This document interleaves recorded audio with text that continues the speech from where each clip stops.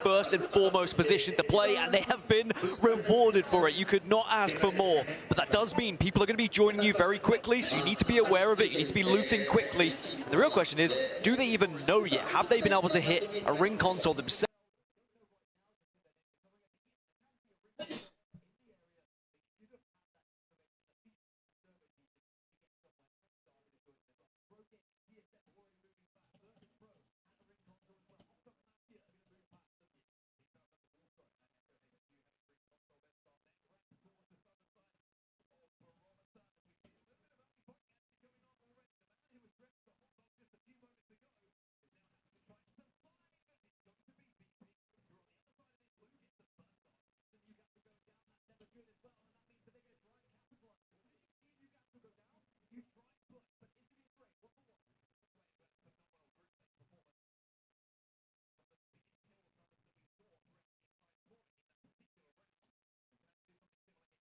Has been finished off, so first pro will be able to reset here, and the 2v2 becomes a 3v2, and Skittlecakes and Albrelelli will have to hold it.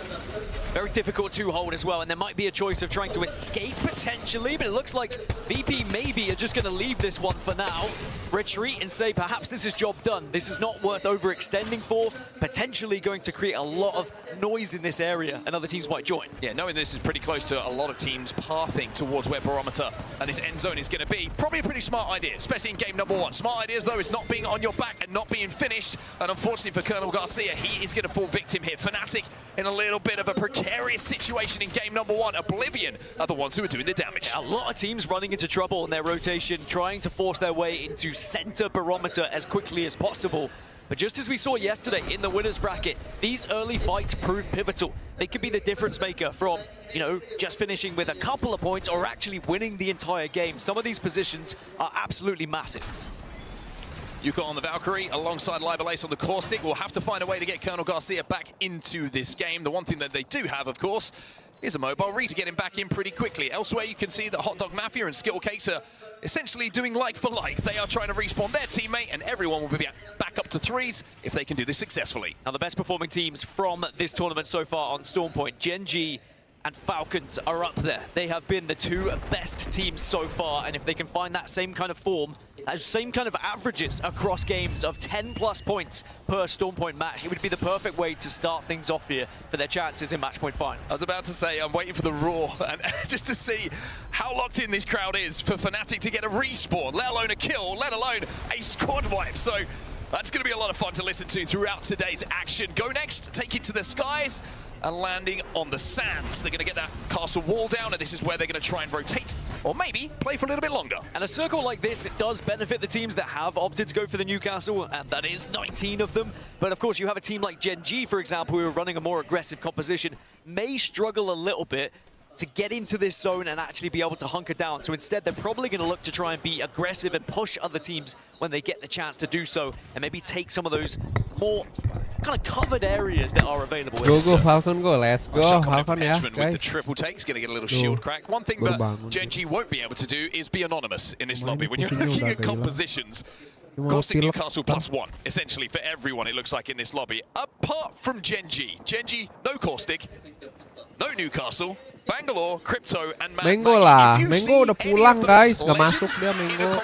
You know Gen G, you're pretty close, Tim Indo kan? more than likely going to fight you. Yeah, it's the only Crypto, Bang, and Mad Maggie in the lobby. Otherwise, people are running Alter or Valkyrie. Like I said, this is the kind of most agreed upon meta that we've seen so far in this tournament, but that will change as we go into Game 2, and either Newcastle or Caustic are banned, depending on what happens. Most likely it will come down to a coin flip with it being so many of them featuring here in this lobby. Udah pulang anjir, kemarin rank 11 jadi dia nggak masuk guys. They go, and yang masuk kan rank just 10 on the besar. hunt to try and get a little bit of extra evo here before Iya, they're moving in and hunting down some of their enemies.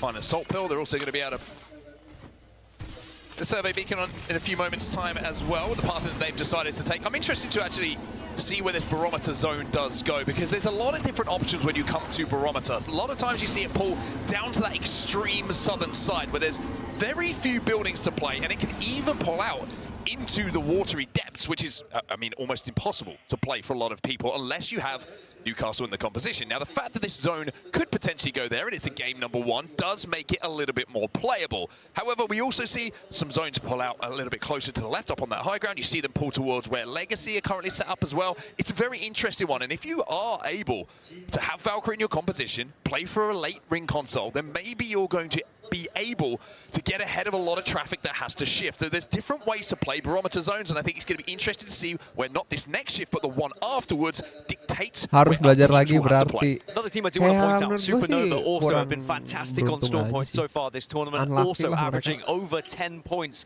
per time we see them on this map. And similarly to Gen.G, they're kind of playing edge at the moment, looking to get those Evos up and then try and bully their way into zone. But Supernova have a very different composition, of course, to Gen.G. They don't have that Maggie Ball to try and rip and then create that damage and that initial push that they would need for the opening. So it's going to be a very different game for them, but I thought at some point they might have met each other on their rotation, but instead Gen.G are still going to be playing this one a little bit slower and a little bit further out. Well, Hackis wanted that survey beacon and wasn't able to hit it. He tried to stick it. Effect had to jump up and protect his buddy. And in fact now, speaking of protecting your buddy, it's going to be Unlucky who just throws down that mobile shield and allows Hackis to re-engage with it to get that information. So just cycling some of the utility to make sure that Hackis stays on his feet, and Alliance will be able to grab the lay of the land with that survey beacon where everybody is currently set up. Just makes it a little bit easier for them to plan what their rotation is going to be. One team who might be holding them out, though, on the bridge is Hot Dog Mafia. And like we mentioned earlier, it's the first time that we've seen in esports, in the Apex Legends Global Series, a man walk on our main stage dressed as a hot dog. Oh, di sini. My question about Alliance is, what Alliance are we going to see today? Will we see the Alliance we briefly saw on day 1, where they set the highest point total so far in a single game? Are we going to see EWC Alliance, for example, that was able to lift that trophy, which of course was a non-ALGS competition, and they are still looking for that ALGS trophy? Will we see the Alliance who kind of faltered a little bit, looked a little bit slow, a little bit lackluster towards the end of the group stages? Because if we do see Alliance at their very best, they are almost unbeatable at times when it comes to those 3v3 engagements. Tiba-tiba Kairi Historically, lihat Nice Week. Kenapa lihat Nice Alliance Week? have always started Nanti a little habis bit ini dah. slowly and then picked up momentum. They're one of the later teams sometimes to hit match point, but it's very rare Kenapa? that they Kenapa won't. sih Nice However, I Week? think for them it would be a huge, Lebih seru di sana. Nanti habis ini kali ya. How they will be feeling as a team, how emotionally they're going to be able to react. If they can hit match point in the top sort of 3 or 4 teams, I think that'll be a big momentum boost for them. Just to give you an idea of like how this lobby is going to play out, we have still yet to see a player fully eliminated, if not picked back up. 60 players still on the map. As I say that, Lewis has been taken down. MT goes down as well. And Virtus Pro are at 6s and 7s. It looks like Iya, Slayer naon might iya not be anjir long for this tiba-tiba world either, but we'll use those knockdown shields. Emang Plus kenapa sih Newcastle Nice will Week? try and Gue survive. nanya kenapa? The one thing Jawab that iya does have lagi. is the potential to get some barrels down and create a little bit of fake cover. But sticking them res with this castle wall being shredded away is very, very risky, especially when you've got Enderforce 36 looking to be the team who gets the first full elimination of one of our squads in our match point finals. MT's going to be finished. It's actually Waltzy is going to be credited with that kill after Enderforce 36 will finish him off, but I think they want to finish off Slayer here. They want one more KP. They're going to make sure that they get it as well. The caustic ult goes in. Virtus Pro will be the Red Bull first strike. They are out of here in match number 1. Sadly, it felt like the entire lobby was just like, yeah, we probably get Virtus Pro out of this position. It'll be dangerous if they play that a little bit later on. So they all agreed upon just eliminating them as quickly as possible. Now we look over to Gen.G, and they are going to be pushing Alliance here. Wrecking Ball comes out, good damage initially, but Alliance will hold. Syringe being popped here by Gen.G and by Asia. The zone closing behind them. You wonder if they're going to just try and push this one again. Power amp going to be dropped off here to Dexter to try and get maybe a couple of smokes back, maybe to just try and cause a little bit of carnage here, because as we know, in the smokes, your aim assist ain't going to do what it does.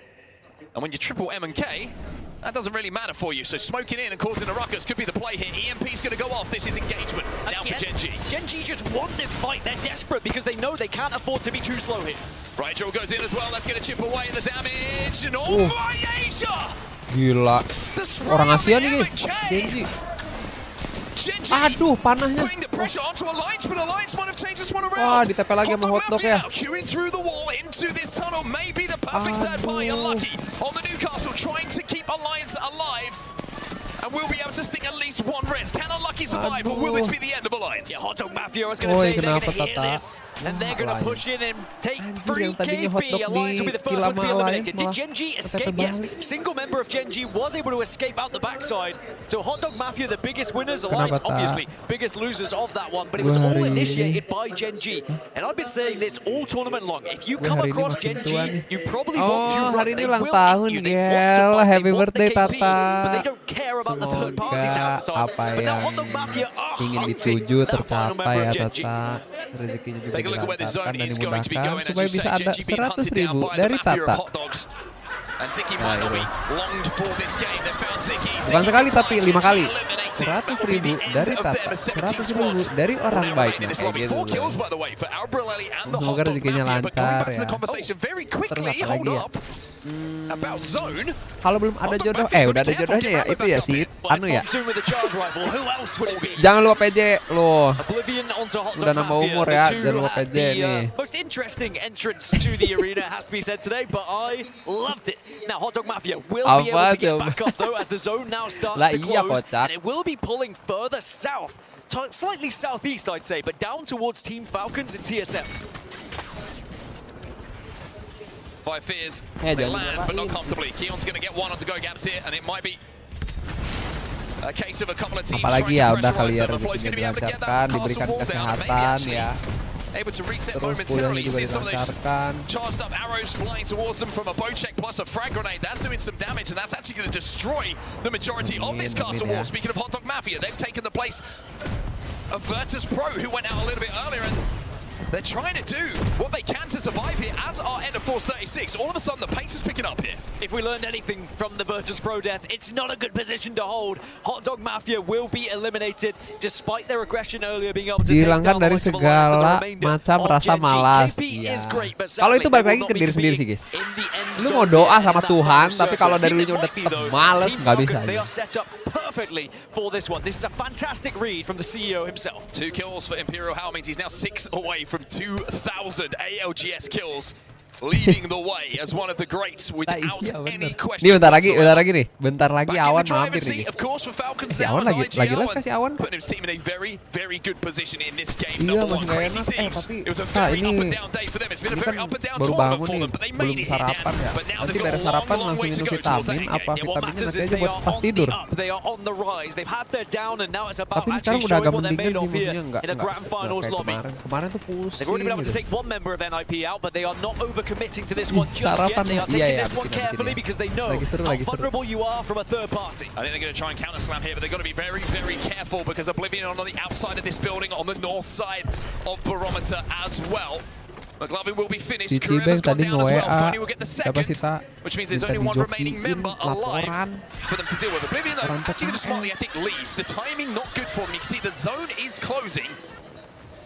And with all of Crazy Thieves still healthy, it would be a big risk for them to move in. 5 Thieves, they've gone as Jadi well. 20. Iya, And this kill feed's about to be set ablaze. I mean, I'm predicting at aku least langsung ambil 8 minum teams are sama going to die here on makan. this rotation. Zone starts to close, up into the sky teams go, but Crazy Thieves taking this fight on the ground. Iya emang Cibeng tarik ulur emang. Ninjas in Pajamas will finally be eliminated. Verholz will get the final kill onto Vayne.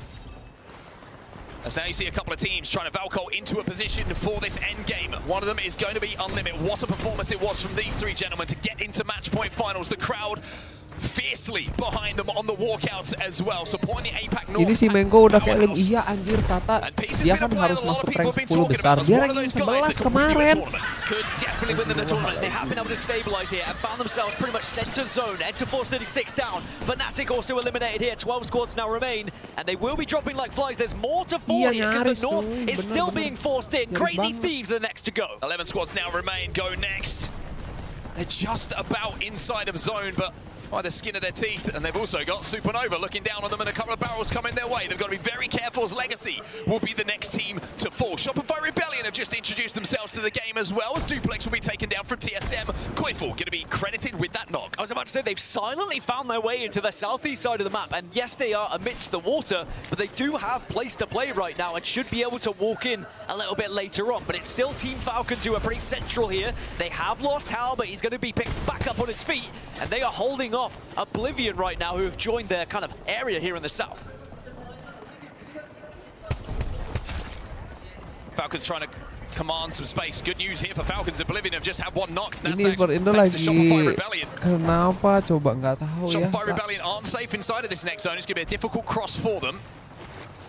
But I think they're just trying to play the clock a little bit here, waiting for teams on that northern side who will have to move first to take care of each other, guarantee themselves a couple of placement points, and then make their move. Oblivion, the threats of Falcons have been dismissed. Falcons own the zone. 2 more kills for Imperial Hal.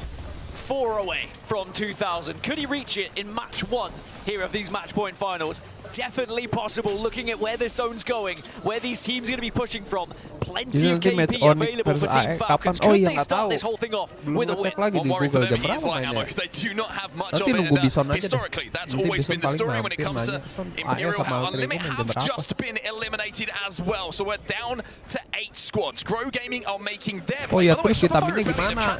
Diminumnya kapan?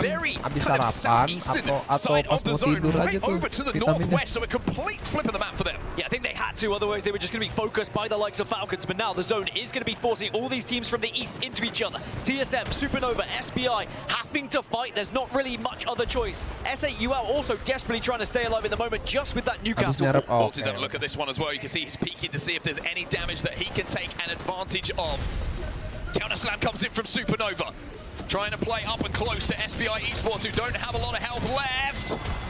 And won't have any players left. SBI Esports will be out. TSM the next to go. Shopify Rebellion are under fire as well. S8UL are the ones who actually hold on to this position very successfully. Supernova now go down as Grow appear from nowhere, it would seem. 5 squads are now remaining. By the way, Grow Gaming are picking up kill after kill, team kill after team wipe, I should say, after team wipe. And you can see from the POV of not TS 6 KP himself.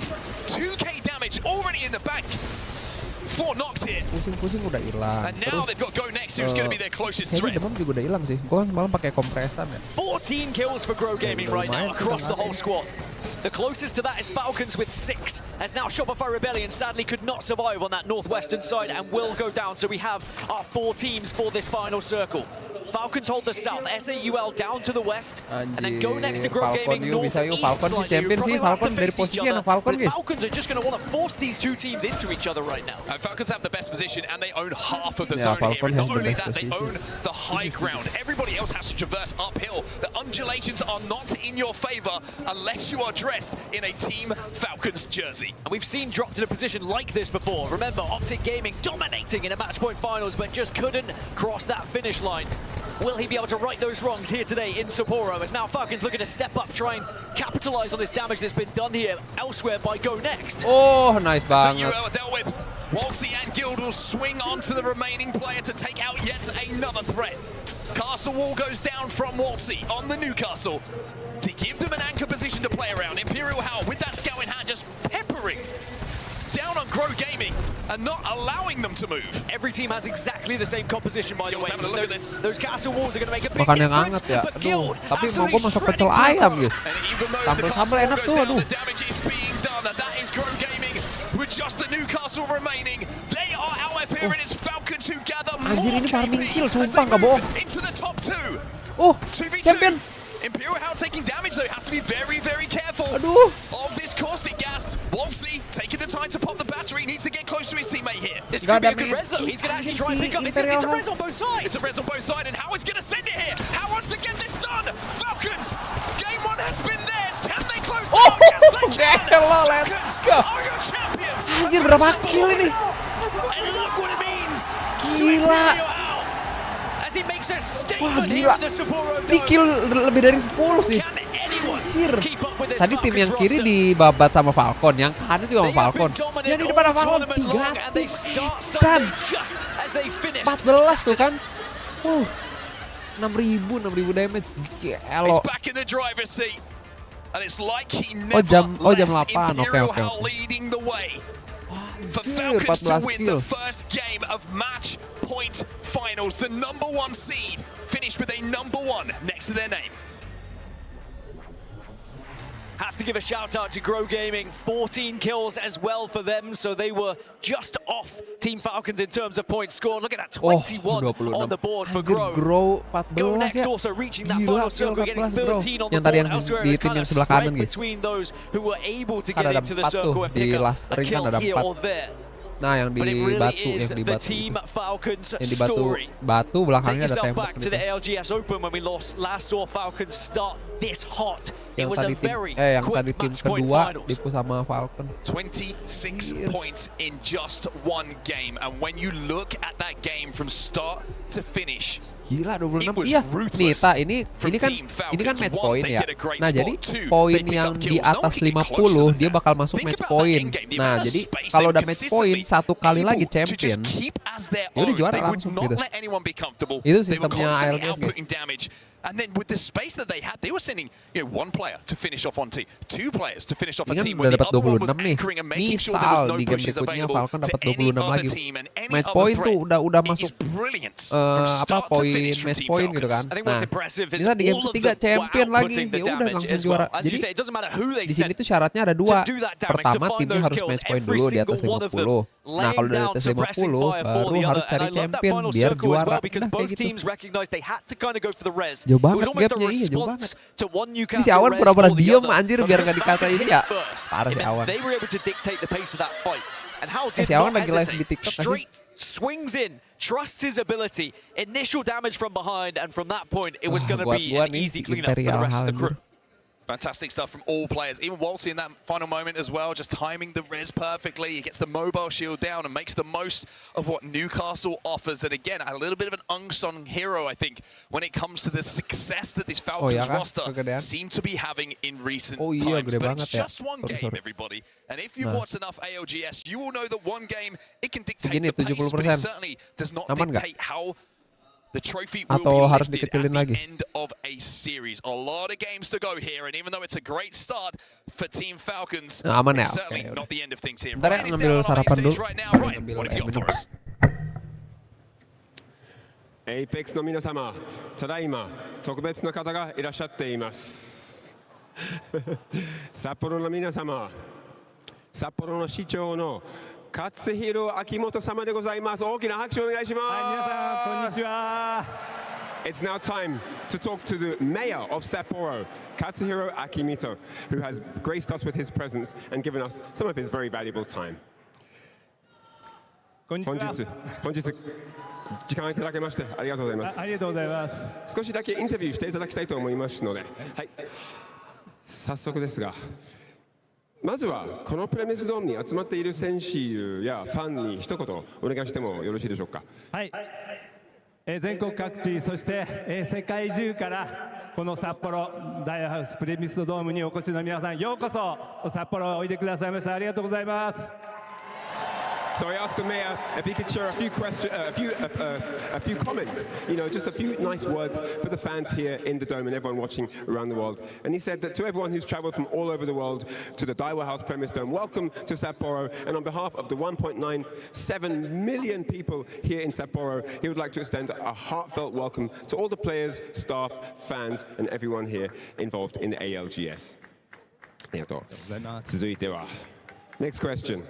So I'm going to ask him, how do you feel about the ALGS being held here in Sapporo this time?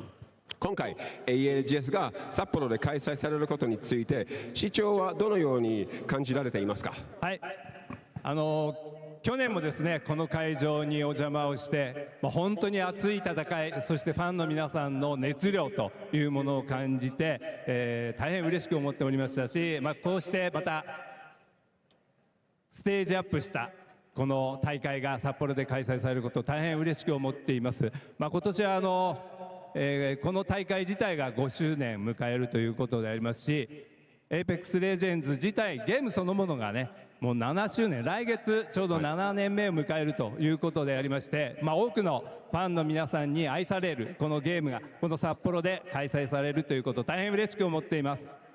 ありがとうございます。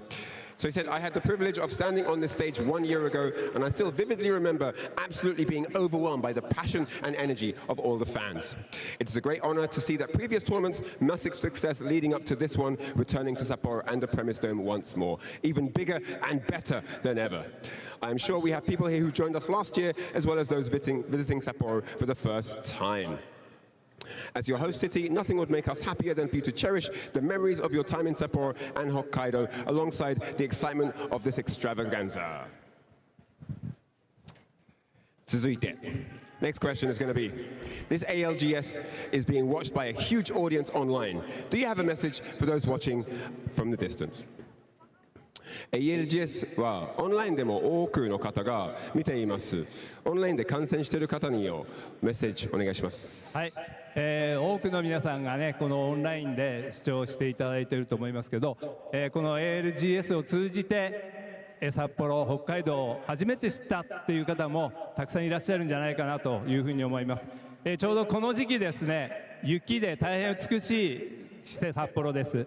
そういう意味ではスノースポーツも楽しむことができますので、ぜひ今度はこの現地札幌にお越しをいただいて応援をしていただきたいと思います。I imagine there are many people learning about Sapporo and Hokkaido for the first time through this broadcast. Sapporo is a city in which harmony and nature and also the offering of beautiful seasonal scenery is a common sight. A rich food culture and many other attractions, including snow sports as well. We look forward to welcoming you here in person someday. 最後の質問になるんですけれども、Finally, could you give a shout out to the players competing today? That would be the last question. 最後に今回参加する選手をエールをお願いします。はい、木曜日から本当多くの選手の皆さんがね大活躍してますが、今日は最終日ということで、このチャンピオンシップ目指して頑張っていただきたいというふうに思います。私も応援しています。頑張ってください。The players have been engaged in fierce competition since Thursday, and we have finally reached the final day. As the champions will be decided today, I hope you give it your absolute best with no regrets. I'm looking forward to seeing incredible gameplay that unites the players and fans in excitement. Thank you very much for this. 本日時間くれてありがとうございました。ありがとうございました。皆さんしっかり応援してください。市長の勝浦明本様でございます。大きな拍手お願いします。And with that said, it's time to continue with match point finals, so back to the desk for more action. Thank you very much. It's always great to hear from great people down, and we're always hyped to be here in Sapporo as well. You know, we love coming back here every single year. It's a great place. We have been treated absolutely superbly, not just by, you know, the ALGS team and everybody who's inviting us here, but all the locals, everybody we speak to, the fans who come through as well. It really is just a special place to be. Yeah, we're all very lucky to be here, us and players included, and I mean, all the fans have been loving it so far, but we've only had one. We still need to keep going here. If you've not watched ALGS before, firstly, why? And secondly, welcome. Match point finals means you have to get to 50 points first and then win a game afterwards. So, for example, Team Falcons are over halfway to their 50 points now. They're on 26. Once they reach that 50-point mark, if they do win a game following, they will be the ALGS champions here in Sapporo. But it sounds simpler than it is. We have seen 10, 15 sometimes teams all on match point before we eventually find our winner. This is a very tightly contested lobby, and even though Falcons look dominant so far, I am expecting things to change going here to match 2. One thing that is going to change is the map that we play on, and it is going to be Olympus as our next map. The first time that Olympus has been played at an ALGS event, and the first time that it's found itself in a match point final. Some updates very recently to it, which made it a little bit more competitive for our teams to get their heads around. Let's take a look at the POI draft. So one of the most interesting things you're going to see here is how late everyone prioritized Olympus. I think the earliest pick was 39 from NIP, and they went for Somers University, which is a fantastic POI to have here. The reason why I'm intrigued as to why this was so lately prioritized, this will fall as map number 7. Now, if you put all the averages together of when match point finals traditionally finish, it is around the 7th match, which means it would be here on Olympus, which might be advantage to anyone who has a good POI here. Alas, everyone else seems to want to prioritize elsewhere, maybe to pick up points, because Olympus can sometimes be a little bit more difficult to find those points, especially if the zone doesn't go your way. Yeah, it's one of those maps where you compare it to like an E district, for example, where wherever the zone goes, it feels like there's a playable area, there's a building, there's a floor which you can take at some point, or you can fight for. Olympus feels a little bit different. It feels like if you're not there early, it's pretty rough sometimes, and you have to fight to get your way into position. And it's a little bit of a risk to fight, of course, if there's a lot of teams who are already ahead of you, because the third-party opportunities present themselves. So when you don't have a legend, like Newcastle, which has been banned already, in our Legend pool to give you that little bit of cover, to give you that little bit of resetability, it can be very tough if the zone is a cross map for you. But here we go then, we're back into the action here. Falcons, the winners of match number 1. They'll be looking to go back to back here, but the rest of the lobby will want to make their mark. Well, the best performing teams on Olympus have been Crazy Thieves, Unlimit, and Shopify Rebellion, all averaging over 14 points per map when we see them on this one. Will they be able to find that same form so they can catch up the likes of Team Falcons? Also worth noting, no Newcastle here in this game. Caustic will still be alive, but we will not see anyone being able to compete with Newcastle, which does change the compositions significantly here. And as you see, you're not going to see as much Caustic as you would have, but there is still 15 of them, which will be banned going into next. But some teams are just straying away from that. In particular, Falcons going for Alter, Crypto, and Bangalore. A little bit of change, like you say, to the composition here for Falcons. Maybe just prioritizing a few more KP. Enters Force 36. What have they had for breakfast this morning? The zone's coming their way every time. Yeah, whatever it is, they don't share it with anyone else, because like you say, the zone is going back to them as well around the Grow Tower. So it's going to be a very, very easy start for them when it comes to where they're going to be playing from. Oblivion are on their way there as well. Crazy Thieves over at Icarus, they're going to have a pretty easy rotate to where this zone is going as well. And the great thing for Ninjas in Pajamas, and one of the great reasons that Somage University is so popular as well, is you pretty much get Elysium to yourself as well, because you don't want to land at Elysium knowing that you're going to be held out. It's very difficult to rotate out of. And if you're at Somage University, you know, you can just go and claim the extra Evo that's there. You get the extra ring console that's available. You get the extra survey beacon. So Ninjas in Pajamas, not only the huge amount of loot that is available at one of the biggest POIs in the game, but also you have the access to the Evo and the info that Elysium gets you. I mean, Raven tweeted out he was delighted with their POI draft, despite the fact they were in 19th. I mean, they obviously prioritized a different map, but then when they saw this was open, they were the first team that actually went for Olympus eventually. And maybe they're going to be rewarded with it here, because this is a great zone for them. They can loot up, they can get into a fantastic position for their Evos, but then also can move relatively quickly to zone. Now, they will be joined shortly by the likes of Crazy Thieves. Go Next, Oblivion are also arriving as well. But we are already having about 10 teams that have now found themselves within zone here. Go Next approaching the Grow Towers at the moment, a little bit further out. You can see how difficult it is to rotate a lot of the time here on Olympus as well, even with the additional cover and the additional kind of buildings like you're seeing right here. Between some of the POIs, it is more open than a lot of other maps, so you have to keep that in mind when you are kind of planning when you're crossing some of this open ground. It can be a little bit tough to do, and certainly having a Void Nexus down is going to make it a little bit easier should things go a little bit south. Team Falcons versus Unlimit is what we're looking at right now. And this is just outside of Dockyards here. This is going to be isolated fight, and it almost looks like both teams are going to just disengage here, as VP will be out first in the lobby again. Kelihatan banget pucet ya. Back-to-back donuts for VP. Tapi udah agak mendingan kok, nggak kayak kemarin. Certainly not the best start for Virtus.pro, but they shouldn't be too disheartened. There's definitely time to catch up, or at least you think so, unless Falcons go back-to-back here and do exactly what they did previously and find themselves on match point. Maybe things get a little bit dicey. Makan ya guys. I have been saying, and I've heard it said many a time, it has to happen at some point that we will see a very quick match point finals. Anyway, Alliance under a little bit of trouble from Fnatic. I thought he was going to squish him on the Trident. Might have got a little bit of damage onto Yuka, and Alliance will get their first kill in this game. Now, we saw in the in-game chat they weren't particularly happy with how Gen G played in that last game, and I'm sure that Hackis, which is usually not, you know, the most outspoken when it comes to letting people know how he feels, certainly was Dan in that particular circumstance. He said he'd been nice for the last few days, but he's not having it anymore. Can they stop inting, pretty much, is what I heard. Now, Shopify Rebellion are going to have to back off from this one because they are a little bit concerned about what might be coming from the other side, because TSM are also overlooking it. They did get the first knock onto Jen Burton, but I don't know if they'll be able to capitalize here. I will say, not a lot of playable areas for any teams to play at the moment, and one of them is belonging to Shopify Rebellion. A lot of caustic gas down, as you imagine. The barrels are going to make it very difficult for teams to push, and they want to try and finish off this fight against Crazy Thieves. Jim Burton's going to be down as well. Great shots coming in from Koiful. But Verholst has flanked, and Verholst has turned this into a 1v1. And we've seen what Verholst can do in a 1 versus 3, let alone a 1 versus 1. But is anyone else there? TSM are probably going to close in on this one. So I like this play from Verholst. Try and get a little bit of support. But Shopify Rebellion are doing the same. They're up to a 2 here. I think they're going to be up to a 3. Koiful's going to be able to crawl back behind this Trident with 2 up.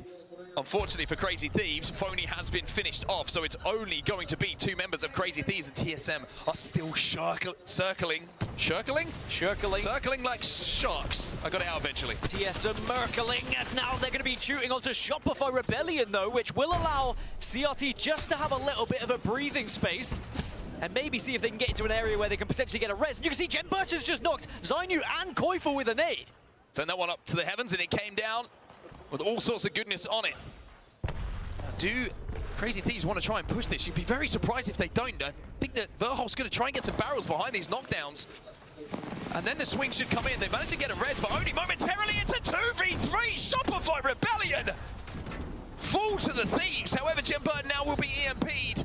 And as the solo last player alive, Panic is after him. Panic's after him, but NIP now also starting to approach this one as well. So you've got to be careful here for your TSM. Do not overextend for one, but they will get it anyway. Panic gobbling up more kills. He has been insane this tournament, and he keeps on going. What a spray that is onto McLovin. Little bit of help from the teammates, but Panic showing some good resilience in those areas as well. Sometimes, you know, historically, he's a very young man. He's been a little bit over-aggressive, but he played that one sensibly, made sure that the advantages were always his in those fights.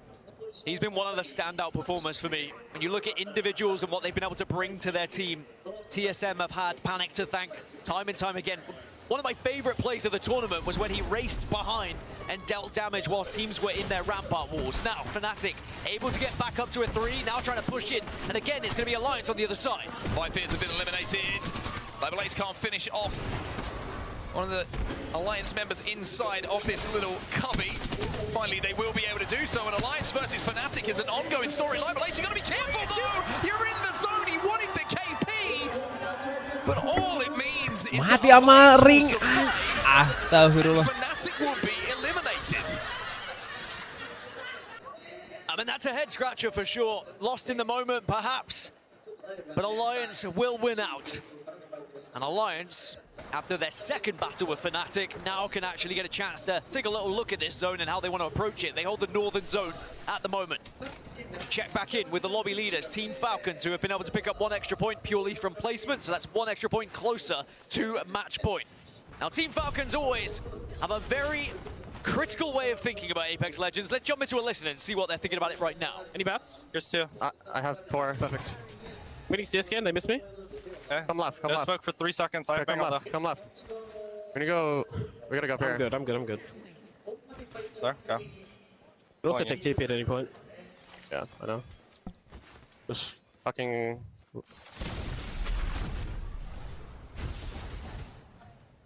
that comp sucks. It's free kills if there wasn't 2 squads. Yeah.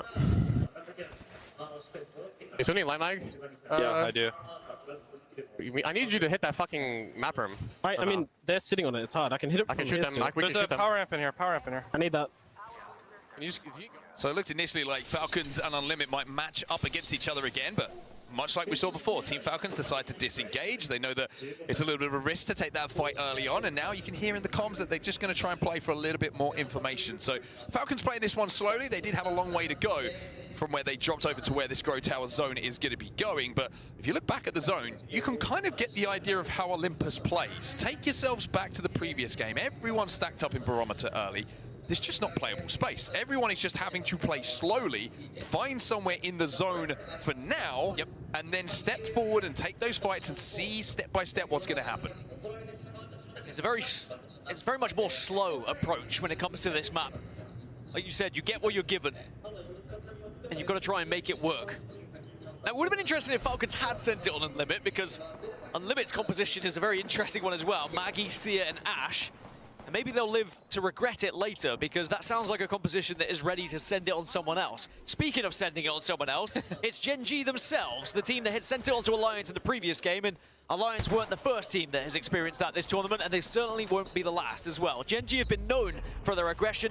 They won Pro League doing it, and now they are looking to try and find some more success here in the Matchpoint Finals. Well, SBI are in a fight with Legacy right now as we jump over to watch that, and Jaguares is going to be the last alive. It's a huge numbers advantage for SBI, and it's going to be Legacy who cannot survive. As SBI, I think when you talk about turnarounds in form, looking back on day one, we were like, okay, SBI, like, done well to get here. Yesterday it was a completely different story. It was like, wow, you guys have made Matchpoint Finals and you're looking phenomenal. They just started to understand the meta of the game. They understand how these lobbies were going to play out. They looked pretty woeful on day one, but now a completely different side. They completely earned their spot here in the grand finals, and they are a team that is a genuine threat as we look forward as well, because their fighting ability has been fantastic, and even their macro has really surprised me as we've got further and further into this tournament. Team Falcons are all up to purples. They'll be ready to fight. You can see that they've got overflow on Imperial Howl as well, so he's going to be able to get those heals back nice and quickly to re-engage in fights. And they do have a walk in here on Grow Towers. Nobody's holding this high ground at the moment. Even with a couple of drones in the air, they're not going to be able to spot out Falcons, who are just taking this one slowly. There is Hot Dog Mafia, who playing on top of one of those towers and will be slowly rotating like a rotisserie chicken, trying to hit some shots. But for now, Falcons are good. Hot Dog Mafia will be fine. The teams outside of the zone is the concern, though. Unlimit, SAUL, Go Next, Grow Gaming, Ninjas in Pajamas should be okay down on that southern side, but a lot of ground to cover and not a lot of cover to do so with. Just a reminder, Falcons Imperial Howl 3 kills away from that 2,000. I'd be surprised if he didn't hit it this event. Now, Grow Gaming, second place at the moment, an incredible game one. Again, as I was referencing, dropped has been such an amazing player, an amazing IGL at times. They had to do it the hard way to get here. Just missed out on that winners, on the grand finals via winners bracket, and then battled their way through elimination round 2. And they looked very comfortable in that lobby last night. I think for TSM, they're the team that really are commanding how this game is going to play out, though. They've already got some KP. They have one of the best spots in zone. In a zone where there's very few spots to play. Grow Gaming, though, going to be EMP'd here. And also, you can see the Rolling Thunder come down from the Bangalore. Grow Gaming really struggling to move across this open ground. And this is the challenge that Olympus does offer teams. You cannot cross without taking damage if you're not there early. And McLovin with that triple take is causing problems. Unlimit will also be eliminated as there's a Kraber in play in the hands of E36. Also, this is Olympus without Newcastle as well. I think it was a very important ban that happened. It would have been a completely different game if Caustic was the one that had went instead. And now teams very much struggling to get across open ground. You kind of want to rely on an altar in this scenario where you just go into that void and you end up on the other side. But even then, you've only got a second, 1.5 seconds of invulnerability. It's Hot Dog Mafia who are looking out over this one. But even they don't feel safe right now. How can't even get back? Oblivion are going to cause problems. Abralele is going to be dragged back, though. You can see he's going to be recalled. Grow Gaming have finally been eliminated, so that cross just too much for them to make, and dropped will be the final player to fall. But Alliance have made a really smart rotate, by the way, right into the backside of this zone from where they were a few moments ago. It's a pretty good move from them. Falcons Imperial Hallow onto Hot Dog Mafia. He's managed to hit a big banger there with the frag grenade, and they are going to push this one. They recognize that KP is going to be probably their best way to accumulate points in this game. And they are very much sending it onto them, and he's got his initial knock, and then you back off because 2 are dead. And that's going to be yet another kill for Imperial Howl. There is one member of Hot Dog Mafia who has been able to survive and potentially able to escape here. But even then, where do you go? The zone's about to close. You're going to be forced in. Gen.G just got eliminated as well in that kill feed. 11 squads now left. Yes, TSM, they tried to make a play on in one of the best spots in zone. They weren't able to do so. Go Next. They're taking damage as well as E36 will continue to rack up a few kills. That'll be Go Next, who are completely gone now. So that will be the final damage dealer to get that final player in life down to his knees and back into a death box as Imperial Howl steps forward now for Falcons, who are trying to force their way into this zone, and they're doing it by killing E36. And that will be his 1,999th kill. He is 1 kill away from what will be a historical 2,000 kills in his ALGS career. McLovin from NIP also doing some damage onto E36 here. And Falcons have somehow managed to weasel their way into zone. They have tiptoed up to this zone. And now are part of our top 10 squads. Kraber now also in the hands of Supernova. It's Elka who's got it. Falcons just look unstoppable. They look fearless at the moment. Just so measured. CNAP is measuring heads, and one of them belongs to Kajak. Last player alive here for E36, but with that big gun in his hands, he's still causing problems. Falcons are hunting. And if I was the rest of the lobby, I would not want anything to do with them right now. I was probably just thinking, someone give it to me. Someone give me that. Does he even know? If I know how. He probably knows. Albrelele, ex-teammate. Wow. History, that would be. Supernova have been eliminated as Synap with that Kraber takes down Kazak. And Hal has to retreat to the safety of his teammates now. Shield cell going to be popped. The overflow will get it back. But no, there's a player maybe sneaking behind him that he wasn't aware of. The rest of the team are aware of it, though. It's going to be Oblivion who are on the other side of this. Those stairs just protecting your tippy toes so you can reset here. Albrelele trying to go for a little cheeky respawn. Hot Dog Mafia want back in this game. Aduh, dapetnya masih TSM TSM once lagi. again for TSM. He'll clean that one up. How cannot get this 2000 skill? It's always that situation. It's the hardest one. It's always the hardest one. Oh, wait a minute. Zone's about to close, by the way. Hold up. Hold up. 2,000 ALGS kills for Imperial Hal, but now he's got to find some more because his teammate has just been taken down. We've already seen what can happen in a 2 Ya versus 3. Allah, Imperial What Hal. an achievement that is. Much to the delight of the audience here in the Sapporo Dome, but now there's bigger fish to fry here for Team Falcons. They are back up to a 3. Great job from the rest of the squad just to make sure that you're going to stay healthy here. Safe. 7 squads now remain as Falcons have actually been able to find their way in on this western side with SBI above them. Kraber in the hands of Hal as well. 4 bullets to play with.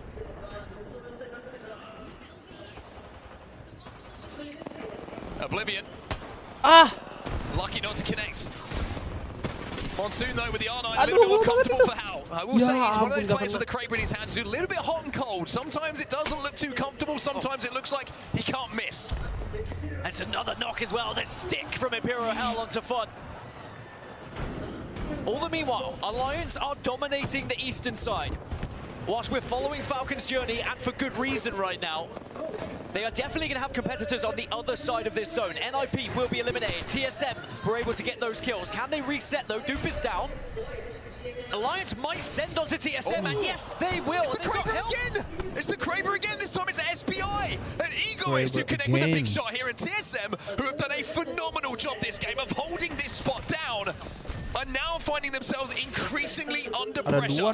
Hal's found another kill onto Fun. It's going to be the Zone who does the final piece of damage after that initial stick.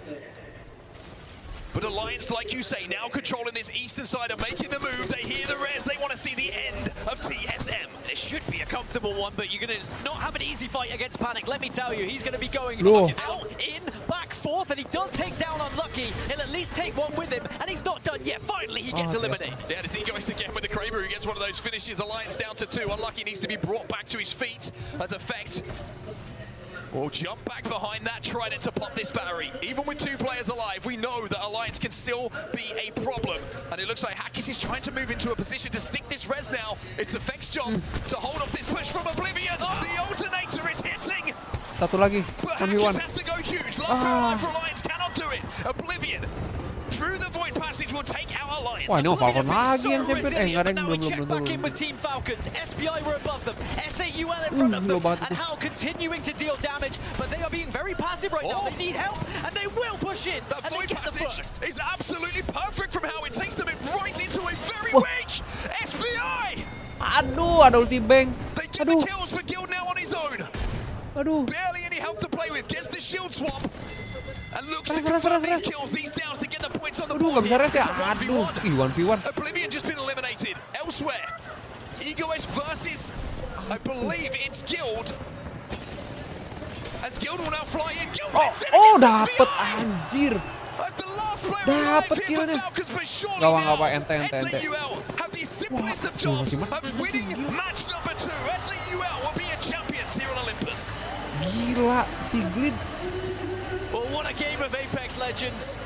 Olympus certainly does tadi ada ulti bank sih. Bank siapa dia? A beautiful game from Falcons who somehow, some way find second place Gua in the lihat end. But it's komposisinya dulu. Kayaknya SAUL ultinya who will si take the crown Alliance ya. Tadi alongside Alliance 5 pakai kills to Bangalore set kan? themselves up into second place Bangalore tapi udah in knock the duluan. series. Oh, kayaknya But tim Team sini. Falcons now find themselves 8 Kalau points nggak away gara-gara ulti from bank, match point champion tuh. after 2. Overflow nyala, bisa swap armor tadi kan. Imperial Hal reaching 2,000 career kills in the ALGS. Berapa kill nih How long is Falconnya? it going to be until anyone Nyayur lagi joins nih it? kayak Would be Falcon. my biggest question. Well, how far away are Falcons now from match point? That's the real question. 2 games gone.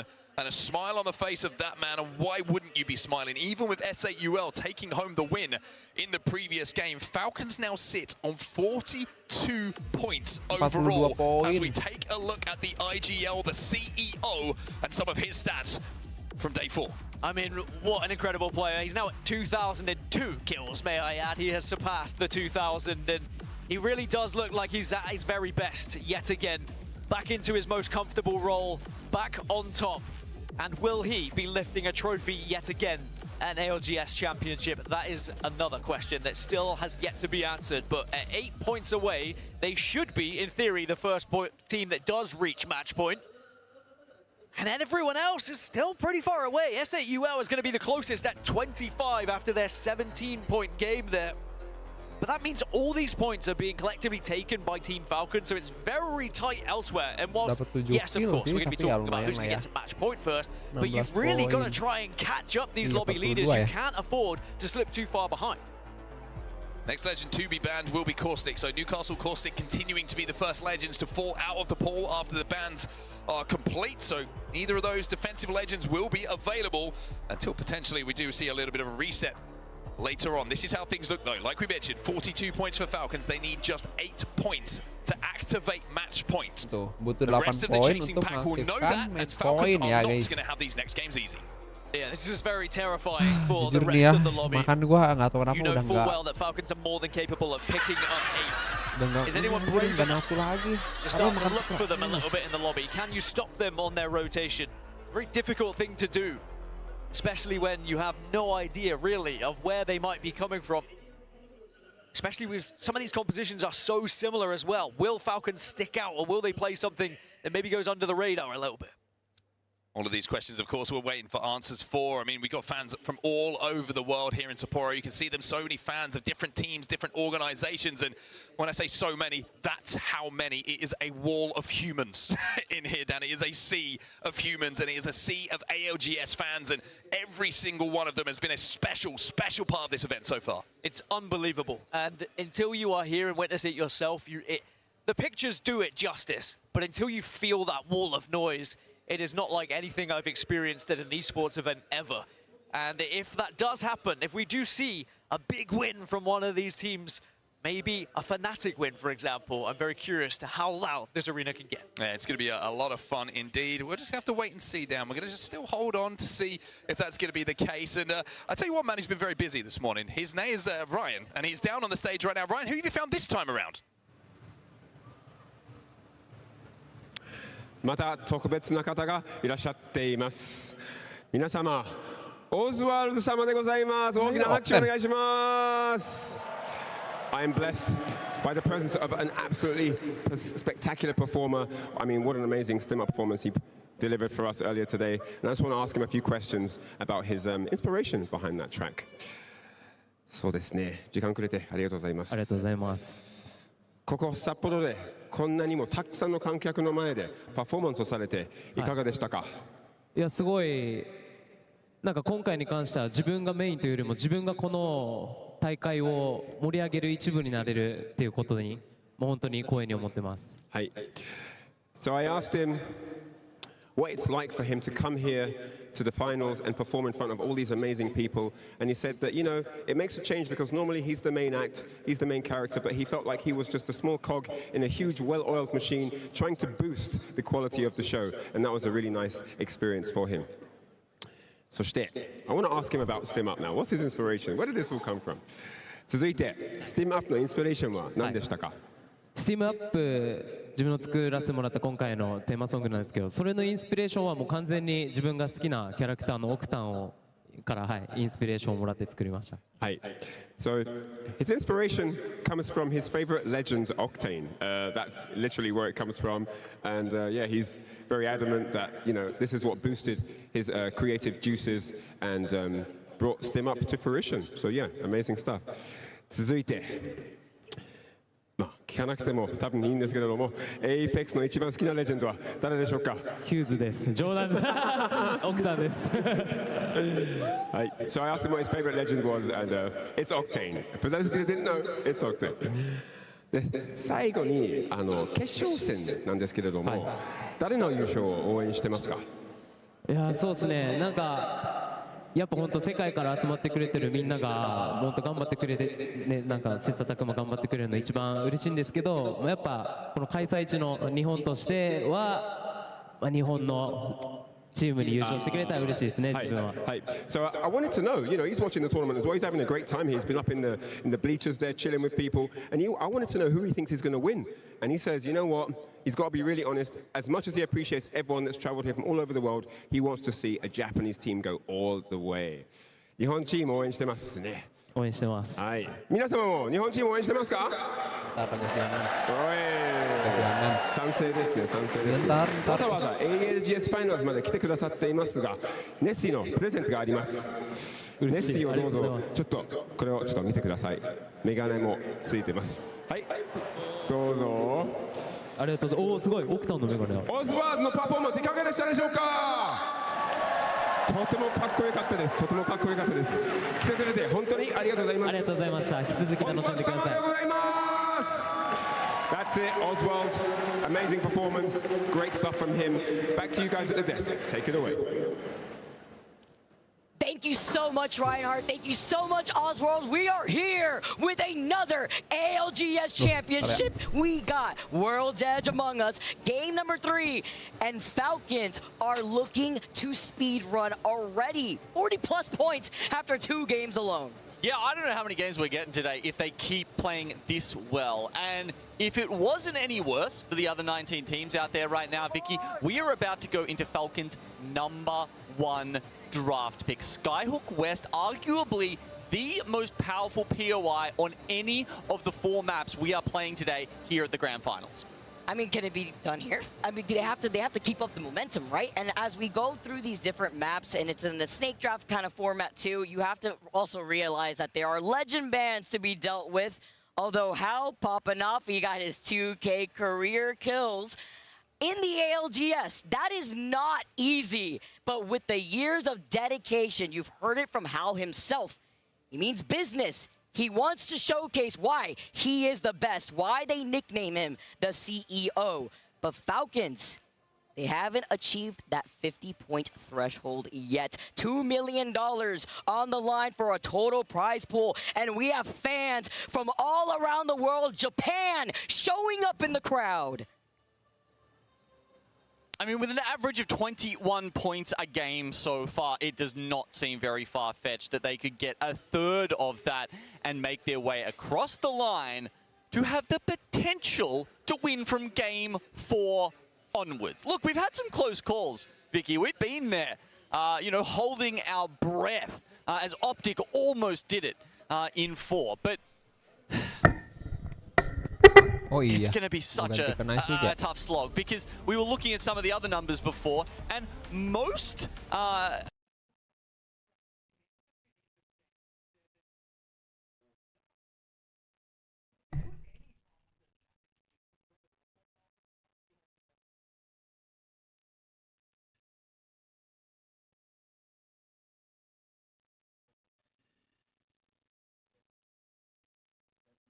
No way, babe. I don't eat cheesecake ever in my life. George said, ooh, you want some? Motherfucker, take it, George. You can take some if you want. I only need 1. We can't do it right now, baby. Next game. All right, here we go. Game number 3, next one. You can just do it by yourself if you want. But you can do it next game if you want. Game number 3. Lock on in. And we are on the World's Edge, dude. We had some absolute banger games here yesterday, and I'm more than excited to see what kind of zone we get here, dude. Yes, sir. We haven't seen a Skyhook zone yet this tournament. Yes. Could this be the one? Please, man. Literally one of the most entertaining POI end games to ever exist in Apex Legends for ALGS. We've had nothing but good times watching Skyhook. And here we go. The crowd is erupting. It's now game 3 here over at year 5 fucking champs in Sapporo, Japan at the Sapporo Dome. What is going to happen here today? Well, Falcons get 8 points this game and hit match point in 3 and then maybe win in 4. Or will no one take the W yet for just a little bit? We'll have to see here. after this game. Harvester. Damn, bro. A Harvester endgame indeed to start off. We've seen Probably just front side Harvester, maybe the one that ends. It could be the one where that Kraber shot was hit on the NIP. Ah, shit. Remember that one? You know who that was, right? That was that boy, right? Asia's, man. Asia's with a grief of a century. NIP's landing up Sky East. So now, squads that did prior their draft pick over on World's Edge now have to make some fucking movements, Greek. Again, in these situations, I have to literally say this so many times. You have to start sweating when teams, no matter who it is, start to hit match point. If you're nowhere near the match point threshold and a team hits it in 3 games, there is a chance moving forward every game after that the tournament's done, which means that if you don't win those games moving forward, there's always a chance it's over. So at this moment right now, with Falcons only 8 points away from match point, every team needs to hit the fucking overdrive button. They need to lock on in to catch up to those guys because, again, with a team like Falcons hitting it first with a chance at that moment, they always could win a game. Absolutely. And, I mean, that also just adds more pressure onto the rest of the teams. Yep. True. 100%. And now we're also locked into fucking Alliance at Survey with the 7th pick. That is something I'm going to want to discuss with Hackers because I'm actually so curious as to why they chose Survey as their 7th pick of the draft. I'm like very, very curious as to why that happens. Luckily, unluckily for some squads, Falcons also have Skywest Trials, which is the best loot in the game. So, they're going to be playing Super Edge. They're going to be playing Super Edge, which means they only want 8 points. And with the World's Edge and their POIs, they definitely could get it. No, you're not wrong. Literally, bro. Think about it. Trials, Skyhook loot, and you just need 8 kills. You could definitely do that if you're Falcons moving forward. It's a great shot, by the way, from Effect there in that situation. Pretty fucking hard to hit that with a 1-2, but you have the titty scope on him. A lot of teams already rotating in too, bro. Yep. So many. Rambo Hot Dog Mafia now reaching in the landslide, which is not too shabby either. Squads will start to move on in. I mean, we're not going to really see too much fighting, I think, on World's Edge especially. We'll probably see a lot of heavy rotations. Again, after this game on World's Edge, we can't end here. We're guaranteed a game on E-District. And if it goes one more, it's back-to-back ED. So E-District, we play 2 in a row, and then back to World's Edge, and then we go back to Olympus, and then back to Double Storm Point. I like the double E-District. I do too. I think the double E-District is the right call. I think having World's Edge being only played once is the right call here too, with Storm Point being played twice. TSM do find a spot in Harvester. The zone is ending around this area. E36 going for an evac rotate here too. Yeah, we'll see what E36 does on this moving on in. Maybe they try to go middle, like the trenches? Yep. Unlucky gets a knock here on the Hot. That was Hot Dog Mafia dying. It's right Alliance. in the tunnel. Yeah, baby. Alliance is trying to find some steam right now. Goes down to Legacy. It's now fucking Soul here too. It's not just Alliance. We have multiple teams pulling up in landslide, and this is not the start that Hot Dog Mafia wants here, Greg. This is bad. I don't know if Skittles is going to be able to go out this way.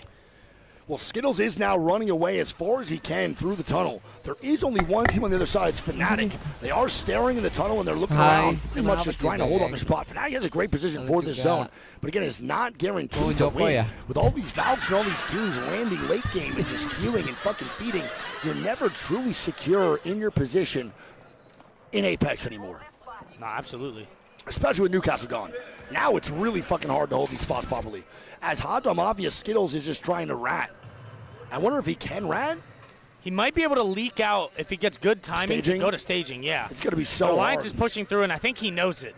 Alliance is pushing through. They're getting the fucking vault, so it's not that big of a deal right now. Skittles will now bounce over to the staging side. He is a Watson, though, so he's going to have to get real shifty on him. This is the crosshair that's going to determine if he makes it or not. Yeah, 100%. I mean, that was easy. I thought that was going to be so much fucking harder. That was the easiest shit he's done. What the fuck? I mean, maybe. I mean, yeah, he's fine. He's good. The boy just walked it. He didn't even just fucking fight. He just literally walked it. That was easy. The boy just did one wall bounce. He's already over in staging. All right, well, there we go. Skittles will probably get the reset. I believe he is going to get the fucking crafter here. He's going to have to craft those banners regardless. Waiting for Rambos to run out, and then he crafted up. So they should be fine.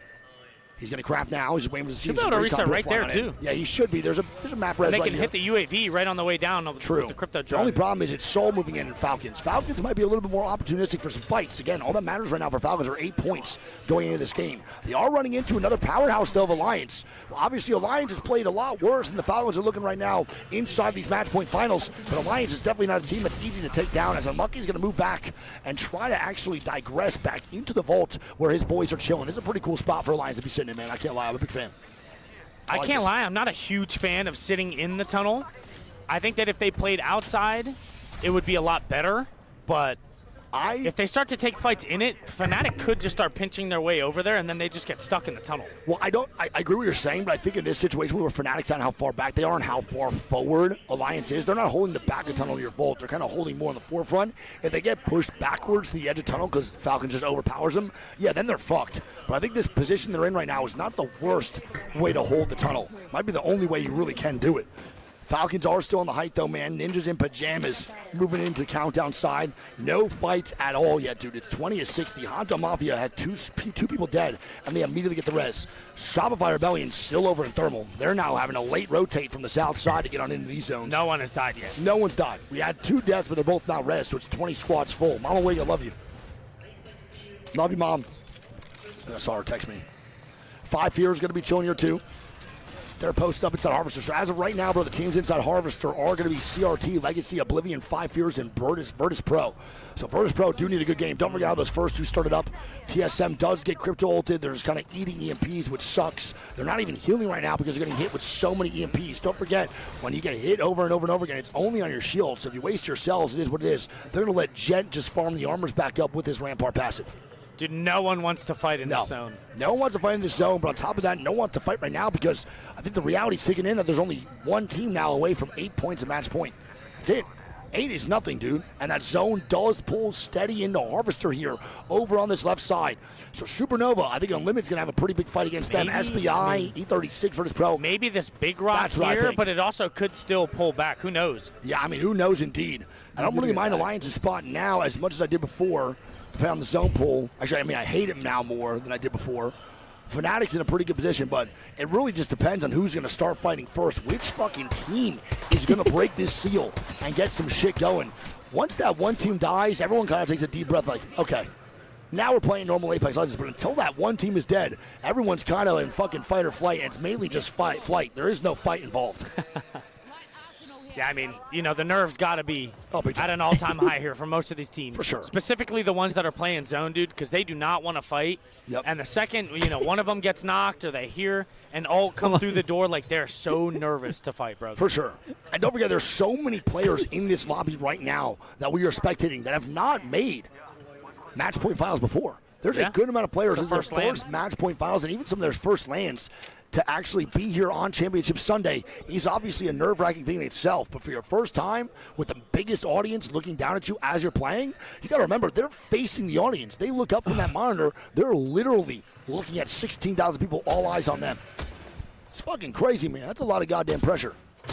Soul now holding off NIP over on the staging side. We'll see if this fight does break out. Soul getting shots down. Legacy with some good peppers as Sharky's going to get Sparrow ulted. You know who that is. That's that boy Korev, baby. Korev now looking at walking up for it. Doing it. Hot Dog Mafia's here for the third party. They're lurking. NIP is there, though, man. McLovin cues on in very aggressively. Are they looking for another one? They're going to watch it out for the Shula. It's causing issues. Here we go. The Q through from Kurev. Soul dies. Nice. Kurev takes it. McLovin now moving in here, too. It's a 3v1 here in favor of NIP. Yep, and now Soul does die. And they died from backside as well. It wasn't just Kurev and company. Fnatic, I believe, picked up one of those KPs, so NIP only get one on the Soul. I mean, it's still worth it, obviously, in that situation, but it is what it is. Alliance now fighting. It's Falcons Alliance and Alliance beefing. Hal's now dead. Are they going to get stopped before they reach match point eligibility? And they take the Alter TP back. Do they take it is the question. They get the Fin on the Hal. Fin on the Hal. Now do they take that TP? No, sir, they don't. Look at this. SAUL's trying to get a reset right in front of Falcons. Oh, my God. Wait. Oh, my God. Legacy just killed Waltzy. Kills the last one up. It's now killed by himself. Stay on board. Waltzy's now dead. And Legacy's keep leaving. going back. He doesn't know. He probably thinks it's a full 3, man. He probably thinks it's a full 3. As Guild is now running away. Legacy just accidentally griefed. As Go Next is fighting Alliance. Are we going to see a Falcons reset, Greek? Are we really about to see this right now? I think it might be a Falcons reset here. It's round 3 Waltzy closing. might get finned. He's getting the banners. Bro. There's no way. Go Next kills off Alliance. And this is just Falcons things. Shit. Shopify now beefing. They're moving on in. They're trying to kill off Gen G. Shots going down. Koifel moves on act. And now they go bottom side here too, bro. This is massive. Guild does have banners. One shot, dude. Guild has banners over in Landslide, by the way. And Legacy's not even here anymore. Guild's still running away. What is he doing? He's running the countdown, I think, to res, but SAUL is going to beat him to it. Yeah, they're gone. Legacy's already here. That means Guild has to go res if landslide, but they're going to have now Soul behind them. Yeah. I mean, even for Soul, this rotate is not going to be great. No, I mean, it's bad for everybody involved. Fnatic is now gatekeeping the boys over at Alliance. Alliance is a duo. NIP now fighting Hot Dog Mafia over at staging side. Aberle's going to get killed and immediately pulled. Guild is sticking. Now, with Guild Falcon's sticking getting here, the reset. that means Soul's now behind, though, bro. They're going to Valk ulti. Soul just now sees on the Valk ulti that Falcons are getting rezzed. Do they fight it? No, they're leaving. They're allowing for Falcons to reset. Never mind, they might not be. Never mind, they are. Never mind, they're not. They're going in the front of Falcons here, Greek. This I think is they're bad. going to try to gatekeep them. Yeah, but Go Next is in the tunnel, bro. Go Next is right here in the tunnel. Every team now has to move through tunnel. Falcons will not have a Valk to move on in. Go Next now dying to Alliance as Go Next move. So Soul's actually now free to navigate the tunnel space. And now eliminated. Unlimited. Alliance now on the fight. Ew. Unlucky's trying to kill. Wow. Shots. Damn, Unlucky is goated, bro. Holy fuck, he's him. What a great And Alliance try. go down. It's Go Next, bro. As Soul now fighting Falcons. As a knock on the Guild. Falcons might not hit match point. They don't. They do not. Falcons do not hit match point. I believe this is a 0-point game. I don't think they even get a point for here, Greek. That is an unbelievable play by Legacy. That's massive for the lobby. That is big for the rest of the lobby. And now SAUL are going to have to walk this in. GoNext isn't even gatekeeping them. No, GoNext is not even looking right now at Soul as Soul's walking in. They're not even paying attention. As Grow, Keon has no fucking armor at all. I don't know what happened here, and Grow is now dead over in Harvester. What the fuck is happening? Wow. And that's, dude, Grow is also another team in the top three. I'm on you. Grow is another team inside the top three. Another bad game from Grow Gaming here. 2 in a row that are very, very bad. Supernova now dying. Go Next going to move on in. The rest of the lobby's not really fighting. It was all that side on Landslide just beating the whole fucking game. And the zone actually shifts up to the Harvester side.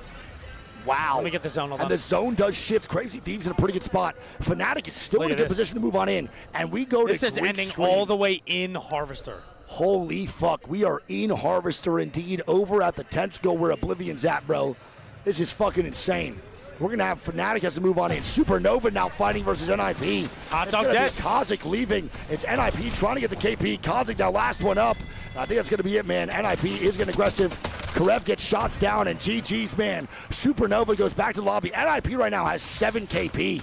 7 KP right here, man, for Supernova. NIP is cooking. On a Supernova. Yeah, they are right now cooking indeed, bro. They are in the kitchen. Massive. Now, I think the most congestion here is going to be on the south side and the top left side of the map here. I think so, too. You have SAUL, Go Next, Fnatic, and E36 who all have to converge here, probably on the VP side. Facts.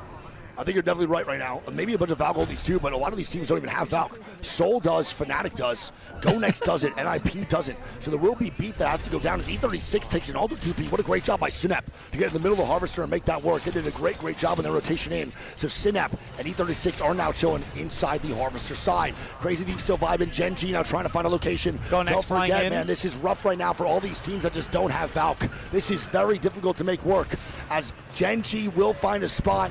Niazul getting KP. Zicky's all the way up front. SBI now dying. It's going to be Legacy getting KP here as they look to wipe. It's one man left as Go Next now dying. NIP fighting again. It's Fnatic getting KP as NIP is looking for more. Vayne is the kill leader with 3 KP, and they get on height here. SBI dead. NIP is moving in. Go Next gone. Fnatic is still alive on height. The Sky Nades here from the low ground. It's going to be VP trying to take down NIP, and they get one. It's going to be empty with the knock. Do Virtus Pro send. And they're trying to climb. I'm on the VP POV right now, and they're now flying up looking for their KP. Nice shots by Slayer. Lou now swinging. The pressure here from VP. Oh my God, they're dead to zone. Wait, Lou goes down. Slayer's dead. NIP now looking for another reset. Holy fuck, as TSM and Shopify are fighting. We now go over to TSM. Gent is going to be gone. It's a finisher from Shopify onto the boy at Gent. Damn, man, a Finny? And we ain't talking 2 blunts? And SR now swing up with the Q. Oh my God, this Q. Oh my God, what a fucking Q. And TSM is just getting ransacked right now by SR. They are. They have no chance of life right now. It's just Duplex and the drone by himself. I mean, great job from SR in this situation. What a Q right there from Koi. Holy fuck. And that's the difference in a good alter can make. As Virtus Pro is now holding on top of Ninjas in Pajamas. Or down below, I mean. VP's on the bottom, yeah. VP's on the bottom, NIP's on top. Fnatic is still alive on this ultimate height right now. Dupe is finessing right now in the crypto drone. No, Dupe gets the banners. Dupe gets the banners. He's getting the res. And Dupe steals the res. And TSM is back in it now. Genji stole, put that res down. VP and NIP fighting now the trades. And that's going to be Slayer now gone. NIP does go back down, by the way. And He dead. NIP killing off VP. How much KP is that for the boys, bro? 4, 4, 4, 12 KP for Ninjas in pajamas. Huge bounce back game. At TSM fighting. It's Genji. They see that res on the backside, Greek, and Genji immediately moves to kill. They're trying to play slow and a little bit more methodical here, but they want to secure the KP. And TSM in trouble here. That boy Asia is moving right now. Asia. And TSM eliminated. Genji picking up the kills. Asia has 5. 5 KP. They got to move again, Greek. I'm going to stay on board with them, trying to look for something else. That's NIP now fighting here, too. Vane's going to be dying. It's 12 KP for NIP, and they're now falling over in this fucking game. CRT. The pressure here from NIP. Yep. It's going to be S8UL down there. It's good at pressure right now as well. NIP's doing a great job here with the pressure. E36 with Fnatic now beefing as well. As we have Genji moving forward. Fnatic is now dead. CRT is picking up KP here, Greek. In the meantime, and look at this play. It's a Genji Oh my God. It's Crypto. It's Maggie. And they're trying to stay up. Aegis popping batteries. Got to keep on moving in. They're not done yet. They got to go. They got to go, go, go. And I don't, oh my God. That corner is in. Ew. And they're dead. Wait, they get queued on? Genji's dead. And Genji's dead. Like NIP eliminated as well. We're down to 7 squads. E36 is only strong. Come on, you. They're only strong right now. 5 Fears now on the swing. 5 Fears is now going to get some KP on SR. Can they get the last one? T-take. They get 1. He's not pinned yet. He's still alive down below. No way. No fucking way. Oh my God, he just took so much damage. And 5 Fears dead. Oh my God. And Shopify dead. They both die. They both go down. It's CRT on high here, Greek. They have a great spot for this end game. Stay on board with CRT. We're down to top 5 now, baby. Legacy is still alive on the low ground. CRT does have the height. The Sheila here from Verholst. He is peppering this team on the low ground. That is going to be Legacy. Yep. Who are the other 3 teams up? So E36, Oblivion, Soul, and Legacy are all still in alongside CRT. This is going to be a big-time fight for a lot of these guys. A lot of these teams are already centered towards this zone. Oblivion might have the closest spot towards dead center. We'll see what goes on here, man.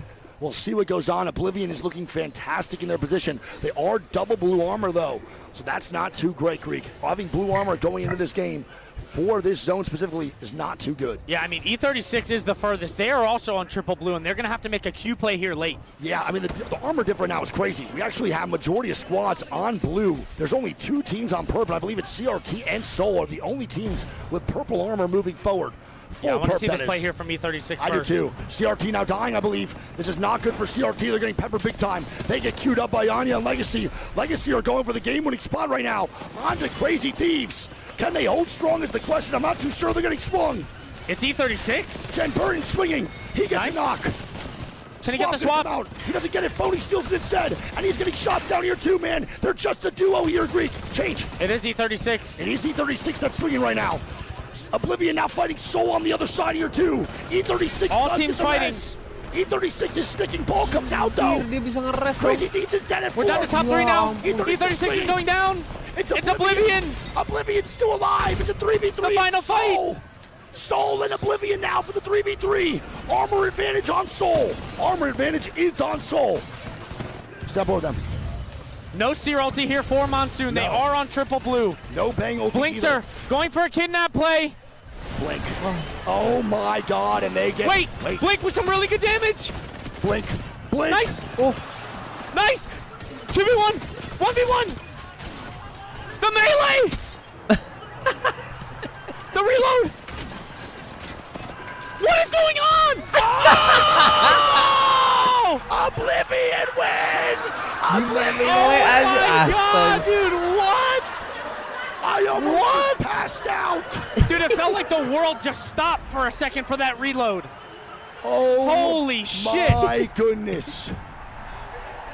The arena, you could hear a pin drop in the 1v1. Dude, Oblivion, Blinkster just went nuclear on that portal. Holy fuck. Blinkster just went nuclear. Blinkster just showed up in short shorts and a plain tee, and he just went crazy in the final circle. Oh, my God. Holy fuck me, man.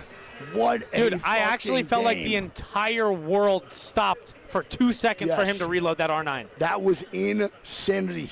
Game 3, what a banger.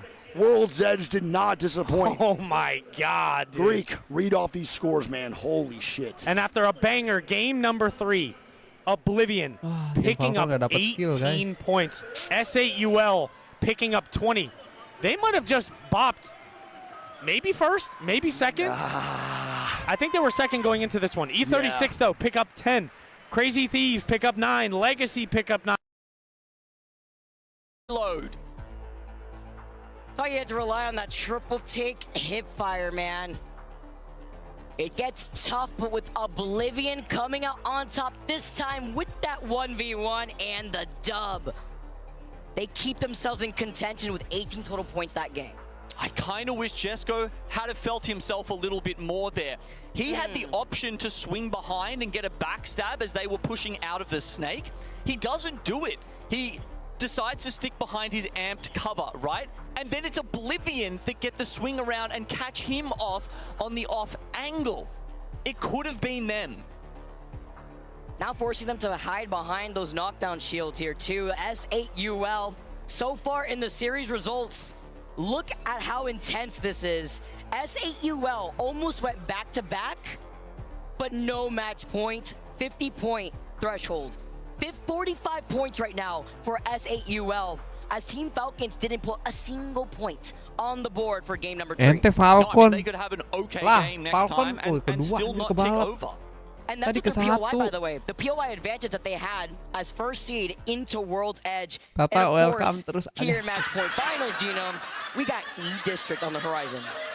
And I mean, you can get unlucky with Skyhook West sometimes, right? It could pull to you. We've seen, we've all seen Alliance struggling with that, and we say sometimes that's why they didn't win a whole LAN. You can also sometimes not get the brick when you finish trials. We saw Hal; he got it. He was purple straight away. So things, it's not necessarily that they weren't going their way, but Falcons, look, still 42 points. S8 overtake them now. Awan lagi live nggak, Awan?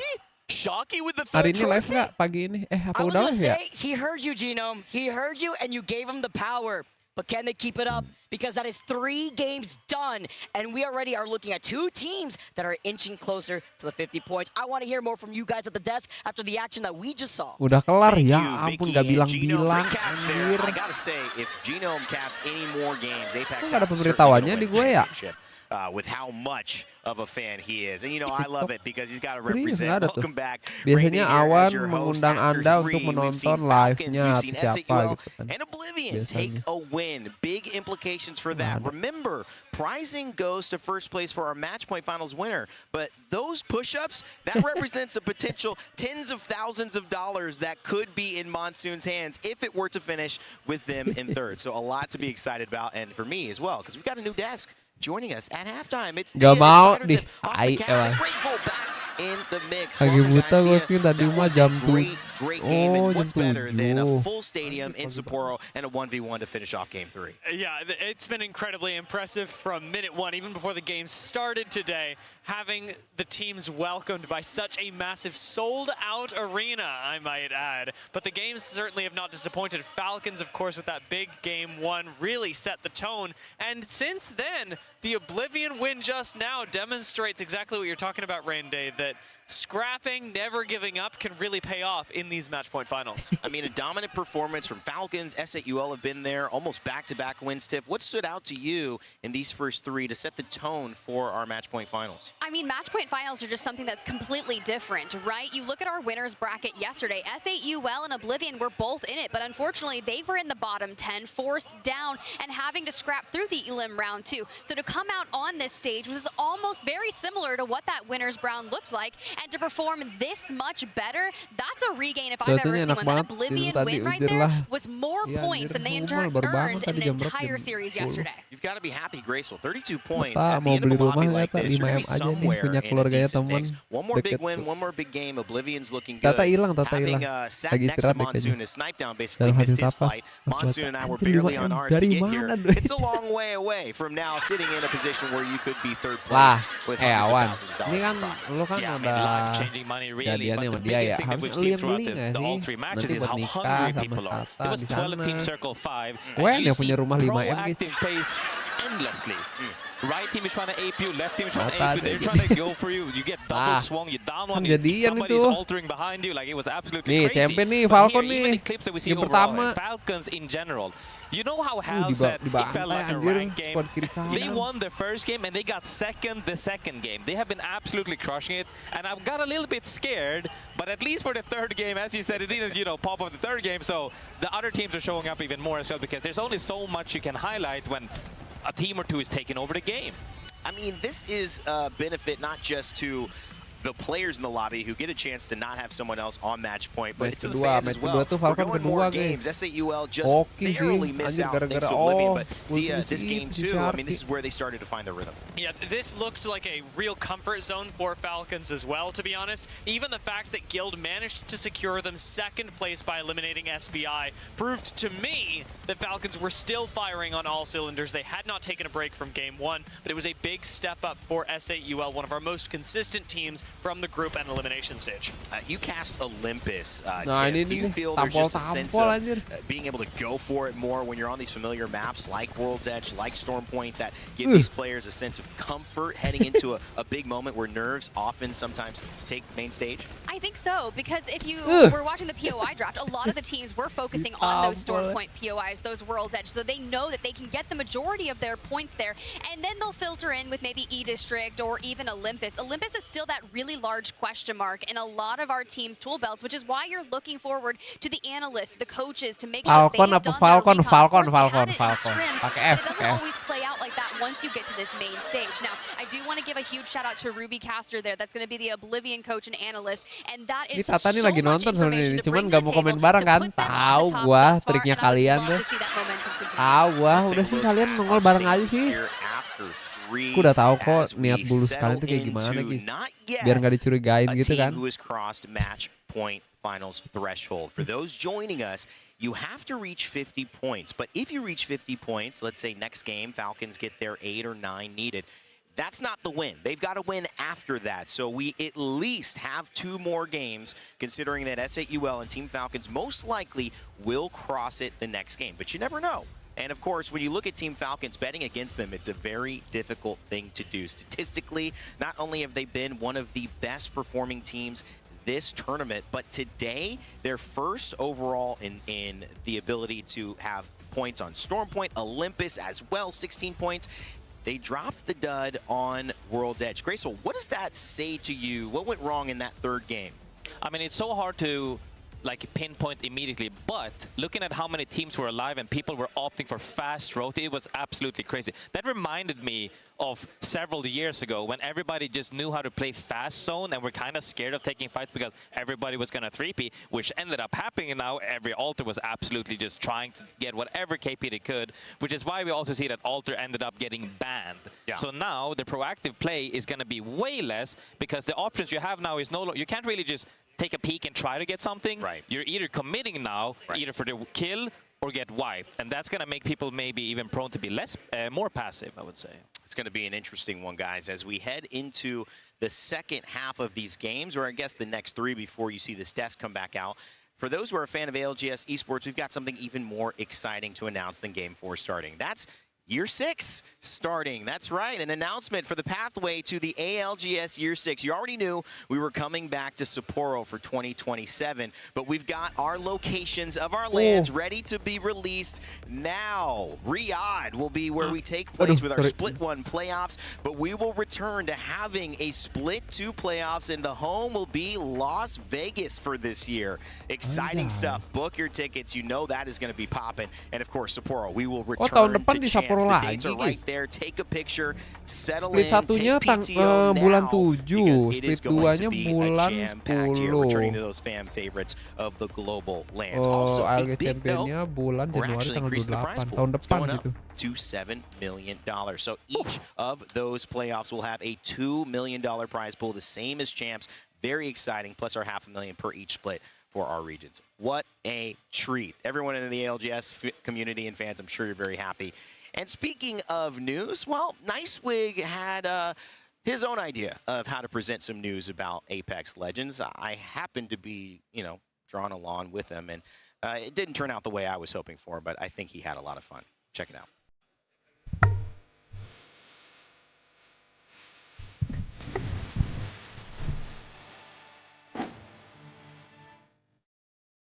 Good evening.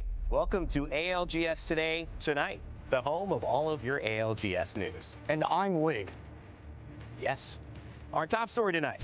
I talked to an eyewitness who reveals the real truth about why Hal and Zero split up. I can't wait for that. But first, let's check in with our weatherman Monsoon, who's outside the arena now. Monsoon, how's it looking out there, buddy?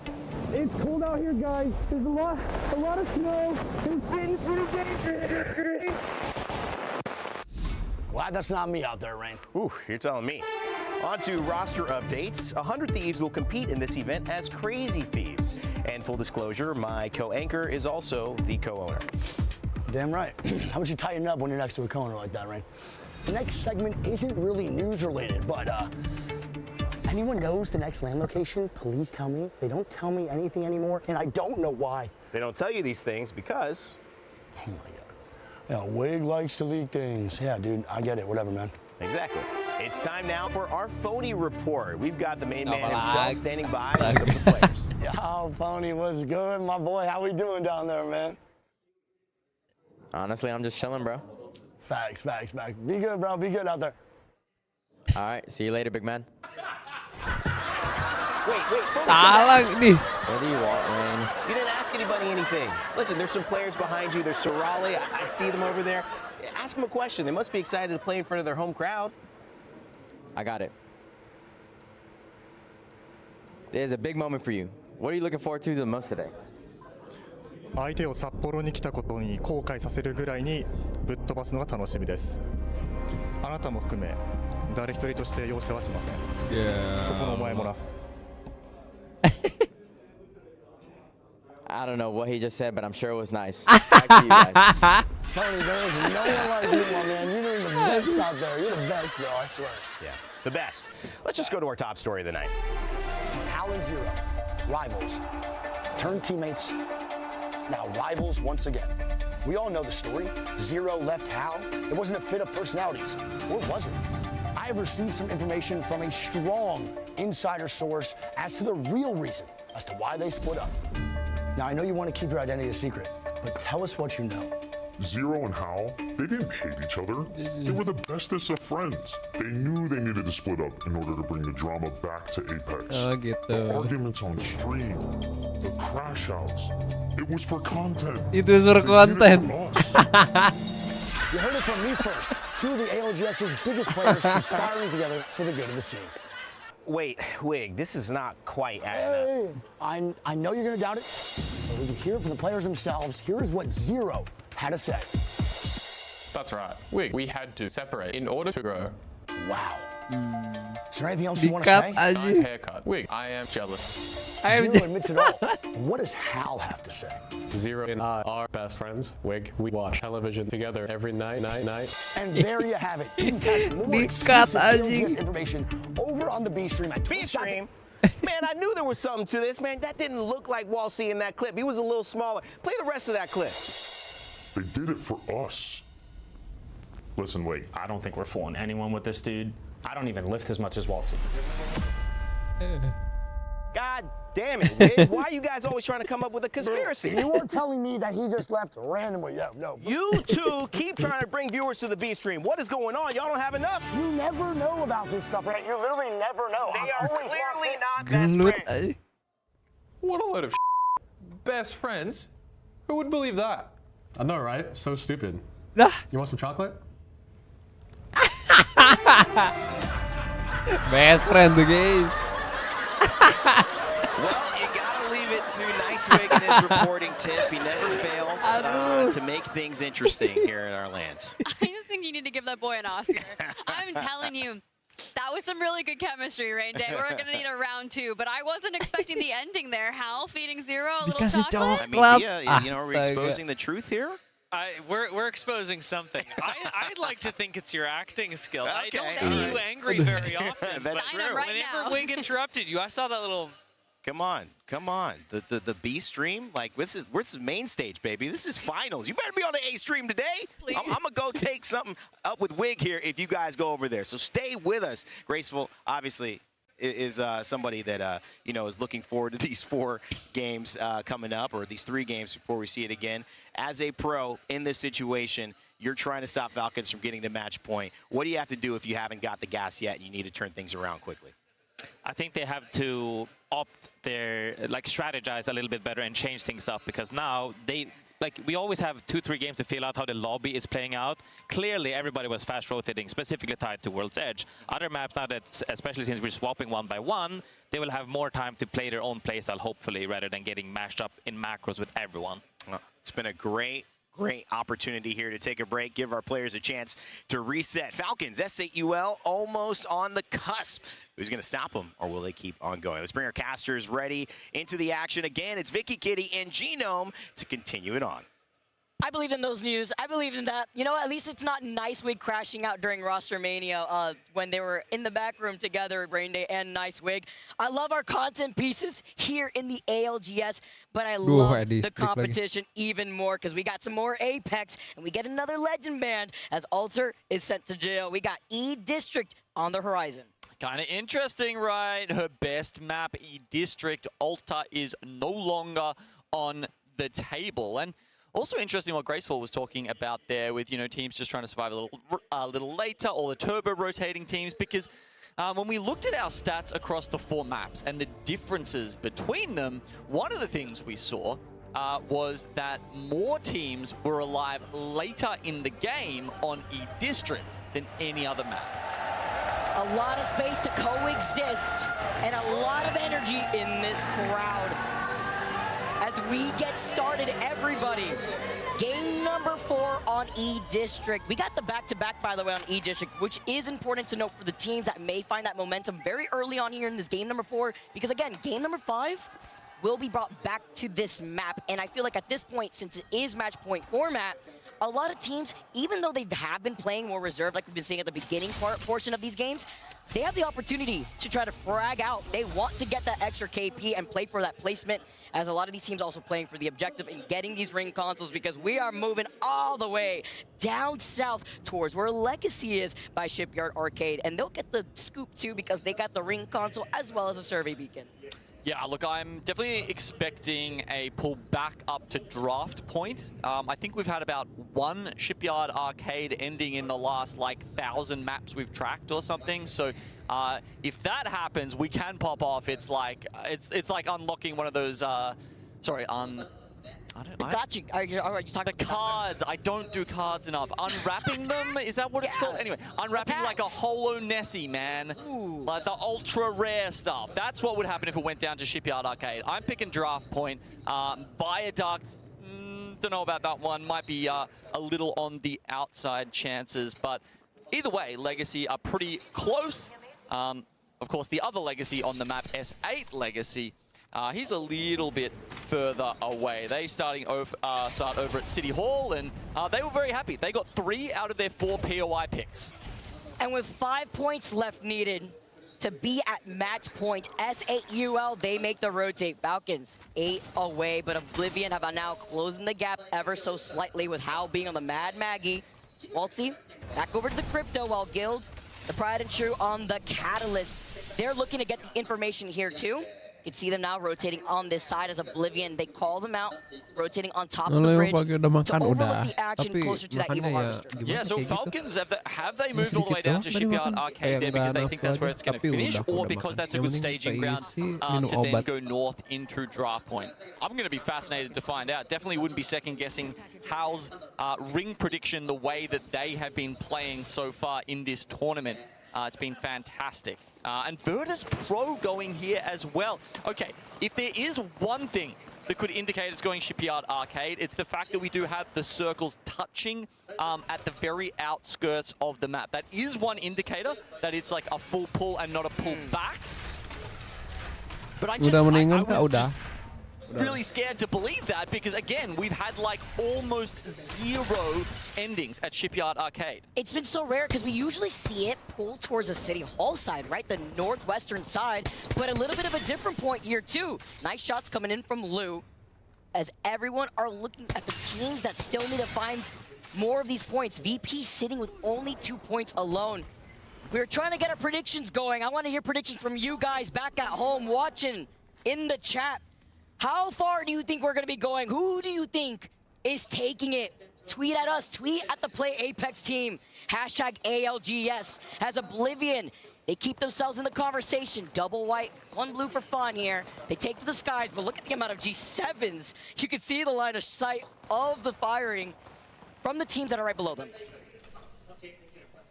We got a lot of teams heading to the arcade here right now. Everyone wants to get on the machines and have a jam here, and the fact that Oblivion have moved in as well. Falcons, by the way, actually went back to Old Town. This is easily their worst map pick if you're just going via the draft, having to start down there in Old Town. You kind of tucked in behind Humbert Labs, always at a risk, and you kind of just at the mercy of the team who plays to the north of you. So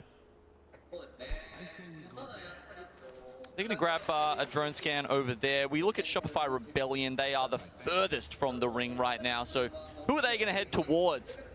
Vicky, they go towards Hot Dog Mafia, who have yet to really get up and running today.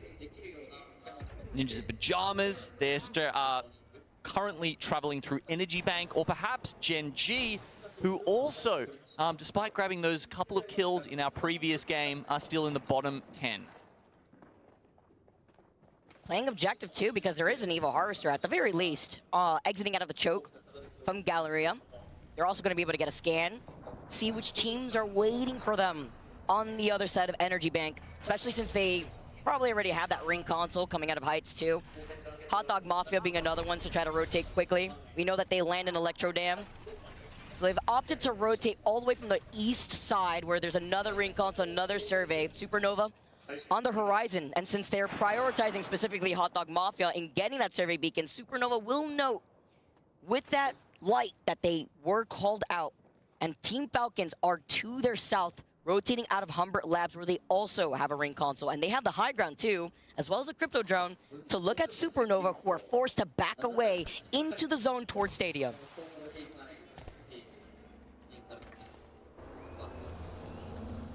Yeah, look at that, opting to take the zone damage purely, you would imagine, to grab that ring console information. Do Shopify Rebellion or Hot Dog Mafia want to follow in their footsteps? Perhaps they can hear them, perhaps they have that information from a scan. Looks like Shopify Rebellion actually have a closer one inside the zone. Might be able to hit that first. Meanwhile, Falcons are doing exactly the same at Humbert Labs. A player is waiting as the ring closes to hit that immediately. Love the patient play here too. Oh my god. Knowing that they have to play objective at this point. While Shopify also have that ring console, but Team Falcons, once they get that info, they have the evac tower and they're going to start rotating up, while Shopify Rebellion look at Hot Dog Mafia. It's a little bit of a pile-up that is inevitable on the east side of the zone. But in a zone like this, pulling so deep towards Shipyard, I mean, where do you go if you don't have the ability to fly, right? You're going to need a rotational legend to really help you out. But it's still kind masih di situ. 50, right? It could still pull a little bit more. Tadi dia udah masuk ya. The thing that's getting me is the fact that we're no longer touching the circles, which, again, one of the things that indicates it will keep pulling in that direction, but also there's a lot of water. And, you know, I'm a broken record at this point, but canals are basically all the end spots in E-District. So does that mean it pulls towards the draft point canals, favoring teams like SBI and Crazy Thieves? With the teams that don't have access to that ring console, they're really banking on that Northern Circle pool. As Oblivion are smack dab in the middle for Shipyard Arcade, let's jump into a team radio with Oblivion.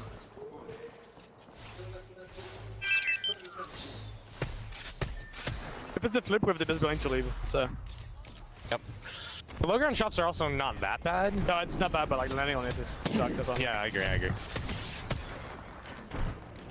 Quick little blurb here with some information. Oblivion have taken control of the ship as Monsoon, he is the captain now. As Blinkster too, still sticking with that Wraith, looking at the teams that are hiding up on the top of the high ground of these buildings, but denying more of that information. They have already set up the Watson fences down here in the middle. My biggest fear though, Gino, is the amount of cryptos in the lobby when it comes to the Watsons who have already stationed up with their fences.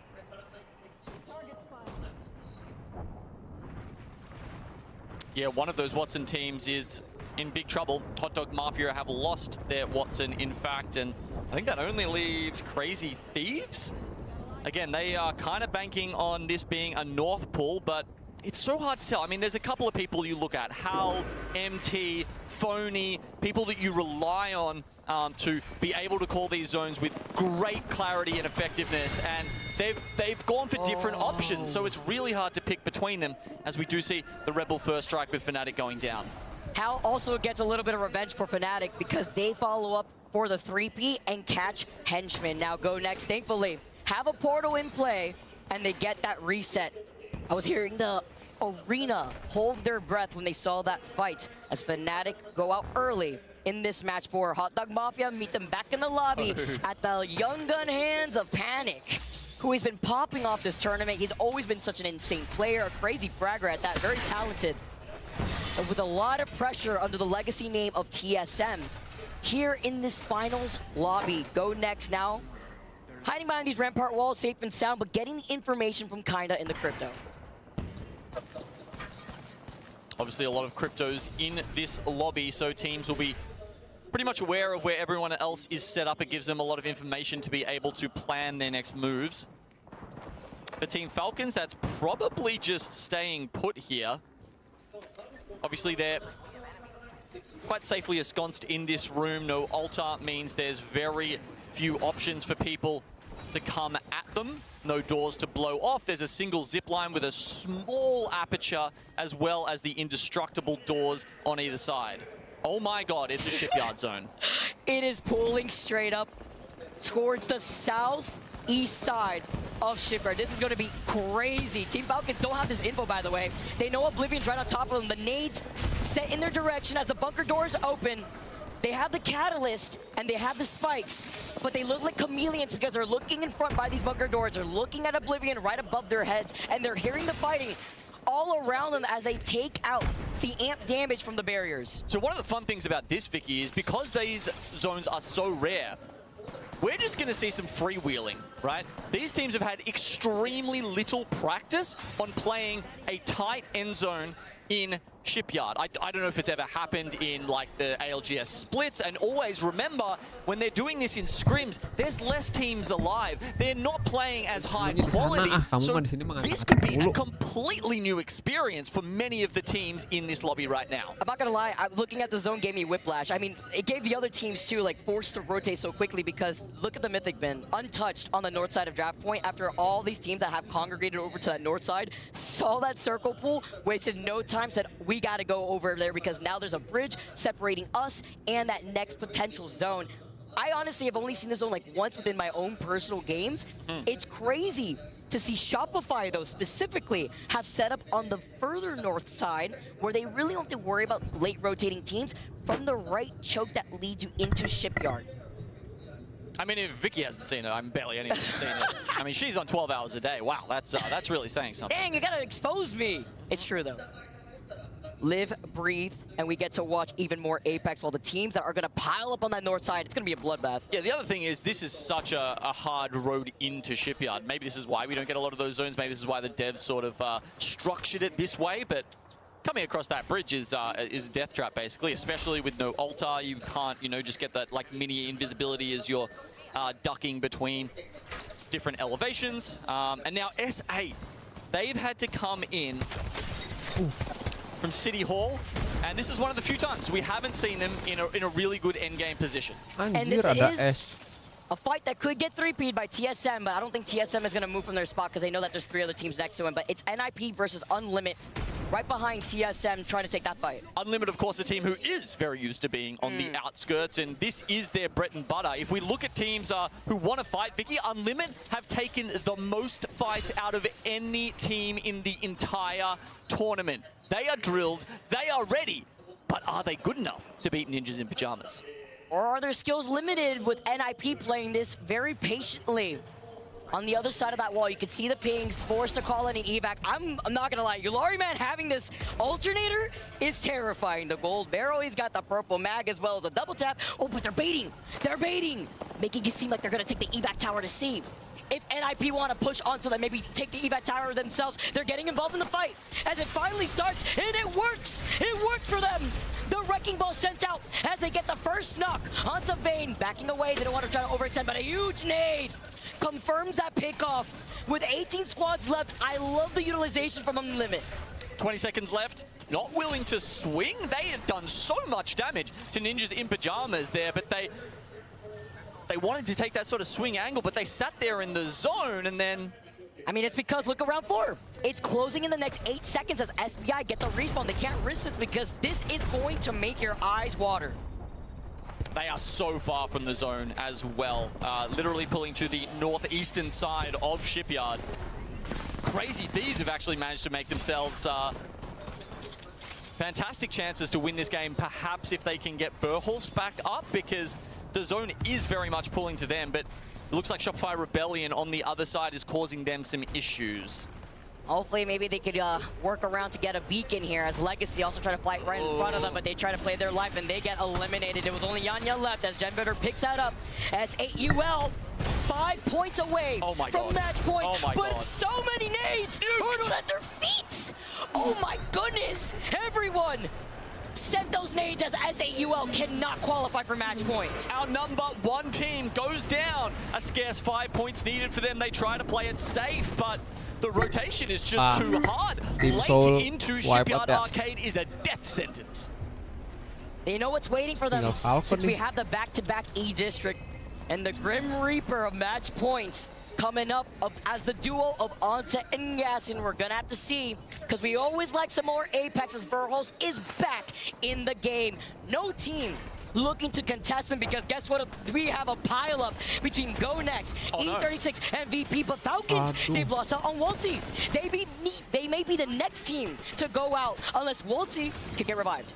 I mean, this is a kick-ass wall from Guild, completely blocking Unlimited to try and get in. They just get the res, but no time to get his health back up. Now it's all up to Hal. Hal, the last one alive. It's a lot to deal with, but he's playing up the blue knockdown, and with a chop and the push, Team Falcons get eliminated. That is our 2 top teams out of this lobby. We are going the distance as Oblivion are still alive. Al is statistically, undoubtedly the most dangerous player in this server, but not even he can turn that fight around. Unlimited with too much aggression will get in there, and that means we've got at least 2 more games, Vicky. It's not Monsoon without a sniper in his hand, by the way. Charged up Sentinel. Mozam's in the other. Oh, panic. Almost gave him a haircut, but it's fine. The Mozams are all he needs to get that knock. As Oblivion want to keep this pressure up, zone closing in, it's round 5, and they're not in that next zone. They're looking to get more KP, because they know they are right behind Falcons with 35 points. Alliance also looking to reset as 5 Fears get eliminated. It's a little harder for Oblivion. They've got to do more work, but they do find themselves on the high ground above Alliance and SBI. Effect comes in from the skies of the dropship, and they look at Egoist, SBI, having Egoist back away for now. Alliance combined together. Look at UNL, Unlimited now dropping in from the top. SBI get eliminated, and it's all these teams looking to desperately get this KP. Oblivion are hailing from above all this extra damage without overextending. Oh my god, they just got quite a few kills there. 7 kills, Oblivion. This is just desperately needed KP if they want to hit match point right here, right now, up to 42. They have the high ground. This is exactly the kind of spot that Monsoon thrives in, that he succeeds in. Every time we see him up high, you know, maybe some kind of sniper in his hand, that's the kind of games it feels like Oblivion always wins. Positional advantage, you got a Sentinel in one hand, the Mozam's in the other. Phony finding MT and finishing him off. VP in a lot of trouble as Oblivion. We highlight this before, and he's literally doesn't have an extended mech, he doesn't have the sniper stock here, but that's fine. He still has a charge-up Sentinel and 6 shield cells. That's all he needs to find the cracks and the nuts if he can try to steal some KP from the fight that they see in front of them. VP go out with just a mere 2 placement points. Galari, man, is back in the game. The crowd rallies after seeing the res, and Oblivion are just waiting patiently. Blinks up on the Wraith. He loves this pick. A couple of people have joined him on it, of course, because Alta is now out. Oh, no. What can he do with it? Is he going to go for one of the risky kidnaps, even in this position, even when they're on the cusp of match point? Or does he save it for a more, you know, prudent kind of move? And they may not have a choice because he doesn't have a lot of ammo to work with. And with Fun getting deleted, it is Jen Burden getting more KP. He gets that first knock. Monsoon playing this patiently, though. I like the way he's playing around the other side of the gen as extra makeshift cover. But Shopify Rebellion, they're hungry. They hear what's going on, and they travel uphill. They capitalize. As they don't hear them, they were so focused on CRT. Verhol's holding onto the high ground. CRT did get that respawn, by the way, with all 3 members here. We said if they're up and they're 3, they've got a chance to take this one. Wow. SR will go down, but now Oblivion Wah, reset kah ini? it could be Oblivion? over for them. Unlimit and CRT shaking hands and allowing Oblivion Enggak. to stay alive. But with Bleacher looking at the rampart, them trying to get the res, he gets sent down. Fun, he didn't have a shield, and they survive. Selamat. The script writers are hard at work. Wah. As Oblivion are 49 KP away. 49 points. 1 KP lagi match point dia. Can he get a kill? Can they survive? Wah, nggak ada. Anjir, 49. Still a couple of teams to play. Okay, Crazy Thieves, they've jumped down from the high ground. And Jen Burton puts his hands up in the air. He wants the adulation, and frankly, he deserves it after that match. It was a tough one for Crazy Thieves. We talked about how hard it is to rotate in from the north side, from draft point in this rare shipyard zone. Crazy Thieves managed to do it. They take 1 down on the way. Somehow they get them back into it and finish with 11 kills. That's 23 points for them in the game and puts them up to 39 overall. Aduh, Falcon malah tusun ke 15. But they get closer. Oblivion a point away. When I was stuck in Tokyo with Fun, he told me, you know what? This may be it. Looking to maybe look at the retirement home, take a step back. Yet here we are, a point away from match point. It's so crazy. I mean, even crazier the way that Crazy Thieves were able to reset too, coming out of Humbert Labs and holding that choke on the northeast side of Shipyard.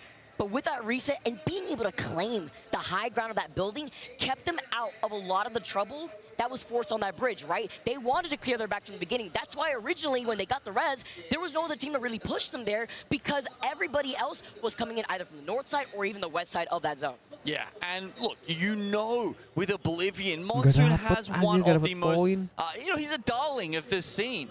One of the coolest backstories, and as you said, this could be Fun's last land. I don't know, man, if they take home the trophy, maybe he's going to start rethinking things, but that's what he told me when we had to spend the night in Tokyo together, delayed on the way to Sapporo by all of the snow that you can see coming down around us. Now, at 49 points, must be feeling yourself. I mean, with Crazy Thieves, the way that they were able to play that, they must be pretty happy to see that they weren't the team that everybody wanted to jump on top of. I mean, imagine being Monsoon in this situation where they were at risk at potentially not even qualifying for this finals after he lost out in a very intense 1v1 that you and I were able to cover.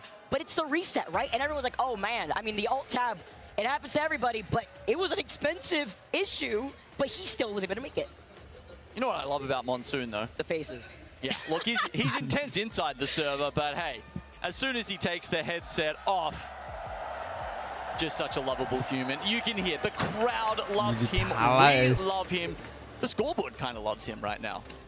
And shout out to his fiance for all the support. Riley in the crowd, always coming side by side with Monsoon. the dynamic duo to show her support to Monsoon as they're able to find themselves in that first place. You know, I think they got, I think he actually made the proposal here in Japan at last year's championship. Imagine if this time he could give her a trophy instead of a ring. Ooh, it's a nice big, I'm not gonna say diamond, but achievement here that transcends these different accolades as they're 1 point away. I mean, when they were here last year, Riley was showing everybody her ring, so happy. And Monsoon basking in the food, obviously. He's an amazing chef. He gets to take pictures and have his own personal streams in the Monsoon cooking show.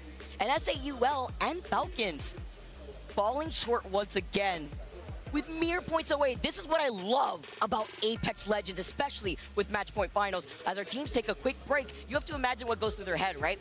GG, go next. We got to do a reset because we are going back onto E District. And you also have to consider with other teams, knowing that Oblivion are 1 point away, are we going to have other squads knowing their POI draft trying to grief them on their rotate? Well, one thing I will say is it's pretty unlikely we get a replay of that game. As we said, Shipyard, we rarely see it unless something's changed. I imagine we'll be going somewhere else. But as you say, Vicky, it's been donut and a donut for Falcons in the last 2 games. But I think they've done well enough in the rest of the tournament that they've still got plenty of confidence left in themselves, and they should. They're just absolutely destroying some of these lobbies when they have a zone that goes to them, and frankly, when they don't. And destroying my voice too. I want to hear more from the crowd though. They were excited as we tune into Lace, who's hanging out with some of our fans.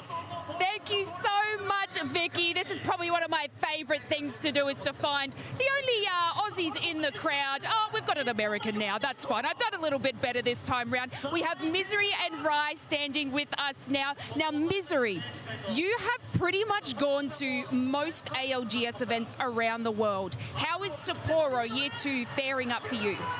I think Sapporo is like honestly my favorite place in the world now. It's such a beautiful city. So to anyone watching at home, if this is your chance to attend championship next year, go for it. You won't regret it. It's a beautiful place. It's so magical with the snow. Exactly. Look at the fans. Look at this crowd. Now, Rye, we're going to ask you, which team have you been cheering for today? Crazy Thieves. I heard you were sitting a little bit with Papa Jen. He gets a little bit crazy, doesn't he? Yep, certainly does. Obviously, after that win, that's pretty exciting. But I do have something fun for you guys. We actually have the ALGS Championship little card packs here, okay? So I want you guys to pick one from the deck, because there could be a little hollow Nessie in there. So why don't you open that up and show the camera exactly what you guys have? I have fake nails on. This is hard. It's very difficult with us with nails, yes. You got to really rip into it, guys. Like tear it with all your heart.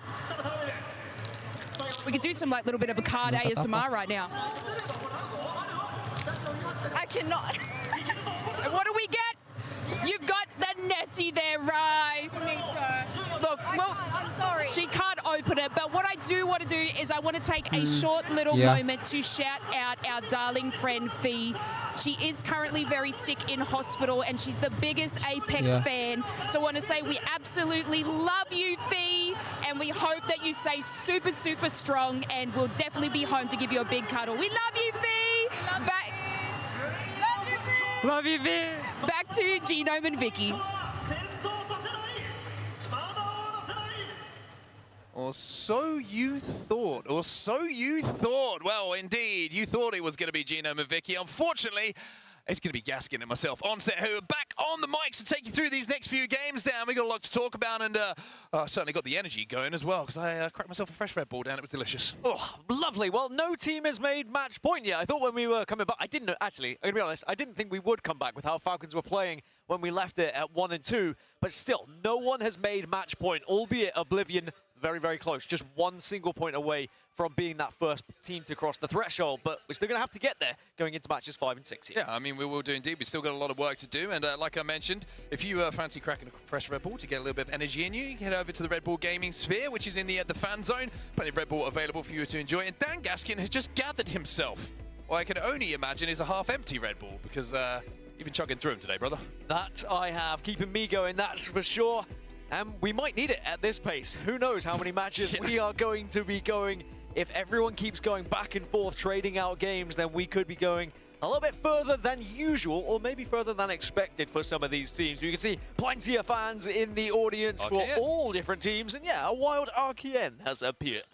So, back to business then. Back to the business of what we got in front of us, back to match point finals. Like you mentioned quite rightly, no one yet has crossed that 50-point threshold. That is when match point gets activated. After that, that team who's on 50 or more points has to win a game to be crowned champions. Now, we do have a lot of teams in the lobby extremely close. And one thing that's a standout to me, Dan, and I'm sure for everybody who's watching right now, is how close the leaderboards actually are. And also, a quick thing, by the way, double E-District. We're back-to-back on E-District as we snake back. Yes, it is a snake draft back, so this is going to be the only time for now that we see back-to-back matches until we get to Storm Point again at 8 and 9, when it would be back-to-back. They're on, and they're fourth. So will we be able to see the same success from the likes of Oblivion going here into E-District? They only need one more point to be that first team to cross the match point threshold. But you can see at the top of the lead, at the top of your screen, excuse me, momentarily, the scores for the teams. And now you can't, so we'll read them out for you anyway. Oblivion 1 point away. Heartbreak. He saw fun as well. I think he thought that he got it, but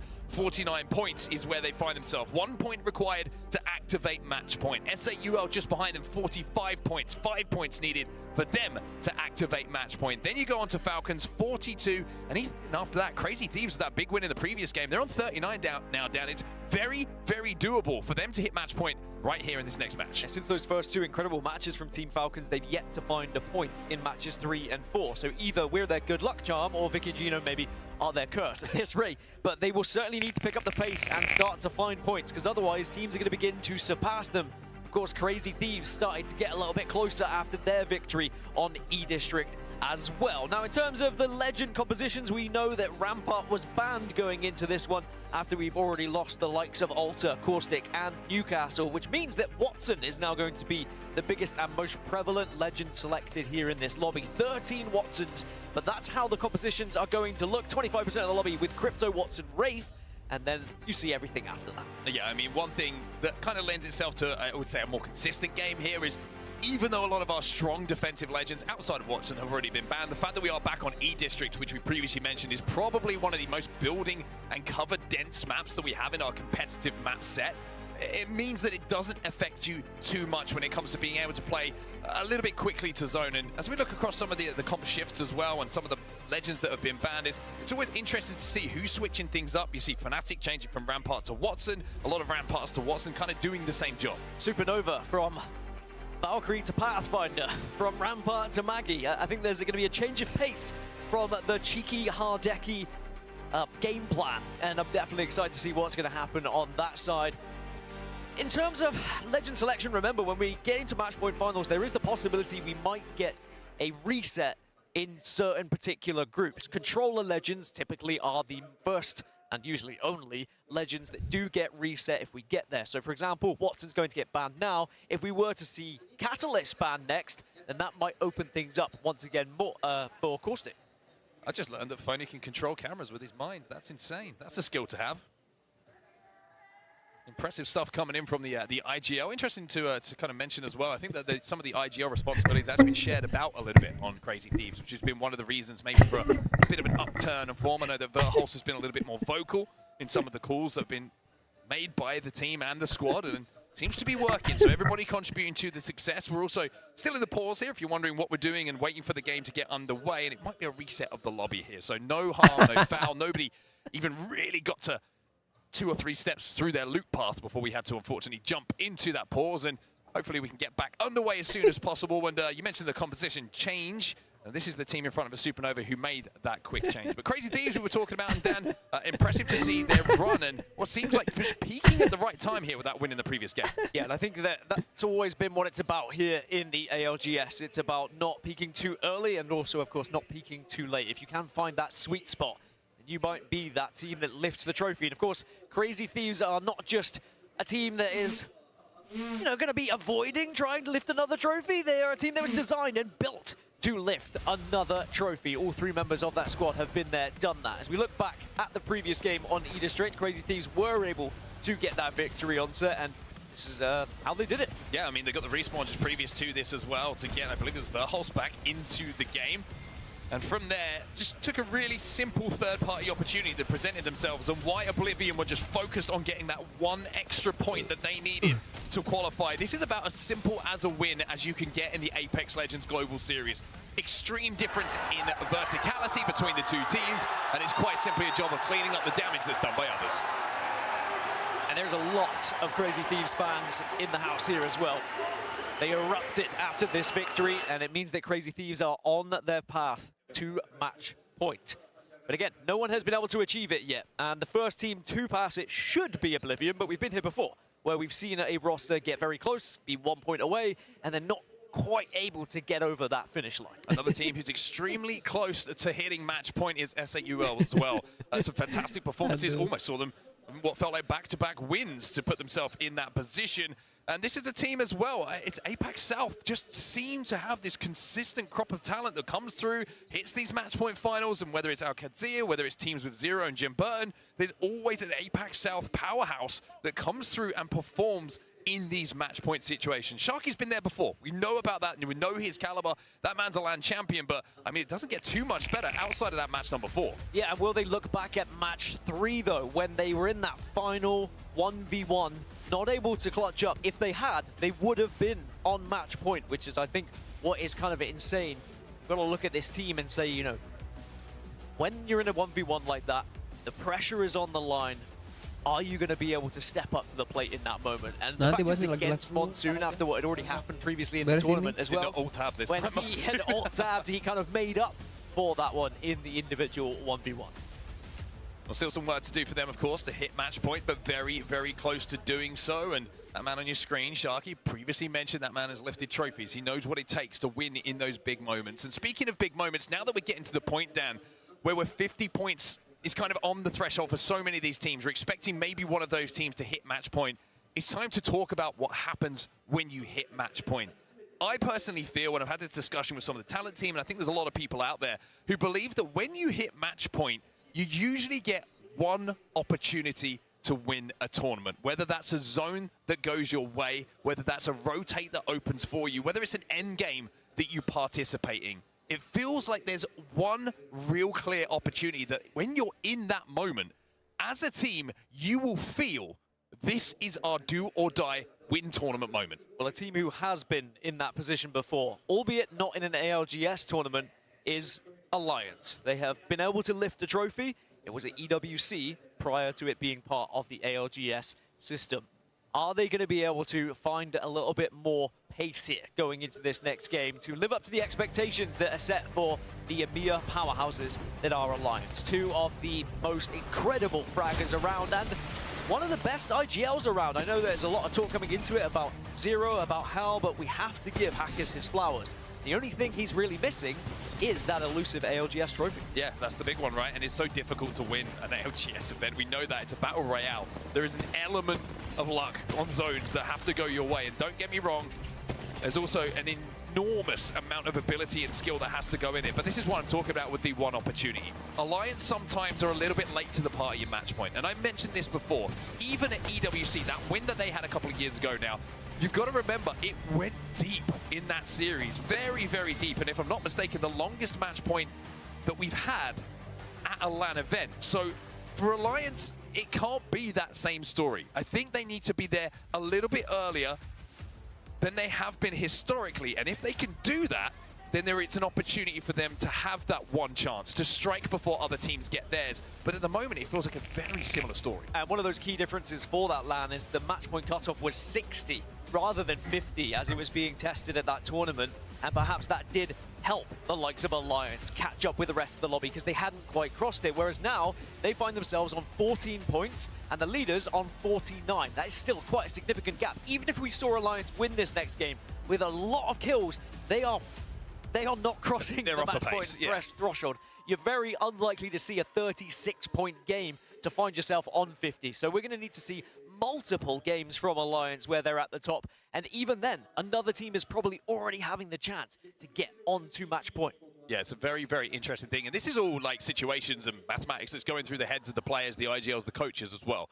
So you're going to see game plans change. You're going to see approaches to games change dependent upon how many teams are on match point and how many teams are chasing down that elusive 50 points. There is going to be more aggressive. The more teams that hit match point, if you're not on it, you have to be aggressive. You have to take those teams out, and you have to find a way to get those points to join them. It's a really interesting kind of tapestry that we have to kind of navigate when we're talking about match point and all these different permutations that go into being a champion. It really is just a fascinating format. Now for Fnatic on our screens, it hasn't quite been the match point finals they would have liked in front of their home audience.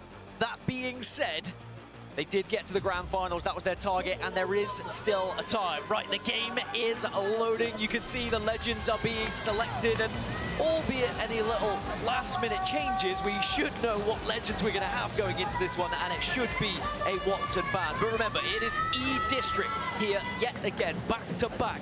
And can Crazy Thieves go back-to-back on this map to put themselves onto match point? I mean, Crazy Thieves in the group stages didn't look great, but they kept themselves alive. They went on a run, and now they are here on a Sunday in match point finals, and they've now got that win on the board. Is this the journey that ends with them lifting an ALGS trophy? Well, first of all, they've got to hit match point, and there's a lot of teams who are trying to do the same thing. We expect one of those big boys to hit match point in this game, or will we have some more surprises? For you and me personally, this is the first time we've covered E-District this tournament, and I'm very excited for that. I told you, this is my favorite map to watch, cast, play.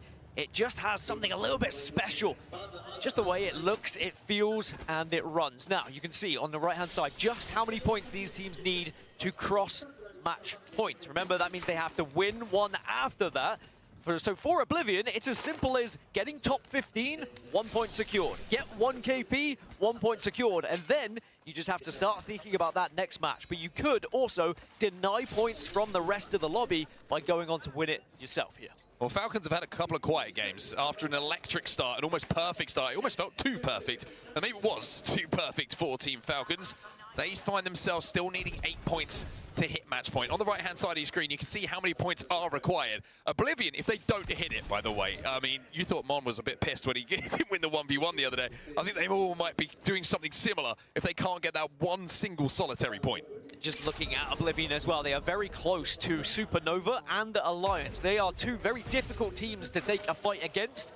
And also, Oblivion find themselves a little bit split right now. I'm not sure whether they tried to split up in hope that maybe they could catch an individual on their looting path and maybe they would be able to just steal that 1 KP that they need. But either way, they do have the information that they are going to be moving down towards Draft Point, down towards SBI, Fnatic, and now TSM are also moving pretty quickly there as well. Yeah, Draft Point going to be where our game is going to be ending. Oblivion, by the way, a very interesting game for them. You think about it, if they pick off one player, they hit match point, job is to stop everyone else hitting match point. Try and find a Falcons composition. Try and find an S8UL composition and see if you could recognize, not just through composition, but maybe just through a few characteristics on how they're playing the game, who those teams are going to be. Now, reminder, if you're watching ALGS for the first time, if you're watching this particular competitive format, teams will not know who they killed until they are fully dead and they pop up in the kill feed. So you're kind of playing a guessing game a lot of the time about who you are fighting. And it's also far more difficult now with legend bans in selection as well, because it's going to be different compositions every single game as people switch things up depending on what is available to you from those legends in question. Now, Fnatic, one of these teams, they were already down over towards Draft Point, and they're starting to see that other teams are joining them here. They're going to be the furthest southwest team.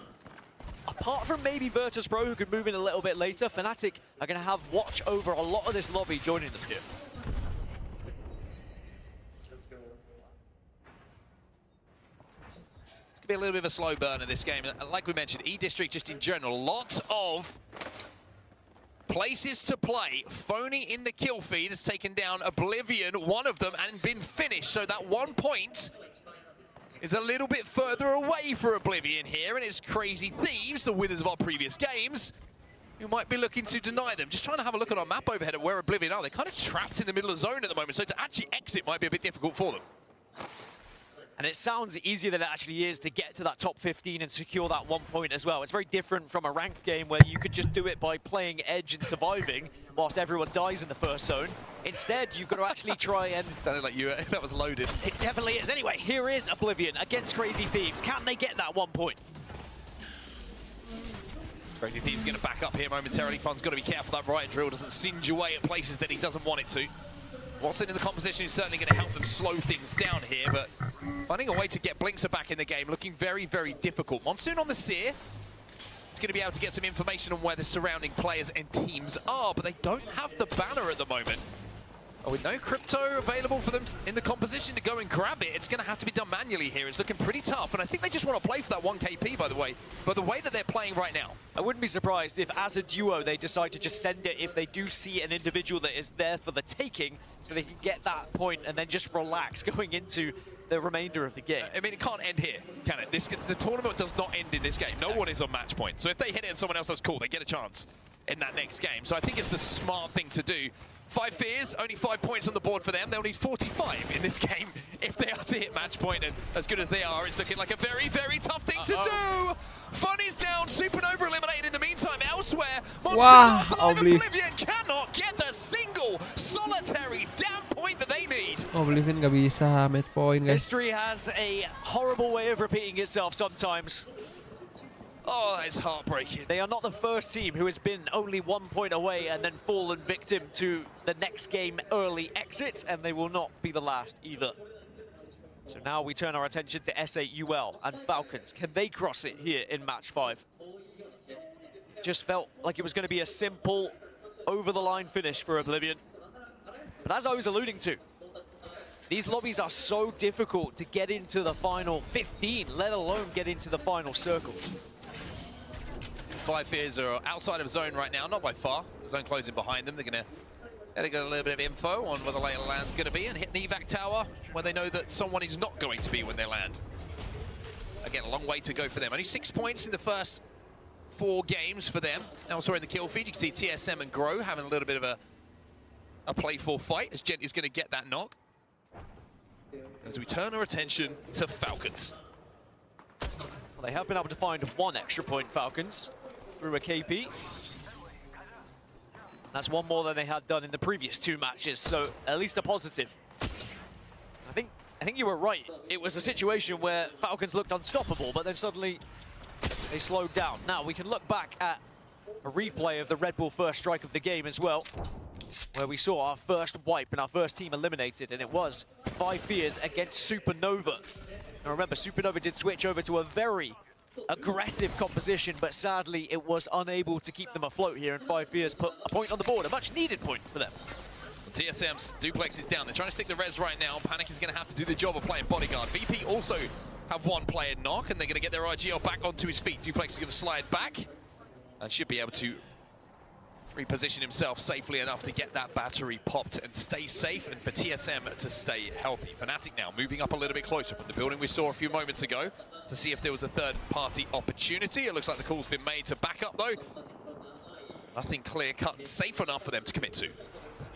Oh, nice EMP. That's going to change this fight entirely. You can see now Falcons are going to be able to surely walk through Shopify Rebellion here. You would imagine so. A lot of damage done from the EMP, a lot of damage done for the surrounding areas. And it's not just Falcons who are doing the damage to Shopify Rebellion. A lot of teams getting involved, and Shopify are out. 17 squads now remaining as we've lost 3, and Falcons find themselves 6 points away from match point. Yeah, everyone seems to want a piece of Shopify Rebellion there.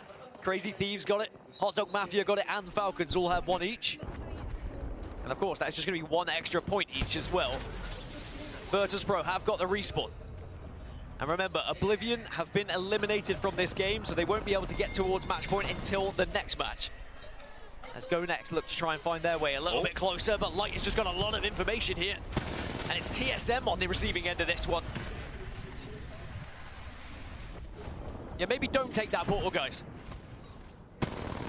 It's a scary sight to come through that portal and see Duplex out in the toilet. It's a terrifying proposition to go up against, and maybe this pure aura of Duplex being in that position was enough to send Go Next back. Alliance, though, taking some damage. There's a bubble down on the outside of their building, and a couple of nades being thrown through.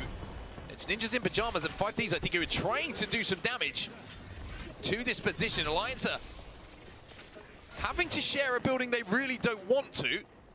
And they've also got a cheeky phony he's extending to see if he can really influence and force these teams to fight. And it's so funny, isn't it? There's so much of the map still to play, but you know how important it is to try and secure one of these locations for the late game. Having to play friendly neighbor for now, but it can't last forever. One of these teams has to be brave. Now, it is going to be an armor check. You can see on the other side, they had purples. Alliance with a big swing outside. Elsewhere, by the way, look at the distance. It's going to be Falcons who are actually picking up the majority of these kills. Guild got one. Imperial Hell with a riot drill on Mad Maggie from distance managed to pick up one as well. And 5 Fears will be eliminated. So Alliance will be saying thank you, Falcons, for the help. We'll survive for now.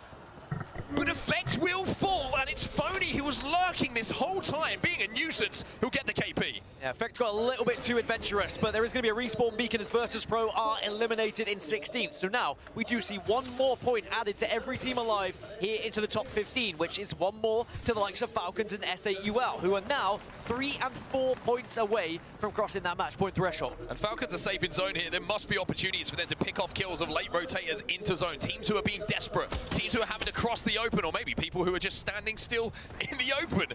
Guild hit him with some good damage with that 30-30 repeater.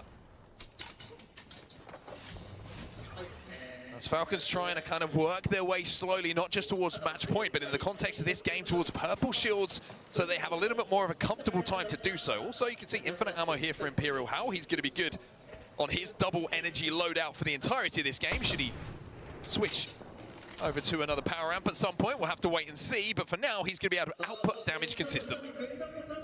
You can see the zone's going to be shifting a little bit further west now. TSM still dead bang center and just had a mythic bin spawn on them as well. Go Next is going to be holding the far western side, which I actually really like this position right now because you can not only have a lot of tabs on what's happening on the east, but you can probably pick up some kills from the likes of Genji and Unlimit, who are probably going to be forced this way after their engagement, and the zone does pull them in. The Crazy Thieves right on the edge of zone now. Ninjas in Pajamas are the team who are kind of holding. They will be safe. Like this building they're in is going to be in.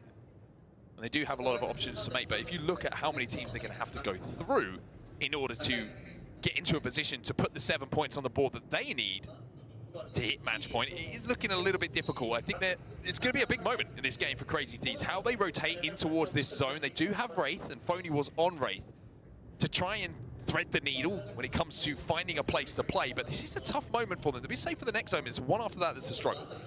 And being told by the voices in my head that TSM got a Kraber from the Mythic bin as well, so maybe some last-minute action that's going to happen inside of Draft Point later on. Voices in your head tell you much more friendly things than mine. You just got to keep tabs on them. Got to be friendly with them, as now Unlimit having a couple of pop shots over towards Fnatic. But I don't think this is going to end up in an actual engagement, but Unlimit will use that Ash Portal to head on in. And remember, Go Next were very close to them here, but this is a very stacked area in terms of elevation and the different places you can play. So Unlimit are going to be more than happy where they currently reside. A little bit vulnerable to certain angles, so you just have to kind of keep your head on a swivel here. There's going to be a lot of responsibility on Stuvie here to get those hands up, use that heartbeat sensor on Seer to find out where the teams surrounding are going to be. Don't have any real defensive legend whatsoever to hold this space down, so it's going to have to be damage output that forces teams away from them. Maybe the Seer Q will be enough to force teams to retreat for a few seconds, but when you get EMP'd, things become a little bit more different. Just an update as well as we see the zone continue to move, by the way, over to the east, away, excuse me, to the west, away from Crazy Thieves' position. No team still has hit match point. 7 points here as Crazy Thieves finally have to be put in a position to make their rotation. Let's jump into the comms now. It's a massive moment for Crazy Thieves. I got stuck. Need push back. Get away from me. Drone. Get there. Take it back. Careful of mirror. We're good. No mirror. Shoot them off, and we can go back. They're enough. We can go back. Take it back real quick. Pop the strange, I'm going. Wait. I'm going now. Going back. No fence. So through the portal once, through the portal twice. Weren't able to take that team down in front of them, Hot Dog Mafia, but they've been dealt with by other hands in the lobby here, and Hot Dog Mafia now being out of their way, maybe clears a path on this bridge. Imperial Hell finds another kill onto Yanya. If they can finish this one off, not just the fight, but the KP, that will be another point, and they are getting closer and closer to match point. Yeah, full wipe here would be that match point threshold crossed, and it is going to be good shots coming out of Hal as well. Just the one more required. They'd have that knock, but they haven't finished it yet. 48 points in the bank for Team Falcons. 2 more, 48 poin. and they will be our first team to hit match point. 14 squads now remain in the lobby. Kidnap kidnap attempt? Did he get someone? He did! Aduh, He si got killed! Guild yang Guild keculik. gets kidnapped, gets ripped away from Team Falcons! It's Panic who makes the play, and now Waltzy and Hao have to find 2 points on their own. Panic has been unbelievable on Raid so far this tournament, but here comes Yanya. Well, it's still a 2v2, remember. Yanya, still alive. I'm pretty sure there's another Legacy player alive. They only got the one finish initially. So there is the opportunity for Waltzy and Hao to make a play on that duo. Elsewhere, back to the bridge. Crazy Thieves and SAUL are having a look at each other here. Remember, SAUL very close to that match point threshold as well. They need 4 points right now, but Crazy Thieves starting to get closer and approach them. Look at the amount of damage that SAUL have taken so far. Prime Bow, though. That can make a big difference. Work good from distance. Sharky with the Volt. Does make a difference. Sharky now versus Verholz. Verholz with the RE45 will even it up for just a second. But the initial damage done means that Verholz is now last alive. Jesko is in a position to help out his teammates, and Crazy Thieves will be down. 48 points now still for Team Falcons as we change our attention back over to Imperial Hao. That's both Falcons and SAUL. They need 2 more points now to cross this threshold. And Imperial Hao is getting aggressive. It's Legacy. Those 2 remaining players you were talking about. And the utility being There's one! There's the first! Frag grenade follow-up here. Nears all last alive. Still haven't got the finish. The point does not count until that player is dead. But with Nears all ticking, Legacy falling. Match point nggak match point? It's still 1 point required. Aduh, 1 poin lagi, Jir. Yeah, Noct got the initial one onto Diesel, that's why. Yep. Aduh. Just when you thought the Falcons had done the job, Grow Gaming and Noct make it a little bit more interesting. Well, at least you've still got the Crypto alive, though, and you have the banner. Still a chance for Falcons to get back up to 3. Just the 1 more point required. And they will be our first team to cross the match point threshold. Or will SAUL do it? But it is a slightly different journey SAUL have to take. They are further away, but technically they might have to go through Falcons to get to zone here. They do have Valkyrie, though, and they do have the Skyward Dive available. Now, this is going to be terrifying. SAUL do use the Valkyrie ultimate. They take to the skies, and by being able to scan where those teams are, they are hoping and praying they can find somewhere to land. Falcons still need this 1 point, though. And we saw Oblivion came into the game needing 1 point. It's not as easy as it looks. Oh. McLovin! Oh my goodness! In and out, there's 3 rats in the tunnel, and you have to be avoiding that, and he does. It's also with the kill feed. Unlucky and Hackis both get to. Waltzy gets the finish! Oh, Waltzy dapat point! nice. As SBI Esports will be eliminated as well. Team Falcons, the #1 seed, hit match point first here. But as for SAUL, did they land? Yes, they did. If they get 1 more position, they will gain 1 more placement point, but then they would also need that extra KP. Will we be seeing 2 teams on match point? At the moment, they're under a lot of fire. Riot drills here, there, and everywhere. Unlimit are below them. Gen G just on the other side. Grow below them as well. There's definitely kills available for SAUL here. But the zone now is going to naturally force all these teams together. 11 squads left in this final circle. Yeah, Alliance still alive, by the way. Hackers. I think it's Hackers. Excuse me, I think it actually might be Effect who's last alive for them as a solo on the Catalyst. No, Yeah, it's Unlucky. He got there eventually. He was on the Catalyst. It's one of the I was going to say, at least they're getting nothing there as well. There he is. But as I said, 11 teams left in a final circle. You wouldn't see this on Olympus, let me tell you that for free. Drones up in the sky for the Cryptos. You can see 4 of those knocking about. That's Jesko! Oh! He's on his back! Sharky! Can you be the hero that SAUL need? Sharky trying to commit, trying to find it. 1 point! 1 point away! 1 poin lagi.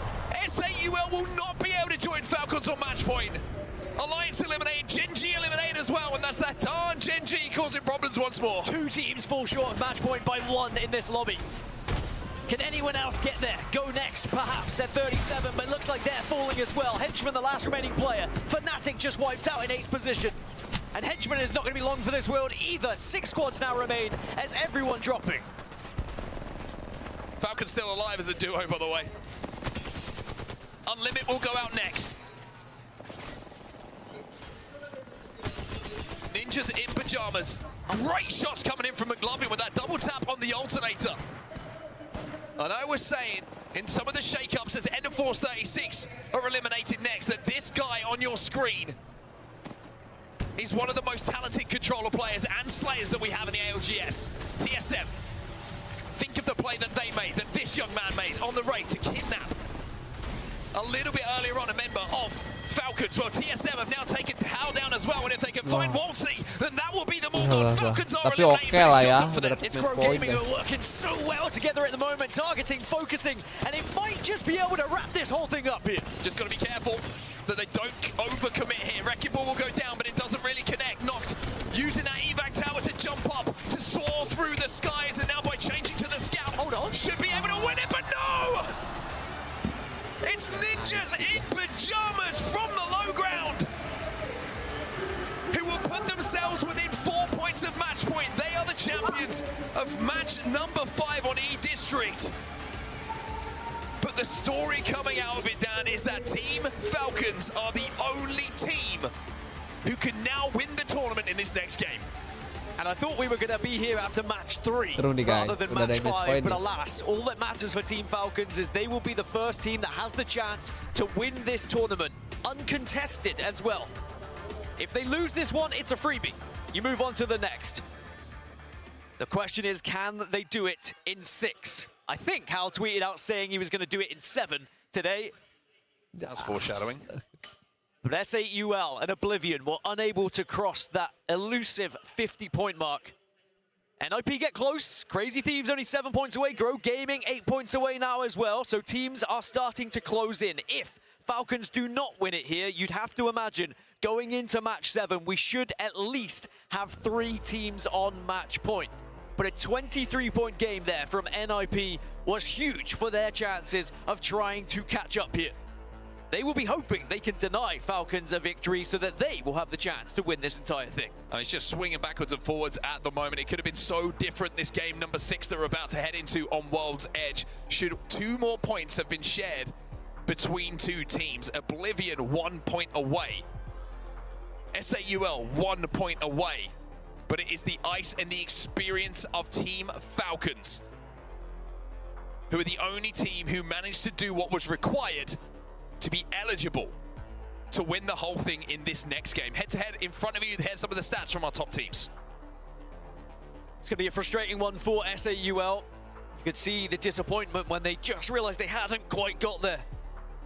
And the questions will be asked, could we have gone for a little bit more of an aggressive push earlier on? Should we have tried to wipe that squad? But Team Falcon, yeah. The focus of the entire lobby now has to be, let's stop Team Falcons. And now the beauty of match point, the beauty of Apex Legends is this crowd will now be willingly going against Team Falcons just to witness more Apex Legends. If Falcons are eliminated at any point in this next game, the crowd will erupt, bar the small pocket of Falcons fans, I'm sure. I was going to say, we were talking about this backstage. It's one of the only esports in the world that celebrate a team not winning. It's a wonderful, wonderful dichotomy that we have in match point finals. If you want your team to win, you have to hate watch for a game or so. The teams that have hit match point, it is a fascinating thing to watch and spectate as a fan of whatever team that you find yourself in. But this man, what a turnaround. I've got to give a huge, I mean, I always give that man credit, and I'm not talking about Drauga, lovely bloke, but I'm talking about Imperial Hal, you know, took the risk, said, I don't want IGL, I believe Zero is the best IGL in the game. That's what he said in his own words. And it didn't work out, right? And then he takes the responsibility of saying, do you know what? I was built to be an IGL. I'm going to go back into that seat. I'm going to find my way back in. He's probably realizing as well that there's going to be some teething pains with that. There's going to be a lot of eyes on him. But you see why he's so damn good. You see why he leads from the front. He's superb, Dan. Job not done yet, though. I will say, job not done yet. Lace, job is not done yet, but they have found themselves on match point. How are you doing out there? Yes, thank you so much, Gaskin. Obviously, it's been absolutely exceptional today, but there is one more thing that I want to talk about today, and we have the MVP trophy right next to me with my lovely assistant here showing it off. It's actually one of the Phoenix kits, but it is for the MVP. Our wonderful Hugo, who runs through the stats with damage, kills, damage differentials, will actually head towards the MVP at the end of the day. So it's about 50% the player stats, and the other 50% is from the talent on the broadcast. So I'm taking bribes just a little bit. But by my side, I have another lovely assistant here. We've got Snipe with one of the beautiful jackets that the MVP's team can actually win as well. So we've got some beautiful prizes here for that most valuable player. And in the running at the moment, you know, we're looking like Imperial Hal. Yulari Man is up there as well. Jen Burton sneaking on up, so it could be anyone.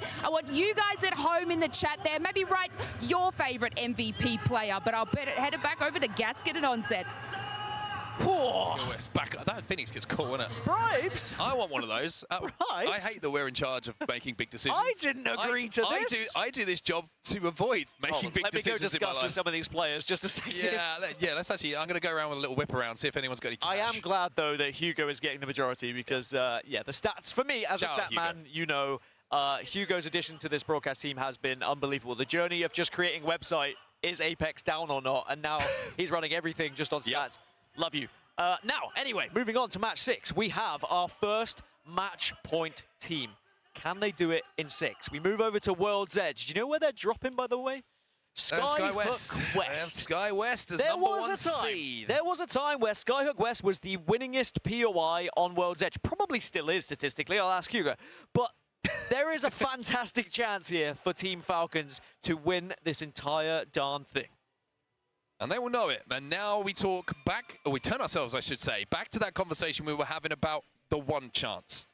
Falcons have a free hit at it right now. No one else in the lobby is on match point. No one else in this match 6 can win the tournament outside of Falcons. Now, that's interesting for a few reasons. One, everyone knows that Falcons are dropping at Sky West. Everyone knows probably where Falcons are going to be rotating from. But 2, Falcons really can kind of put the nerves up everyone else, because Falcons, if they do it here, it would be with everybody looking at them. It would be an insane thing to do as the first seed, the first team to hit match point, to set a new record, to break that curse and go through to be champions.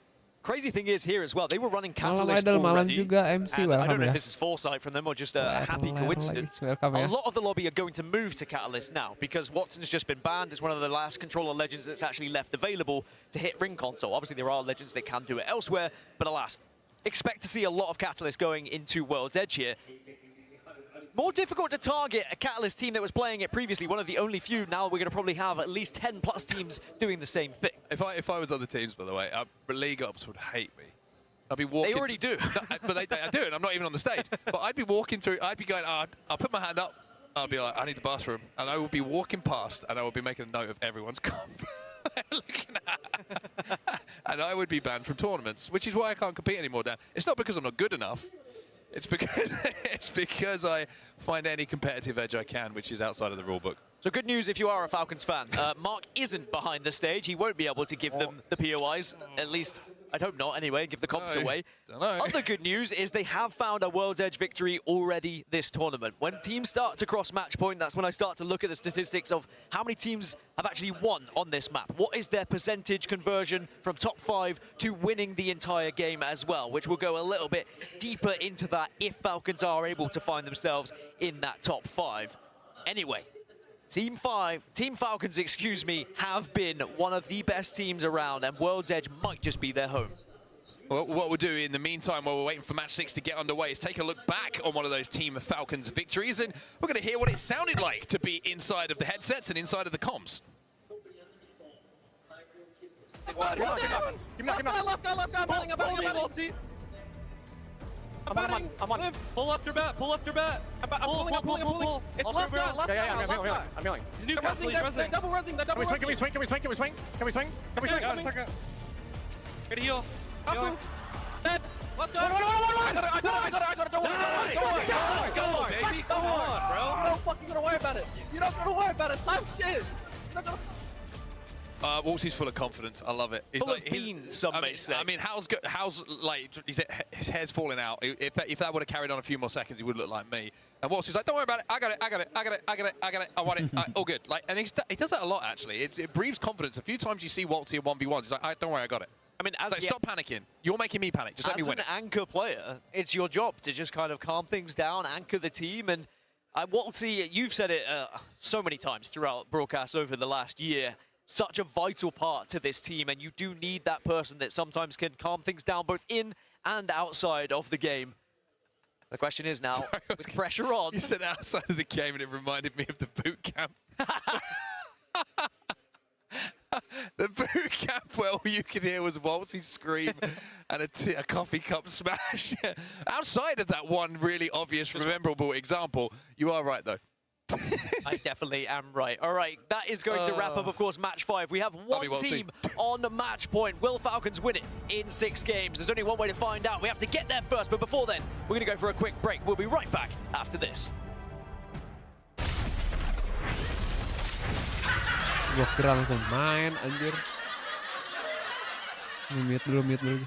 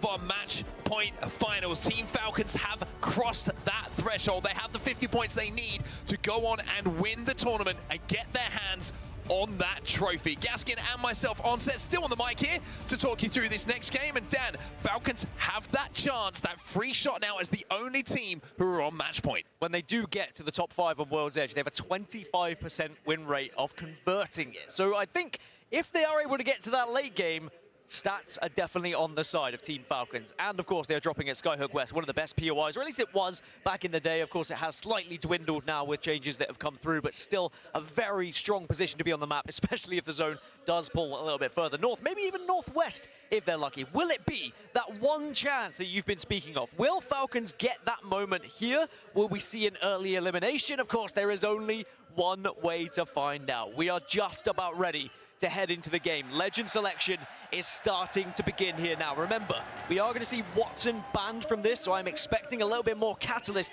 to come into the fray as that controller legend, as that legend that can give you ring confirmation and ring information. Well, let's give you the lay of the land of everyone else chasing, though. S8UL, just 1 point required. The same can be said for Oblivion. 1 point for either of those teams, and they will join Falcons on match point. Ninjas in Pajamas only need 4. Crazy Thieves only need 7. And Grow Gaming only need 8. So if Falcons don't do it here, Dan, boy, does this lobby open up. There is a lot of opportunity for a lot of teams to join them on match point. 50 is what they need. Falcons need the win. We're on to World's Edge. On to World's Edge, and we'll start things off with Team Falcons. And say what? Symbolic. It is pretty symbolic. It's not a Falcon, it's a Raven, but like still pretty symbolic.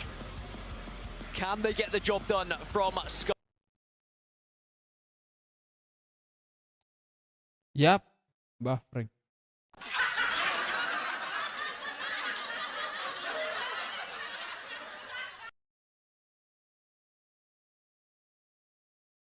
Internet gua kan nih?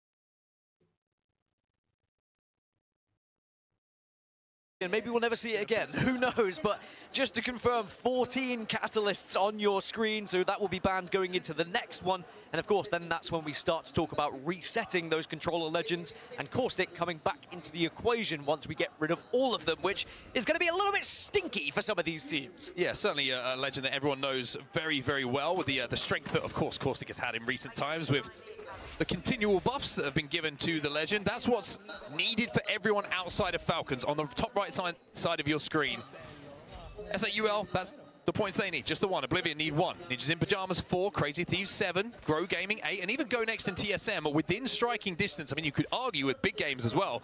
The list below might have an opportunity, but it's the fact that multiple teams don't need a huge amount of points to hit match point now, Dan, that will be both good for them, but also concerning for Team Falcons if they don't win it here. Oh, Fnatic will go down. Oof. And our Red Bull first strike goes in favor of Hot Dog Mafia. But now Crazy Thieves are going to be on the back end of this, looking to try and third party, looking to try and get 4 of those 7 points they require to cross that match point threshold. Yeah, fantastic shots coming in from Jen Burn with that R99. A Spitfire here for Phony. He hasn't had the opportunity to even gather himself his weapon of choice so far. Crazy Thieves with the quick rotate. And with those kills being secured, they now find themselves just 6 points shy of match point. One other fact, statistics, I'm going to throw them at you again. The one win Falcons have got on World's Edge so far this tournament was from Skyhook West as well. Everything is leading in their favor right now. It's just a matter of converting now in front of them. As you can see, Rambo, not in a hot dog costume anymore, but instead invisible behind a van.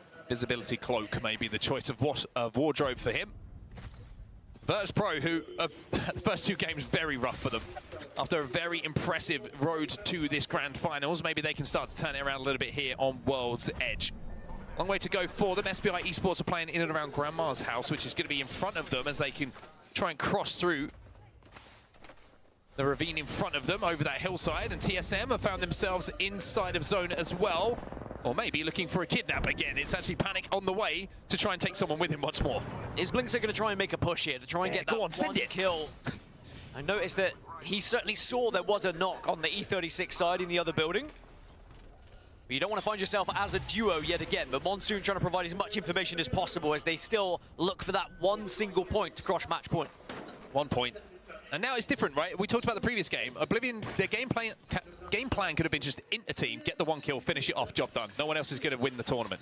Now that's different, because if they get the kill, but then get thirded, get traded, yeah, they hit match point, but Falcons are still alive and could end the tournament. So it's a very different game now that Oblivion have to play. They have to play the more traditional game, look to win it, and deny Falcons as well as getting that single point on the board. Yeah, that's the focus for everyone, really. If it's difficult to find a team and target a team, which we know it is, the only way you can stop them is by winning yourself. And usually that'll come along with a nice amount of points, and you might find yourself on match point going into the next one. We already have almost 75% of our lobby within this next zone. Still a few late stragglers, though, are just moving from the further POIs, the likes of Shopify Rebellion still moving, which Shopify Rebellion have been a little bit quiet so far in these match point finals, but the longer it goes on and the longer they have to catch up and get to potential match point, they are another one of those teams that could go on to win the whole thing. And that is the scary thing about these match point finals. If you do not take that opportunity that you're presented with, that Falcons have that opportunity right now, the more teams that get added, the more likely, and I guess the more difficult it becomes to actually secure it yourself, and you open the door to these other teams. Taking ourselves down to the southern side of the map now. Shopify Rebellion looking to walk up towards more central areas. Actually kind of counter-rotating right now. They do have a blue bin near them. Maybe they're thinking about just grabbing that for a little bit of extra Evo. As they find themselves quite far off the pace at the moment. 30 points Shopify Rebellion need to hit match point. Long way away in context of where everybody else finds themselves in this lobby. It will be a similar composition that we see across the board with Catalyst, Sia coming in for a few as well. It's interesting we've seen less Valkyries since you lose the Newcastle, you lose the Caustic. It's much more difficult to try and plop yourself in zone and build up a base. No Rampart to do it either. But remember, I was talking about the Legend reset. Will happen after this match. After we see the Catalyst get banned, Caustic suddenly becomes unbanned. Then once Caustic is banned again, we once more get the addition of another controller legend coming through. It's going to be a back and forth, potentially, of just constant controller unbans and bans here.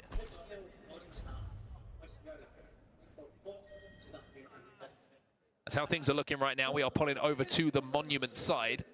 Pretty central, this zone. Probably pulls out towards the respawn building like we saw the other day. Out to some of those, yeah, out towards Hot Dog Mafia a little bit, but we do see the ones that move up a little bit more central.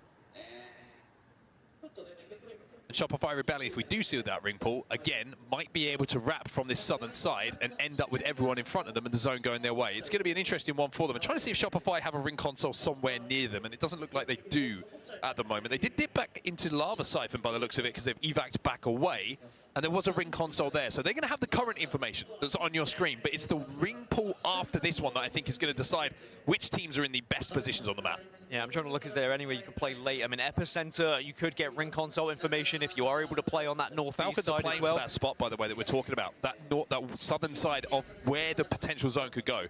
So they're trying to stay away from the build-up of teams in and around the center of Monument here. It's pretty smart. So NIP need 4 more points. After an incredible victory for them, it will definitely be a confidence builder. And another team that have been building up throughout this season. And now they find themselves in a position where maybe they could be up there with the greats like Team Falcons. But can Falcons deny anyone's chances of getting an attempt to win this thing? Remember, they've been through so much. We think back to right at the start of this ALGS season. It was a very different look, Team Falcons. We didn't really know how it was going to go. Of course, that ALGS Open was it seems like forever ago, doesn't it? Yeah, 300 games they had to play to win. Yeah, it could be a very different finals for them here as well. Although saying that, at the ALGS Open, when they did get to match point finals, they made it look pretty easy there as well. I still look back on that game and I'm like, how is everybody fighting each other? Not Falcons. But you'll take it if you're Falcons. The work that they did before that put them in the position to win it. So SAUL and Oblivion still haven't found that one extra point. As a reminder, you just need to get into the top 15 for a placement, or of course, a kill. Easy, right? No. Ooh. Over at the streamer building. We've got Grow Gaming. They are not going to be safe, you would imagine, when a big zone pull does come, unless we see one of those ping-pongs back towards them. But for now, they are completely and utterly safe. Got about 60 seconds to go. If you're wondering why there's not much fighting going on at the moment, well, it's because everybody's pretty safe. By the way, Team Falcons on Limit is something to look at right now, because Team Falcons might have to hold off on Limit, who are coming through the tunnel down on that southern side of zone we were talking about. Go Next trying to do something similar, holding out Ninjas in Pajamas on your screen right now. And remember, Ninjas in Pajamas don't need many points to hit match point themselves. It's almost identical fights happening on different sides of the map with these tunnels. Go Next and Light, excuse me, looking to try and be aggressive on that Pathfinder now. VP will get a respawn onto Slayer as well. And now here is the push you were talking about. This is big, this is massive. Falcons on match point right now, the only team in the lobby. Big damage done to Unlimit. But the first knock not coming in as yet. It's actually Guild who will go down. How gets that battery off? But he's stuck in a Fusel. A Fusel of all things is going to force Hal back here. A couple of Skynades do go in. A lot of damage was done on either side. And in the meantime, Falcons have got Guild back up. They've been able to get him back up. It's because Hot Dog Mafia were looking over towards Unlimit and they refuse to let them push. Shopify Rebellion will be eliminated. No extra points for them. Hal has now gone down. You can feel the tension in the arena because everyone's starting to think that maybe there could be one more match as Unlimit start to press up onto Falcons. Volz is doing what he can to hold the line at the moment, but he has his shields broken as well. He has to slide away.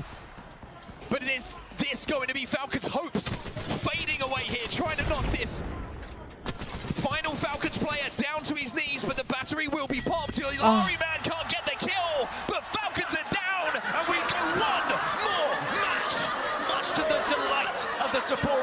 points here, not only because it's one more match, but it was Unlimit who did it to Falcons as well. And that will open up the doors, not only to the rest of the lobby, but to Oblivion, who have reached match point and will have hit that 50-point threshold. Fantastic stuff. S8UL still need 1 point themselves.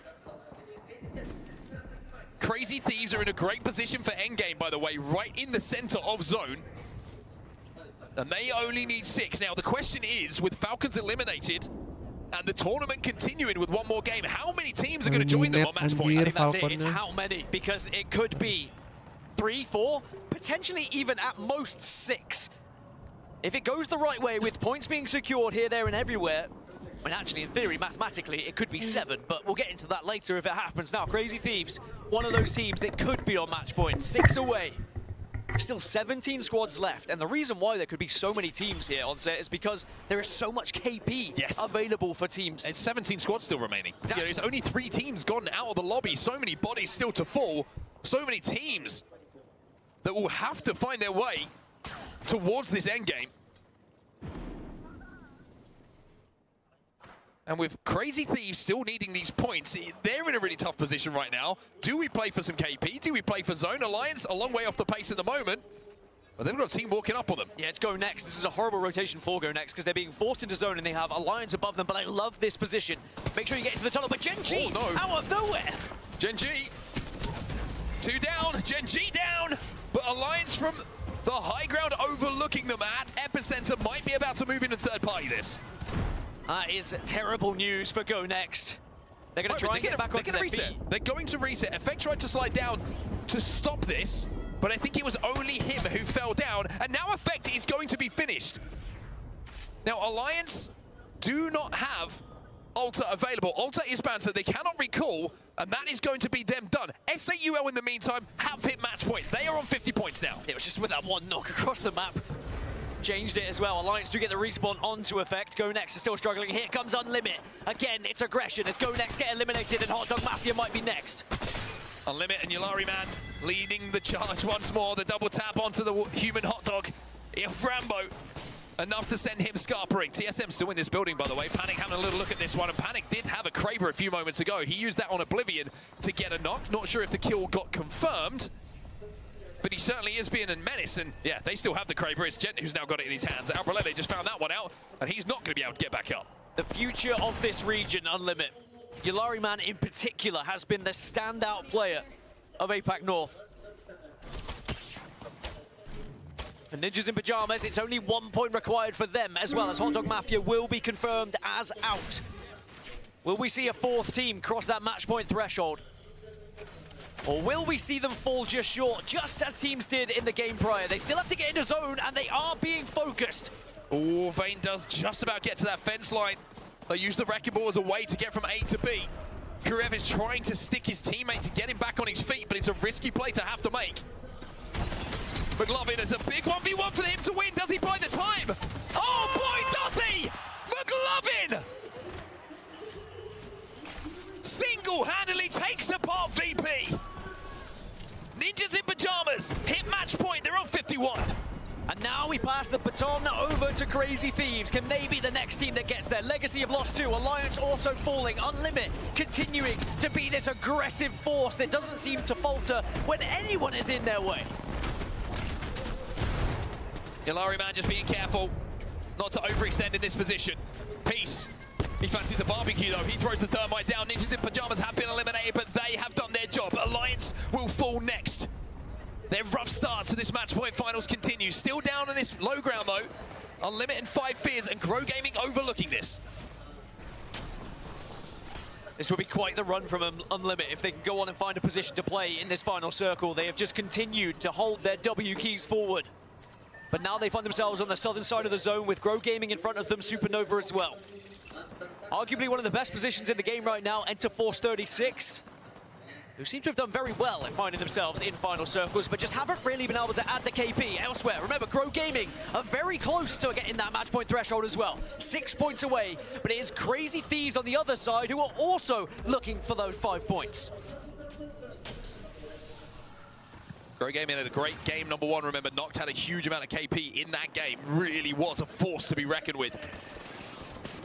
Unlimit trying to sneak their way up towards zone, but so many players and teams will be able to put damage down onto them as they try and cross into this central area of Monument. Where this zone is finishing, by the way, is bang in the middle of the street. There is no playable spot whatsoever.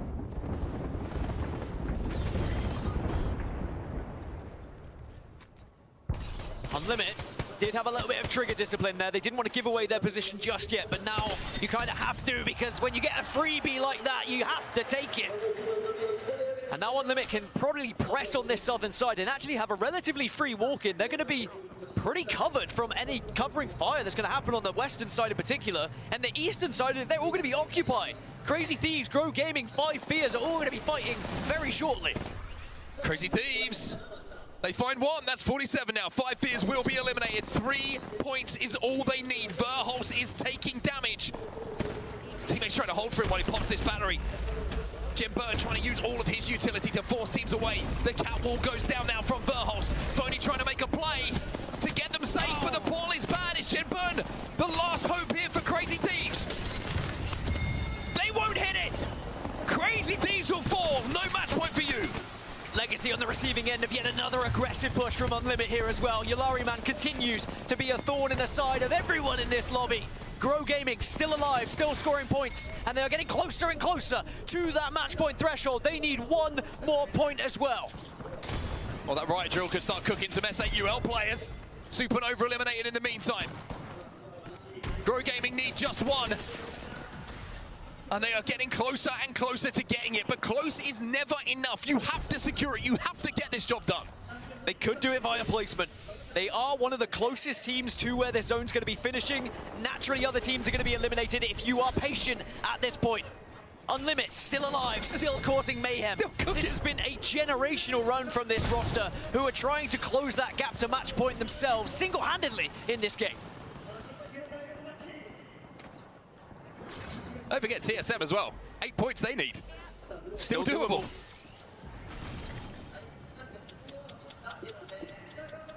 Well, it's just a few moments of silence breaks out across World's Edge.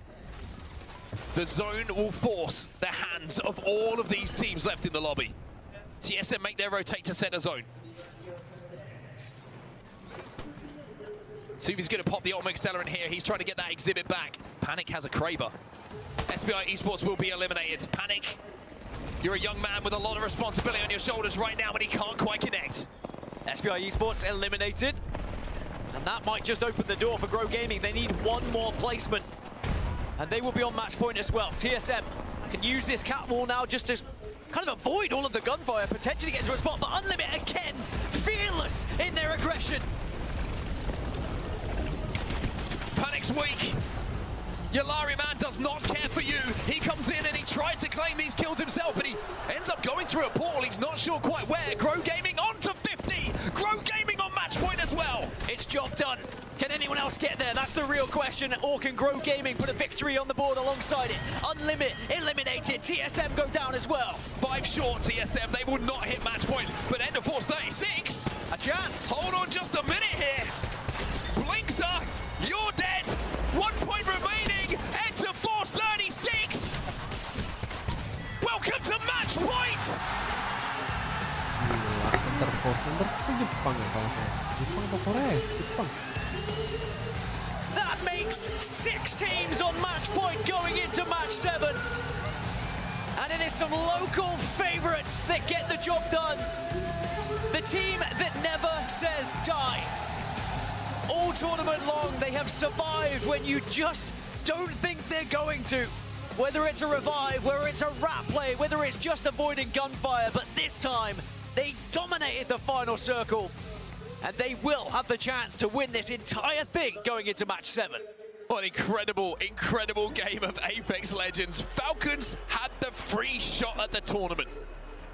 They go out relatively early. One of the first 3 teams to fall in the lobby. And then every other team, it felt, who even had a sniff at match point, found a way to get the points that they needed to join Falcons with a chance to win the whole thing. An exceptional game from Enter Force 36. 22 points on the board for them. So for 6 teams, and one of them is Oblivion. they do cross that threshold. They were unable to get it done that first time of asking, but now they are not only a team that's on match point, but they are currently the lobby leaders in terms of points as well. And think about the journey they've had. They were not part of champs when it comes to Pro League. They went through the LCQ, and now they find themselves all the way here at champs at the #1 spot with the chance to try and win everything here in match 7. There's your confirmation. Oh boy. Wah, ada And you can hear what it 6 means to the crowd as they notice just which teams could be winning it here. Oblivion, Grow Gaming, and Falcons. All from the Americas region. Enter Force 36, APAC, SAUA, APAC South, and Ninjas in Pajamas from the Americas. I will say, featuring a player from South America as well. We combined the two regions recently to the Americas. But it's important to highlight Kurev on his journey as well. In this next game, if one of those teams wins this game, they will become the ALGS Championship champions. And we're one region short there. Where is EMEA? Can anyone from EMEA step up to the plate to keep this thing going and maybe give themselves the chance to become champions? Remember, EMEA won it here last year. Go Next, they got that job done when no one thought they could have. They were the underdogs. This time, could it be Oblivion, perhaps? From LCQ to champs to lifting a trophy. They're certainly going to have the opportunity to do so. Yeah, an incredible, incredible run from them, but nothing has been won yet. We will keep going here in Sapporo. We have at least one more game of Apex Legends to bring to your screens, but before we get there, we're going to send it to the desk because there is so much to talk about. We are in a wonderful situation with so many teams on match point. It's a blast. Thanks, guys. Onset and Gaskin with another great set of games and a great set of games for us to watch here. Whether you're in the Dome with us live or watching at home, thank you. Welcome back to the desk as we break down what has happened thus far and start setting up where we could be going because an end is near. But if you don't win, we go again. My name is Randy. I'm joined by Glitter Explosion, Snipe Down, and Jayhawk. Lauren, we've seen so many different iterations for the start of this 4-5-6, excuse me. But really, the big story was, I think, in Game 4, Crazy Thieves coming out and putting themselves in a position to be a talking point here heading into this. A team, we were wondering, would they mesh? Would they put it together for final state? They certainly have. Absolutely, and we were talking about them as a team. We were looking to be towards the top at the beginning of the group stage. Things kind of petered out a little bit. They've had to now kind of fight claw, tooth, and nail to get back to where they are. And now they find themselves right outside, just outside. Barely missing that match point. But they have really started to pick up the pace.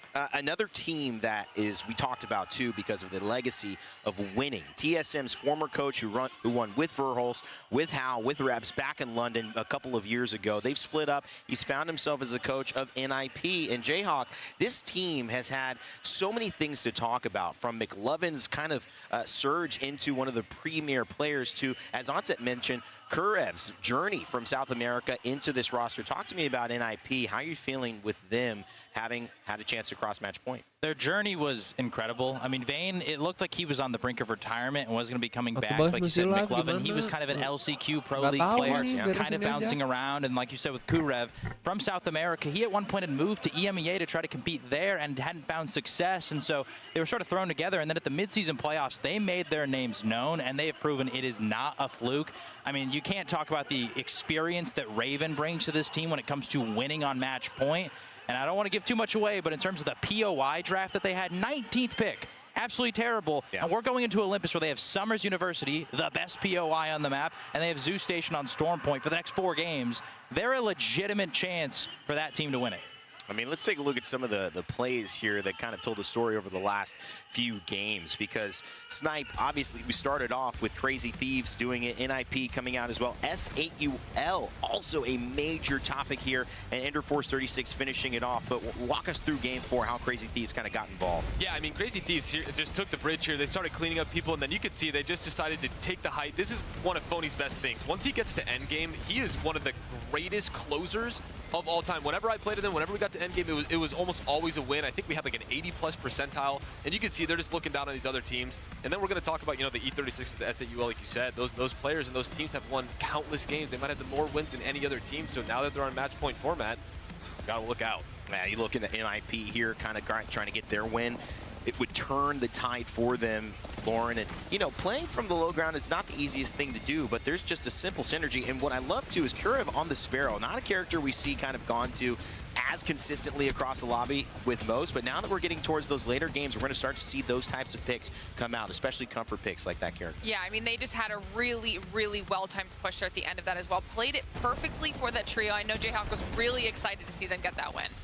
And E36, Jayhawk, Japan, APAC North, they have been looking for the person or the people to put this region on their back. E36 started out this tournament as a top 2 seed coming in from the group stage. They're looking like a top seed now, having just crossed match point. Absolutely, and I gotta say, it's really impressive that they're all Korean, and obviously we think back to Reject, another Korean team that also won. I remember talking to Obley after that win, and he said Korea doesn't really have that many talented players, but clearly the ones at the top of the game are incredibly talented because they're making noise here. It reminds me of APAC South. A lot of those players exports into North America, exports into the top teams snipe down. We've seen that happen across the way. Another team I want to mention, Grow Gaming, who've been steady and solid. I mean, I don't know what it is, but you look at Keon and you look at Dropped and Knocked, the ability for them to be so consistent, not just in getting into the right situations, but getting into top 5s very, very often. There's something about that team that is dangerous. You cannot turn your back on. Yeah, I mean, we talk about players a lot of the time, you know, Dropped goes unacknowledged. You talk about the empties who have made all these finals and all these top 10s but never closed it out. Dropped is another one of those that has made, he's only missed 1 grand finals, and he's always there in contention. He's never won the whole thing, but this is the best I think that they've done up to this point to make them into the match point finals. This team, you can just tell they really enjoy each other, they trust each other, and they're growing out there right now because they are looking phenomenal so far in this set. And I think, you know, Lauren, a little bit onto that story as well. Keon, he's not known with Grow Gaming. He's known from being on Furia for so long with that iteration of that team with Madness. Having found maybe a different home, a new home, there were question marks, but they have undoubtedly performed above or at least at expectations, and now proving that they deserve to be considered a top 5 team. 100%, and being able to catch up with Keon too is what when we're in the hotel in the breakfast time in the morning, being able to chat a little bit. Yeah, it's about 7'2". The height, you know, makes it a little obvious, but even talking to him about it, you can tell it's just a different vibe. He's talking about how well they're synergizing as a trio, how this could potentially be an opportunity for them to really take it home. We're now seeing that reflected in this one of the now 6 teams on match point, but also finding themselves in a good spot in the overall leaderboard in general. This is an opportunity for them to take it home. All right, guys, before we get to some things and move into the next game, I will ask your questions on how many games you think it's going to be going. But I also want to make sure all of you at home know that we've got a brand new update to our ALGS website. If you want to keep in touch with all of the stats and all of the great things that we have going on in our league, from how these pros are transitioning teams in our midseason breaks, or maybe how well they fared in previous tournaments, and check up on how they're doing now, go to our new ALGS.ea.com. You can find all the action and all of the information there. It's a great resource, and honestly, if you're an ALGS fan or just becoming one, or maybe thinking about watching this tournament and saying, I can get used to this, that's a great place to start. ALGS.ea.com. We also, before we move to something else here, I do want to get a number from you guys, because this is important. It could end at any time. 6 teams on match point. How long are we going? Lauren, 9. start with you. 9? Snipe.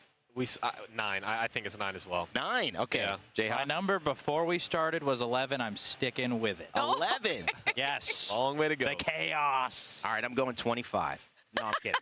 I don't know. Honestly, I was thinking 9 as well. That seems like it would be the falcon right sih. place Bismillah ya. Bismillah But falcon you deh. never know. These teams Anjir, are in a tadi position that is so ke-18 hard anjir, to falcon determine. tusun. And the beautiful thing about it is that they've got themselves in the best place ever to perform, in front of an amazing crowd and also in front of some amazing peripherals. That's right. We have Sony InZone that is actually powering our teams. The monitor and audio experience for the ALGS Year 5 champs. Lightning fast OLED monitors and their lightweight wireless headsets, giving our pros the tools to win. You can check out our Sony InZone booth here at ALGS Champs.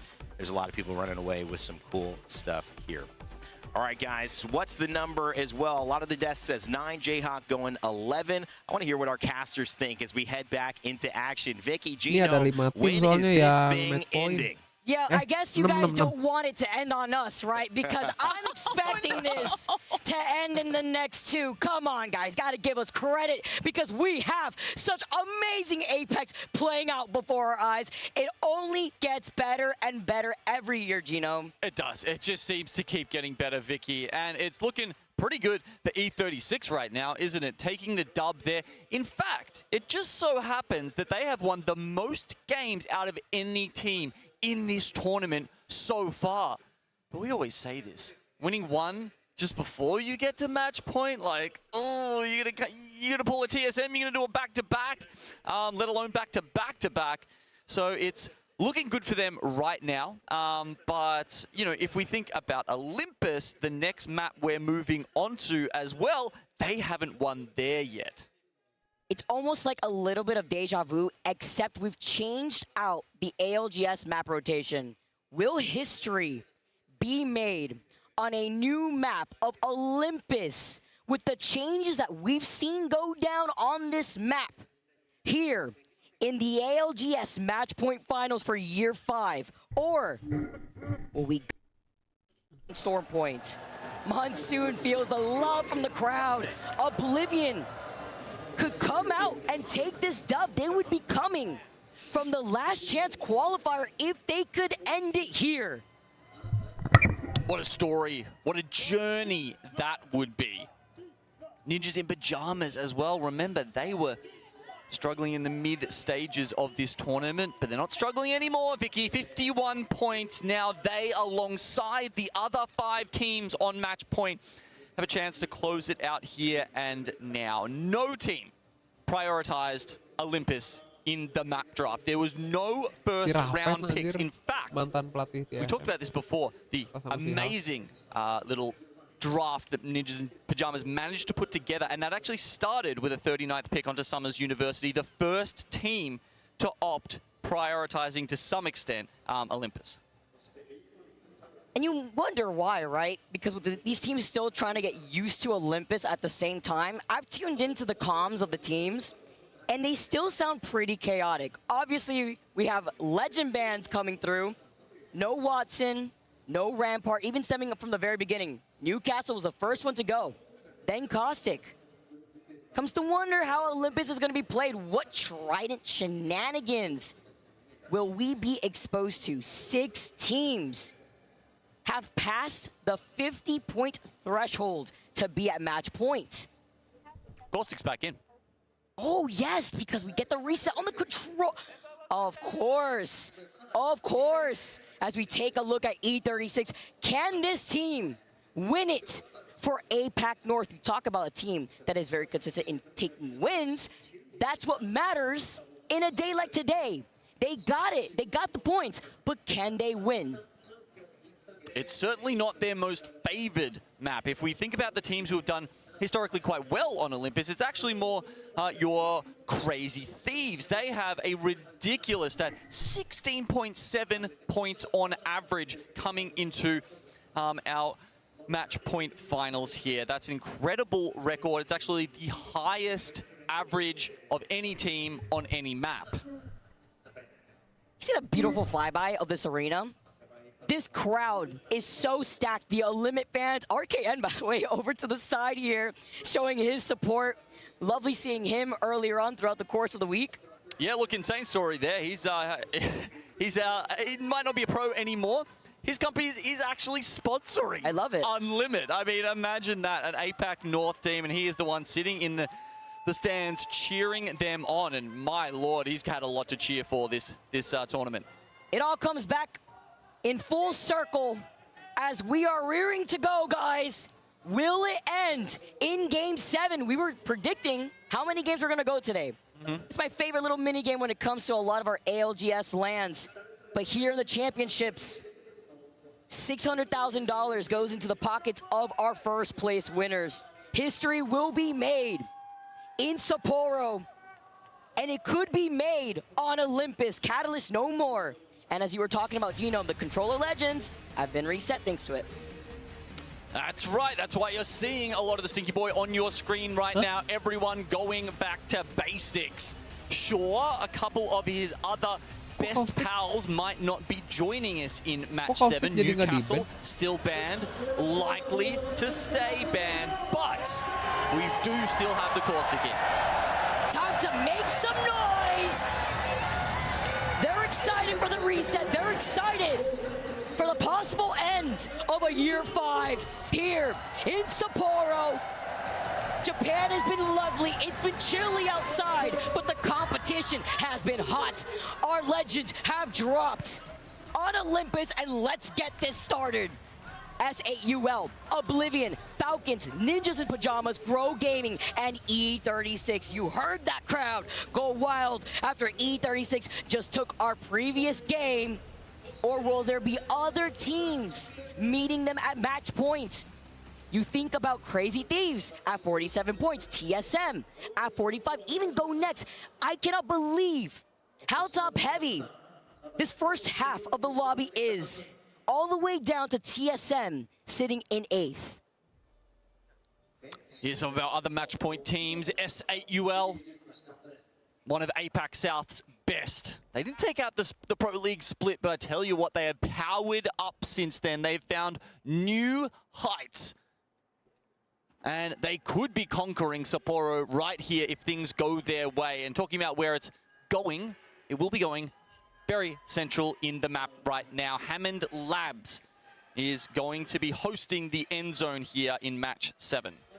In the don't pull up zone? Oh man. Go Next, landing by Hammond, by the way, have that ring console and they have that survey beacon. So they're gonna be posted up on the high ground, looking down at all the action to see where this zone is closing. And when I was mentioning the comms of these teams as they navigate through Olympus, seeing how the IGLs want to take these rotations, especially the compositions that we're currently seeing with the Stinky Boy coming back together, as the Valkyrie also can make some really interesting rotational plays, but we also see the other side of the teams going for the Wraiths. Yeah, Valkyrie creeping back in a little bit with the addition of Caustic, but not everyone going for that. Lots of Bangalores around. Considering we're in match 7, it is interesting to see Bang still sticking around here. There were a lot of Game 4 bans for Bang earlier on in the tournament, but I think the amount of, conservative play that these teams are showing, that's part of the reason why we're seeing a lot of these controller legends come out, especially as more and more of them, as indicated by the pink outline on their score, have reached match point. When they want to bunker down, you talk about the teams that are right around the corner, it just takes just a little bit more KP as Crazy Thieves. They're hungry. A team that had such a slow start are trying to stop Oblivion. Fun jumps over to the other side. Jen Burden, he pressures him out. He tries to juke him. Oh my goodness. When he was literally so low on health, Jen loses out on the 1v1, but Fun, he gets taken out as the backup is there for CRT. Oblivion with only Blinkster alive. Points don't matter for Oblivion right now. They just need to reset. Blinkster gets out. This is great. Not on the Wraith this time. He's actually gone for the Bang. Interesting. I think partly because they've decided not to go for Rampart, of course, because she's banned, and we've got Caustic back in, and that means they need some sort of cover. Caustic is great, but he doesn't provide cover, so that comes from Bang this time. Very good point. It also means, though, with Blinkster getting out, that Crazy Thieves do not get match point. Here we're having a look at Shopify Rebellion. We'll just switch quickly to another fight, because there's a lot of early action here, which maybe you didn't quite expect when there's so many teams vying for the title right now, but it's Gen G. One of the teams we have really seen struggle so far. They haven't placed higher than 9th so far, which is really sad, Vicky, when they are actually one of the best teams at converting from a top 5. It's great to be able to get a lot of that KP with their composition, but what's more important is finding this dub and getting even more points, because with Crazy Thieves finding that last pick on Tafafa Feeve, this means they join the Match Point Club. Can we see another game in hopes for Crazy Thieves? As we take a look at Blinkster hiding in a corner, you could only imagine how they're feeling, while VP and How find themselves some KP too. And as you mentioned, Falcons, they don't need it. It's about getting that dub, but it's getting very aggressive in a lobby like this, and even with Caustic coming into these competitions in Olympus. A zone like this, you only have so much space before you have nowhere to go. Inside Hammond, where you could try to coexist, but good luck if you do not find a spot early on. Unlucky now, involved in a fight with the rest of Alliance. Crypto Drone overhead trying to get this information, and it's versus Legacy, an isolated fight over on the north side. Alliance, one of our many strong teams left alive in the lobby that could easily take away a dub here and prolong the series even further.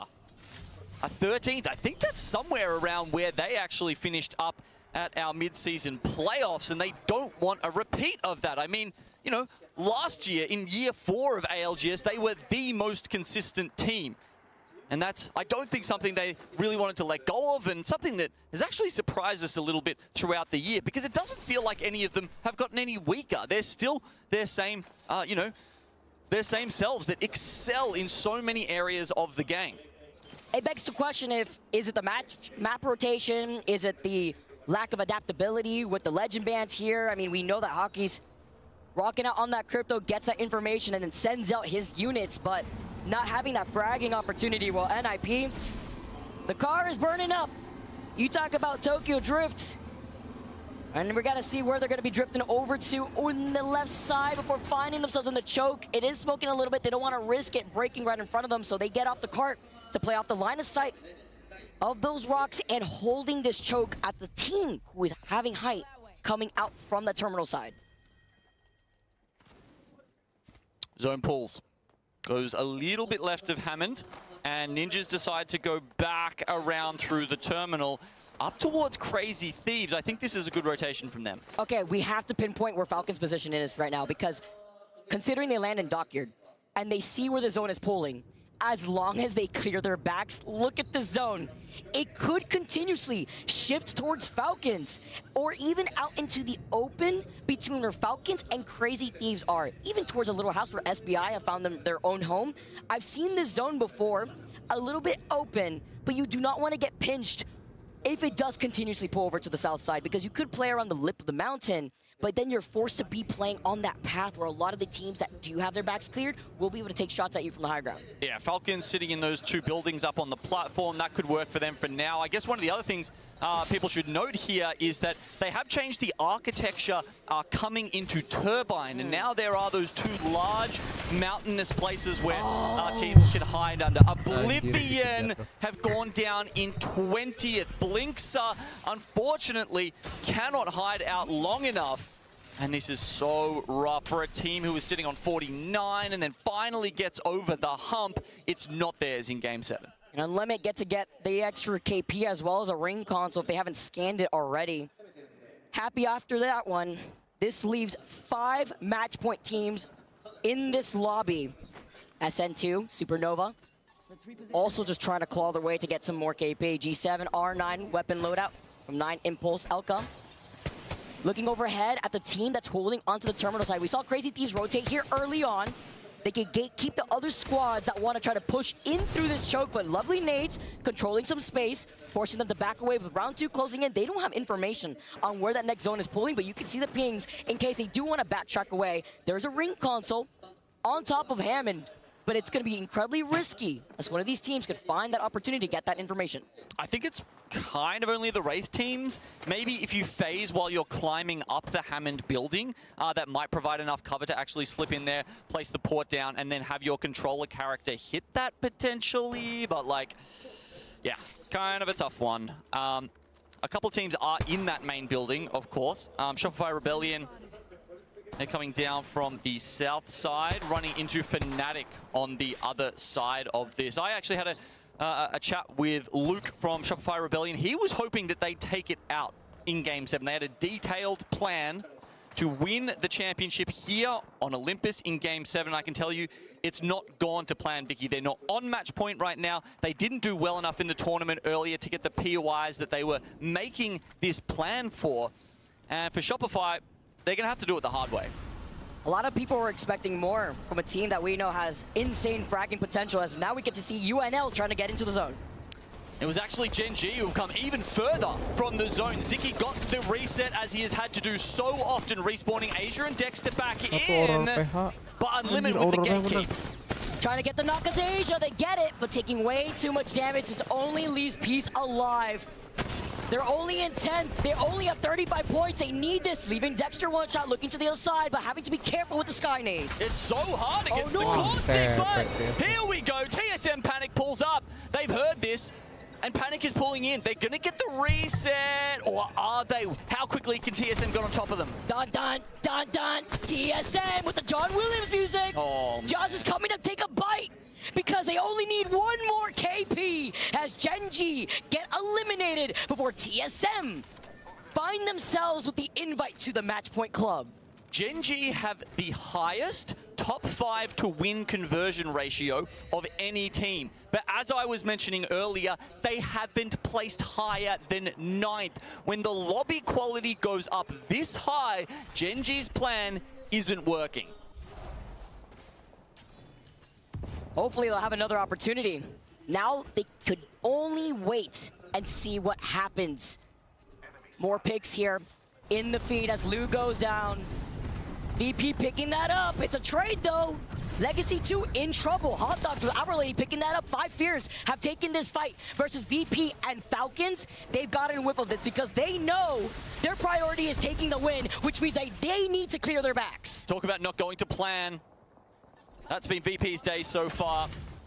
Slayer trying to hide out here, but no. He's going to get found out here by Team Falcons, who are pulling up. It's not 5 Fears, actually. It's the Falcons trying to put paid to them, but Hal says, look, I'm not going to commit too hard for this.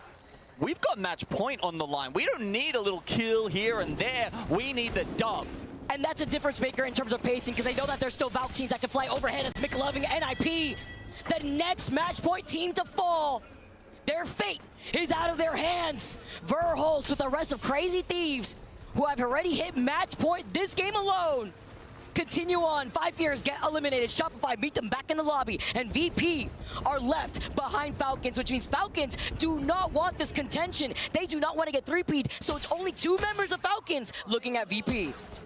You got to clear your back. You've heard this so many times. It is a mantra in Apex. You must clear your backside. Falcons are doing that right now. They hear the respawn behind them. They don't want VP to start looting some boxes and then become a problem. They're going to take care of it before it even comes to that. With Alliance also eliminated here, Falcons are hungry. They're looking to swoop in for the dub. Falcon, let's go. They get taken out by the smoke launcher from the Bangalore. Hal placing that chef's kiss as now they hold the final zone pool. They hold height on top of this platform. 4 match point teams left alive. 8 are not on match point, but the zone is with the Falcons. All 3 members within it right now, the only 3 members within the next zone pool. This is ridiculous, magnetic force here as they will the next zone towards them. Falcons are looking down at Crazy Thieves, a team on 54 points, but not on match point, who could make this go another game. Hal originally said 7. They were looking at this map. They said 7. They're looking to make history on this map. Continue on a domination because they're going to go uncontested. But you know one team that could stop them? Crazy Thieves, who have not moved from the southern side of the zone by Terminal. And Supernova could grieve Crazy Thieves, but I think a lot of teams could expect Falcons to be holding this position. Only a match point team will be holding on to that side of the zone as S8UL trying to stay alive. TSM now move up. A team that just hit match point themselves are trying to put a stop to what S8UL are doing. Panic puts the portal out. The team doesn't really have many options other than to take it. They can't tank the zone damage and they can't tank the caustic damage. EMP will remove some of the barrels, but SA trying to hold tight. So many other teams getting involved though. Go Next are also on this. Fnatic look in. Sharky, he needs to win this cleanly, but I don't think there's a way he can. It's too much of a pileup. Good luck, Fnatic. They wait for them on the other side. Aduh, Falcon. They get pushed by Crazy Thieves. They moved up. And the 3P Bulldog Mafia. This could spell doom for Falcons. We could keep going, but again, with Legacy now getting eliminated, we have more opportunities from our match point team still alive. 2 is still alive from Crazy Thieves. Hal, he knows it's a 2v1. He doesn't want to stick around. I mean, there's playing for the win, and then there's suicide, I guess. It's not good options either way for Team Falcons. Grow Gaming are a solo right now. And they're not the only ones. With Hal still alive, that means our two match point teams are down to a solo. Dropped, has to stay alive here. He's got the P20s and the G7. They're looking at him, but he's got to navigate away. This is what I was talking about, into the open area by the cliffs. Oh, one respawn in. Guild will come in, but not Waltzy by the looks of... No, Waltzy! Yep. I think he actually crawled down, so they only needed the one respawn. No way. Falcons back up to 3.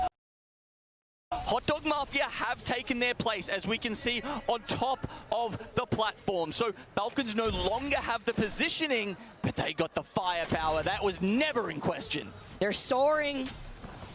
They're looking on to see who will contest them. They were forced off their high ground, though. And I think that has to be noted because inevitably SBI will have to go from the east side of this zone. Some pressure from the crypto drone and still the solo that is left from Grow Gaming. The only other team at match points, but all these other squads, they could stop Falcons. They could keep this going as Grow Gaming get eliminated. And it's Fnatic with the Valkyrie.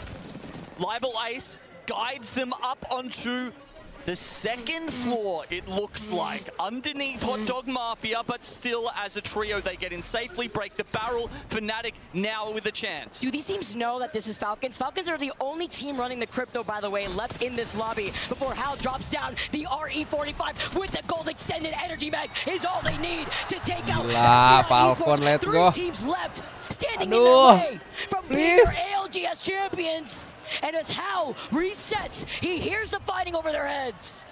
Surely the other teams have been keeping track. They haven't seen the Falcons name pop up in the kill feed just yet. As you said, only crypto team left in the lobby. They won't know for sure what composition Falcons is running, but damn if Hal isn't so clean with this RE45. Not a weapon that everyone will pick up, but with a mag on it, it's incredibly impactful.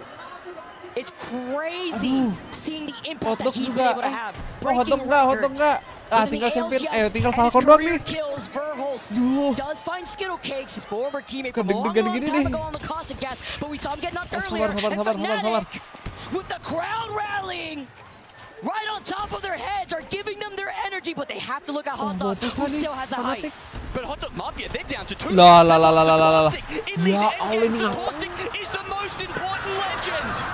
Aduh, sabar dulu, It's looking to get the res, backing away with a Void triple take. They have to take this slowly. Last 3 squads, and Falcons are the only ones uncontested with the most space. Are you kidding me? They're the only ones all alive right now. Fnatic do get the revive. They're back up. Hot Dog Mafia have lost Skittles. Itu masalahnya ringnya di depan, anjir. Tartar ini 2 tim tahu nggak nih Falcon yang di sebelah sana ya? Aduh, kalau tahu mah mereka bisa nge-push Falcon bareng-bareng, anjir. In a clean 3v3, with Hot Dog only having a duo, the script writers are hard at work with Falcons versus Fnatic. There's only really one question here, Vicky. Do they know who Falcons is? Do they know which team is Team Falcons right now? Mereka because tahu if they nggak Falcon do, ini? it's a 5v3. Surely they don't take it. But if they don't, it could be Falcons' game. I mean, it's Waltzy on the crypto. This is what they like to run out with. These teams should know. But Fnatic are also worried about Hot Dog. Now with the zone closing in, they are all forced to go into the line of sight of Team Falcons. There's a Trident in the final circle. Who knows how that's going to impact things? I mean, with the damage it does now, maybe they can push them into the zone. There's so many possibilities, but the barrels and the caustic grenades are what should decide this final fight. Will this be it? They take to the skies with a desperate Hail Mary to survive, to stall the inevitable as Team Falcons. Victory in sight. Guild moves up, but after the res, he doesn't have an extended life on this R9. And now Team Falcons with the EMP move up. Atas Falcon dulu. Nice. Menang ini, menang Falcon. They're playing out of the sight. This is the chance. They wrap up behind Fnatic. They get the next knock. Waltzy takes a lot of damage. That's a lot of constant damage here. With this gas, they get the knock onto Waltzy. 3 squads left. They have to look behind them. There's still another chance. Astaga, kejuaraan. Fnatic Najwa. Aduh. They smoked out the Falcons. They cleared out the Wah, itu for Japan. We get more Apex. I think all three of them died to caustic gas, or at least Kena caustic they gas, took ya. so much flesh damage from the caustic gas there at the end that Fnatic take it out. The gun damage, it was all Falcons. Aduh, nggak ada. They were looking down upon them. It almost seemed like Fnatic didn't even know where they were, but they don't need to if they're dealing damage with the gas. It's because of what we were talking about, Gino. They did know. Hot Dog Mafia knew it was Falcons. When they took to the skies as a duo, they delayed the landing. They let the engagement happen. Hot Dog Mafia was still alive. They got second place. Falcons fell in third. They wrapped up on the other side of Falcons, and they helped Fnatic. They kept this going. It was a risk. Way worth taking as you take a look at your match 7 results, because you have to imagine with Fnatic taking this dub, they haven't entered the club just yet, but it gets them even closer. Third? They came third? the final ticks of that was so close. That was a photo finish between Fnatic, Hot Dog Mafia, and Team Falcons there. The way they moved in, the way they leaped from their barrels forward and pushed the other two teams into a corner. The way they missed barely a bullet in that exchange and somehow don't come out on top almost feels criminal to me. I love this Kecepatan game. gak sih tadi banknya si Hal tuh? See our top 3. But then the next question though is, I mean, any person in this situation, you saw Hal's face at the very end there. You come so close, but it slips right through your fingers. And you know what? I think that feeling is, Vicky. It's because of what you said before. Teams feel ada like 8 sometimes tim loh. you only get one chance in match point. The zone pulls to them. They are there when they need to be. They get a late game res. How many times is that going to happen? How many opportunities? Walzi ini ya, yang ini apa sih? Dia ngeluarin drone, hancur langsung ya? Trollnya apa di situ? Apa di mana? Nggak lihat tadi POV-nya lagi riuh tadi. It gets harder and harder when you have to welcome 2 more teams at match Oh, point. mati kena gas ulti. Lah, semuanya juga mati kena gas ulti sih. At match points. And we are going on to tiga-tiganya itu mati sama This is insane. This time on to store points. Yeah, and it's harder in some ways, and it's also Nggak, cuma itu easier tadi in apa others, sih? right? I mean, Dia as kan we were ngeluarin talking drone about tuh tracking si teams, Walti incredibly important. Nggak keburu. Falcons is probably the name that's top Ya, of intinya keburu most of these dihancurin. teams' mind, right? So if they haven't gone down yet, most Dia teams malah are still probably kan itu kan ada tim Hot Dog Mafia kan di atas kan sama Fnatic. Itu tuh udah lane of sight-nya dia pasti ngeliat ada drone dong di atas. Dia malah EMP-nya di atas, jir. Dihancurin lah sama mereka berdua, tim mereka berdua. Harusnya drone-nya di bawah nggak sih? Ledakinya pas udah mau meledak baru ke atasin dikit gitu. Gue tadi lihat drone-nya hancur sebelum ulti. Red Bull is giving wings to the Gak ALGS ikutan and the pokoknya Apex kan community. kuncinya di bank smoke, gas ulti hilang. Oh iya, Red Bull gives dia you gak ada di situ. wings. Oh, emang kalau misalkan, emang kalau misalkan ada gas ulti terus Bangalore smoke hilang ya, smoke-nya. Oh iya kan emang smoke-nya di buff ya si Bang ya.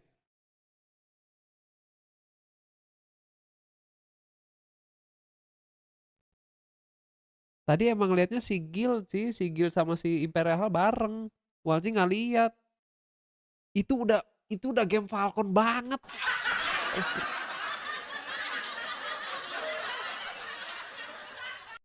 Termite aja hilang. Oh, termite hilang. Anjir.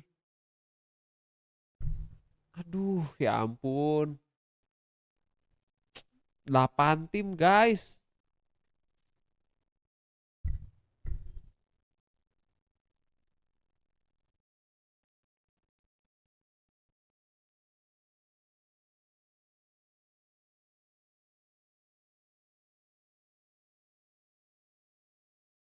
Ya ampun, ini belum tentu loh Falcon tadi dapat tempat enak seenak itu anjir.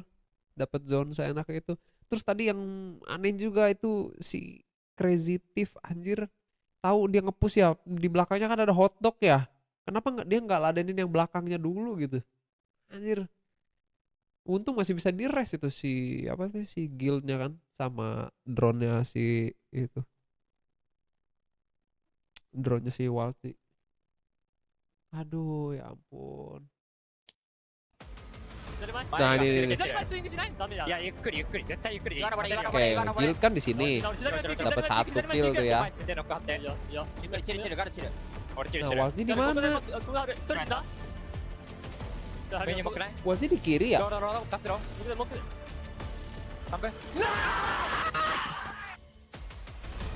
Itu Imperial kaget anjir kok kita kalah di situ. They keep this going. We go to game 8 onto Storm Point, and the crowd rallying behind Fnatic, giving them the home turf advantage.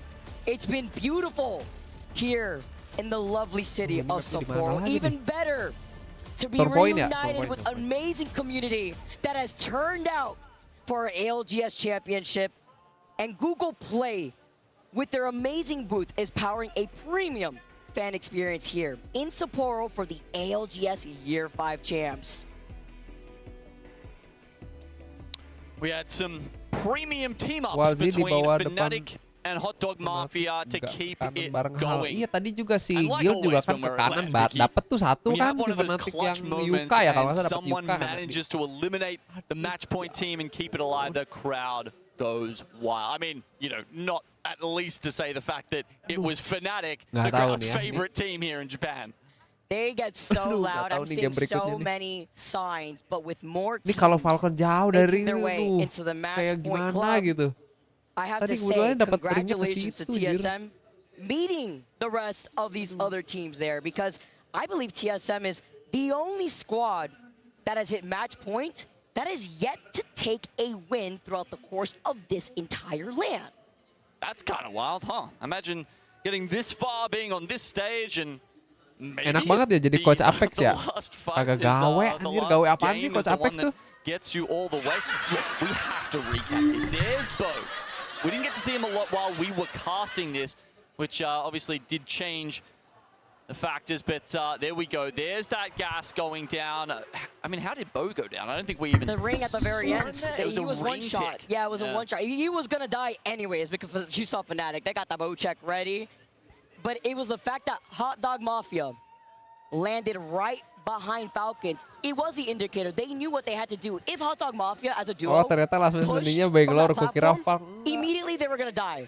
And they didn't want to greet Fnatic because they would rather take the placement points and keep this series going than have it end obviously right here, because you also have to imagine the more points you also get, even if you don't win with the match point, you still get put into the placing, and with a $2 million prize pool, that could be the difference between, you know, $300,000 or, you know, just maybe even $200,000. Yeah, it's pretty tasty. I can't lie. But something no one wants a taste of is the caustic gas in that end game. And of course, Hot Dog Mafia didn't have the caustic available, but they did have the Valgol.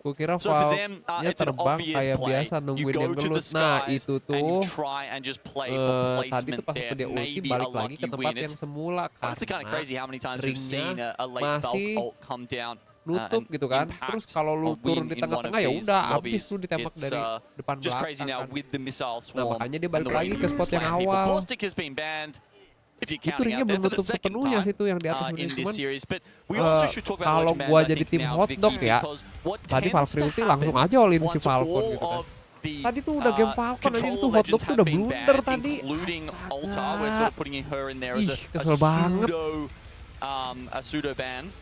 A pseudo control legend, I should say, is they just keep cycling through because, you know, people can't play Newcastle anymore, no more Altar, and so we just get this repeat of Caustic, Rampart, Watson. Berhasil multi kan? Berhasil. Suaramu ketumpuk casternya, oh iya. They saw Fnatic wake up as we move on to match number 8. Ya udah, segini kali ya, aman ya. Back to Storm Point we go. We have to see where the zone is pulling, because as you mentioned, Dino, we could see the Ramparts We could see our players Sekarang aman nggak suaranya? 8 total teams now at match point. Will it end in match 8 or will we keep this party going? Fnatic landing over by Cascade Falls. They'll get some information shortly after they get Emang orang Jepang kalau udah nempel kayak orang gila susah matinya. Suara aman nggak? Suara aman nggak? Masih ketutup caster nggak? Apa kurang dikecilin lagi nih suara streamnya? Kalau orang selain Jepang itu kadang misah. Oh iya, salah satunya. Who can take out the dub here on match 8? Crazy Thieves, as you mentioned, one of those. Alliance, not. Alliance somehow, once again, through their very long, years-long campaign of bullying other teams at Northpad, have managed to get the Trident Northpad double drop spot combo. Playstyle-nya beda, lebih apa tuh? Lebih jelas sekarang. Oke. Hackers will be the only one in the Tuh lihat turingnya di sana, jir jauh tim Falcon.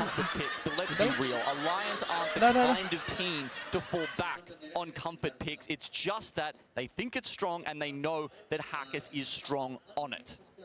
Not too sure if I like it though, I'll be real, because the last time we saw them try this out, it was Liringnya ke devastating, checkpoint sih honestly. guys, nggak ke north. And it didn't even pull towards Devastated Coast either, right? Like they had just gotten caught in the middle of a rotate in the group stages. Kalau non Amerika kan sering-sering mencakup area luas. Have gone ahead with this rotation. I mean, you talk about S8UL being one of the teams to get to that match point club very early on, already taking an early fight. It looks like against Legacy and Crazy Thieves, wasting no time.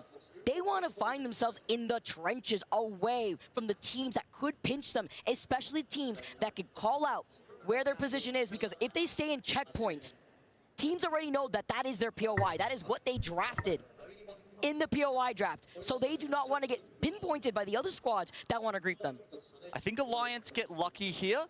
Obviously, with their composition, they need Pathfinder to hit blue shields and then pick the Ringmaster perk.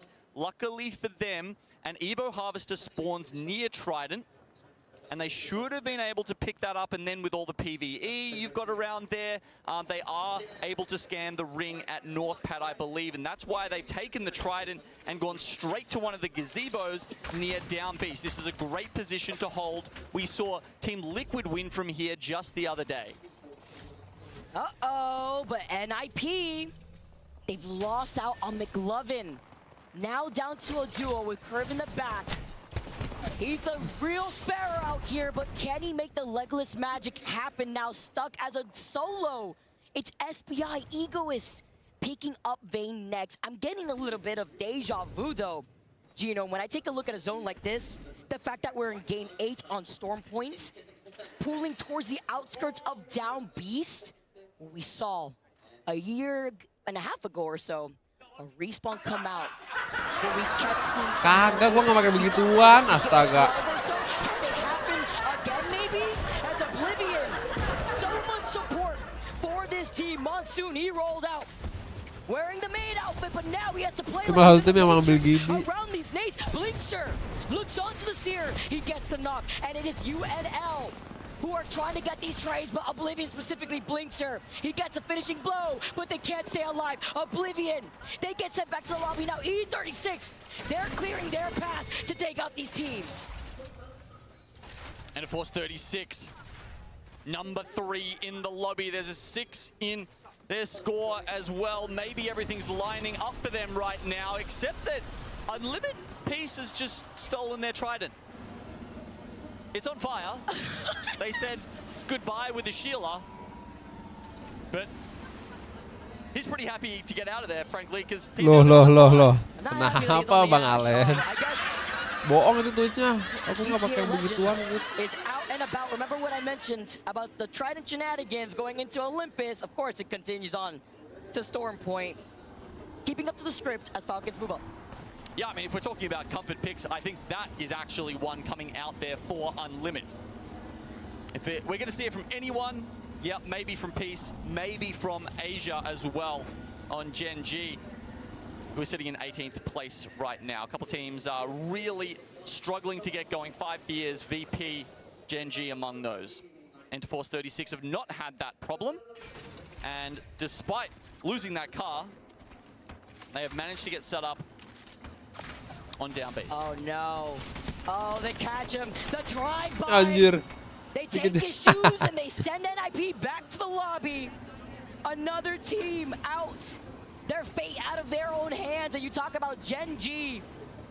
With not much to lose, only 20 points from a team that we know can play so aggressively. But I really like the shenanigans with the Trident that we've seen Gen G pull off before. Do you think they were like holding the gun sideways as they took them out with that one? Just like rocking up with the drive-by? Oh no.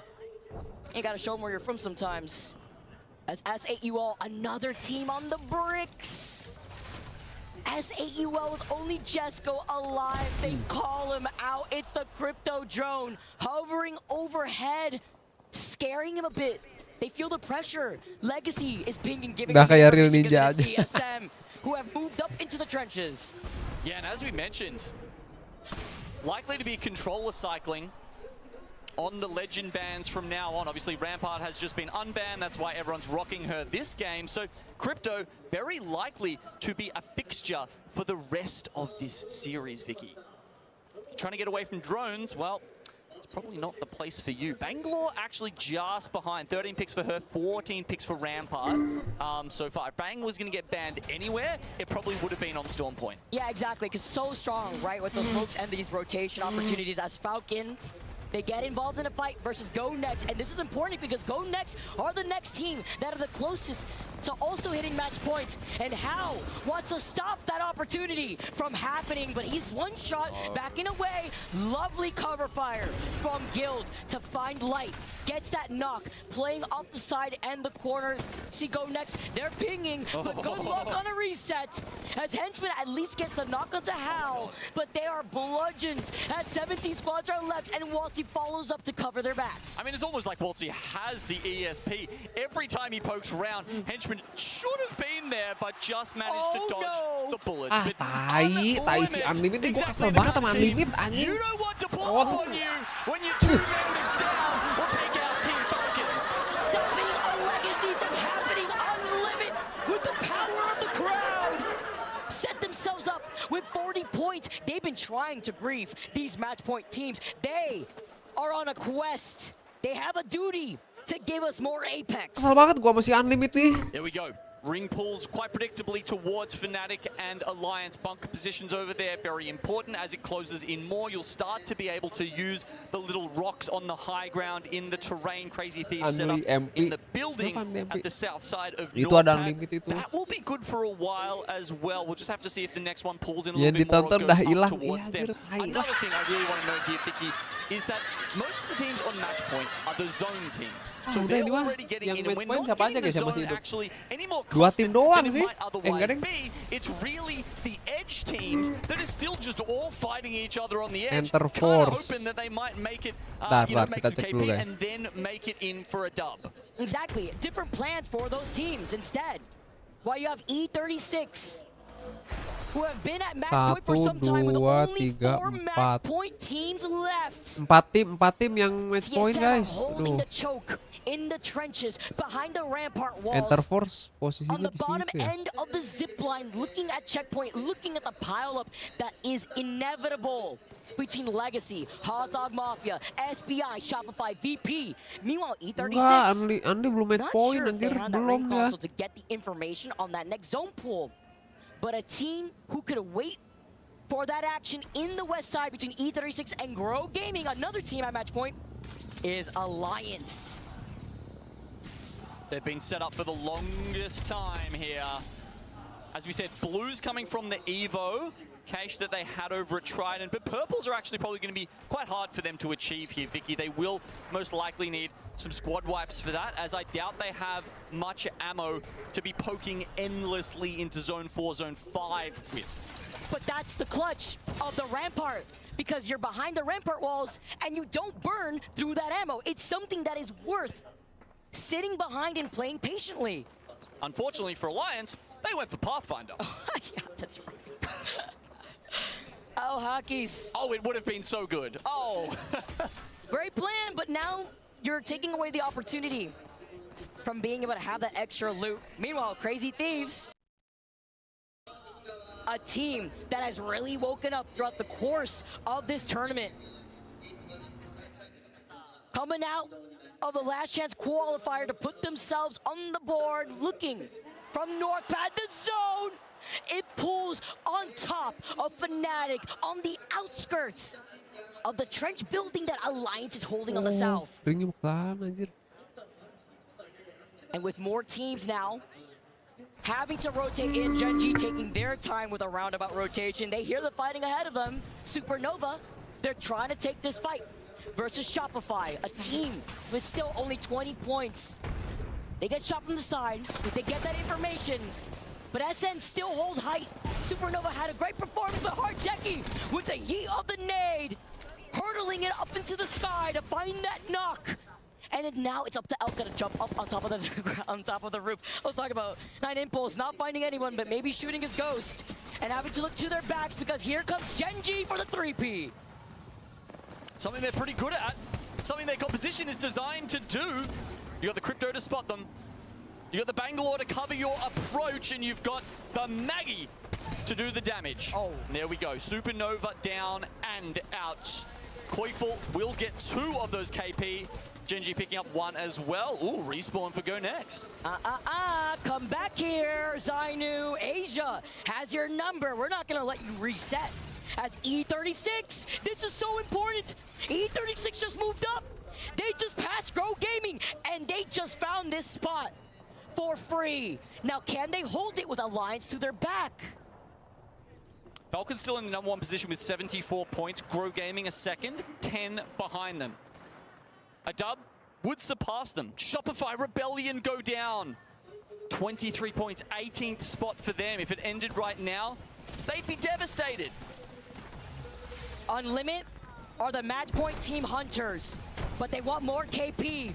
They're looking at Hot Dog Mafia, but after losing out on Yulari, man, they have to back away. Nomad Maggie to help them out, and when you're rocking an Ashe, after the nerfs, it can be difficult having to hide behind your own teammate. Knockdown shield. Arcstars, defensive bombardment even coming out from 5 Fears. Ordnance all around the map in Grow Gaming. We were just talking about them being able to potentially take away a number 1 spot, whether they win or not this game, but it's going to be pretty tough if Noct is the only one left alive to try and achieve that. And that's what happens when you rotate even slower. As Dropped gets finished off, Skittlecakes in the distance after the action we saw in Checkpoint is able to also re-knock Yulari, man, but it is Fnatic. The scriptwriters are hard at work. They're the only team in that next zone. Oh my God, 2 in a row for these guys? I mean, Checkpoint is about to pop off, by the way. We've got Go Next, Legacy, Unlimited, Hot Dog Mafia, all jam-packed into a tiny little space that's left in Checkpoint. Unlimited do actually get the respawn for Yulari, man, and CRT now from the north. Crazy Thieves have to force Fnatic to look at them. They could force a 3P if 5 Fears hears this. They're trying to take a different off angle. They do have to rotate into that next zone in the next 43 seconds. And Fnatic, they know this. They want to clear their backs, and now 2 of the members of Fnatic move up. Oh my God, yes. Nice, so itu dia. Fanatik kayak Fanatik yuk. Awesome move Fnatic. I mean, hey, if they don't win this game, it's too risky. They have to try and take Grow Gaming, nice. Itu satu lagi tuh, Silverholz. Aduh, malah nge-buffering lagi. Nah. Gelo, let's go. Yuk, Fanatik yuk. Tinggal siapa lagi nih? Belum nih, TSM ya? Yeah, that's what Crazy Thieves were worried about. They were actually ini ada Genji. Aduh, jangan samain itu, weh. It's only now that Fnatic have moved out of position. Loh, ini udah pada habis. Yang match point-nya. TSM masih ada kan tadi? Oh iya, TSM sama E36. Aduh. They push up onto a bludgeon Fnatic. They're trying to reset. Colonel, he pops the bet for now as Hot Dog Mafia get eliminated in your feet. But this is such an important fight as Gen G, they wrap around Fnatic. TSM and E36 are the only match point teams left alive. Aduh, salah push ini si Genji. As Fnatic get punished for their hubris. Cue the green light though. We were talking about Alliance on Storm Point. 5F still alive. UNL, who have greased so many match point teams, but they are still TSM main aman, anjing. Dia menghindari war, guys. TSM with a different representation, with amazing young talent, have moved up with no dub necessary throughout the course of this whole tournament, have 55 points. It doesn't pull to them. They see the zone in their mini-map right now. Plans have to be made very quickly as they start using the CQs towards 5 Fears. Unlimited on a tear!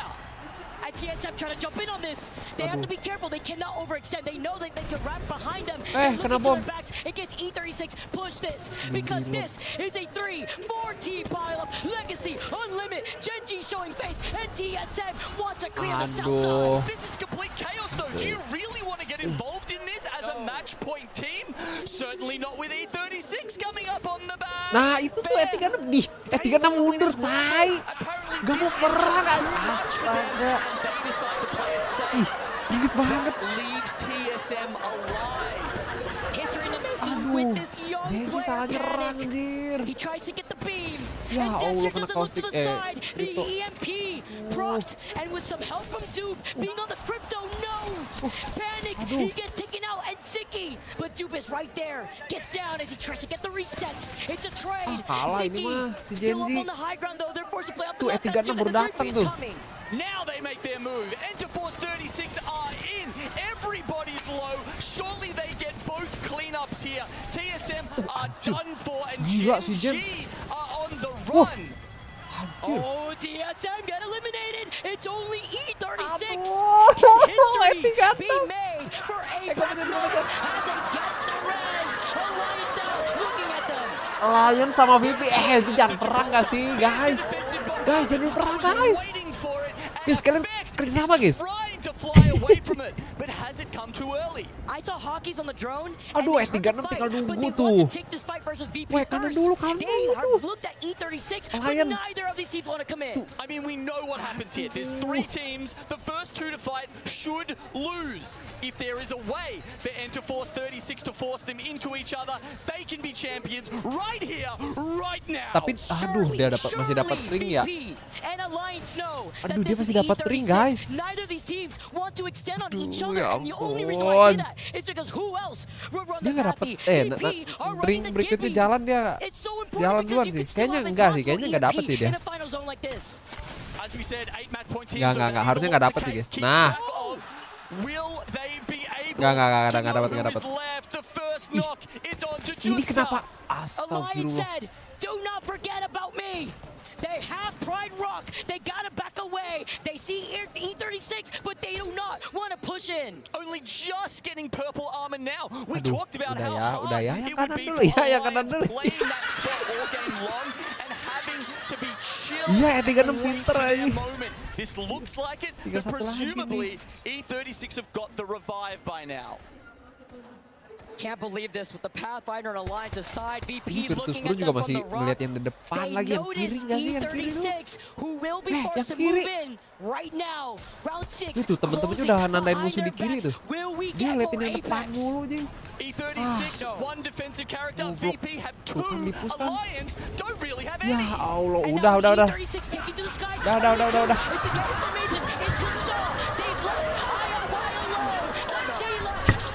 Ih, tai. Kok dia mati satu? Aduh. Anaki, yes. Satu lagi. Oh.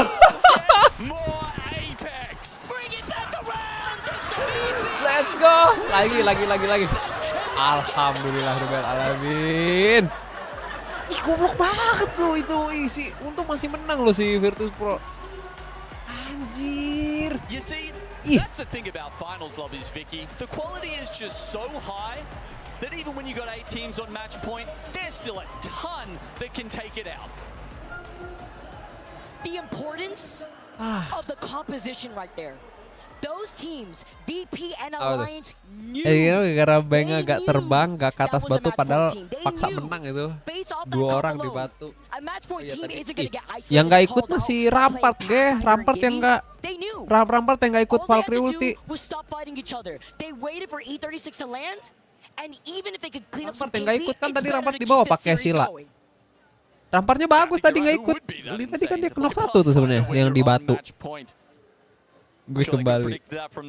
Welcome Data. Aduh.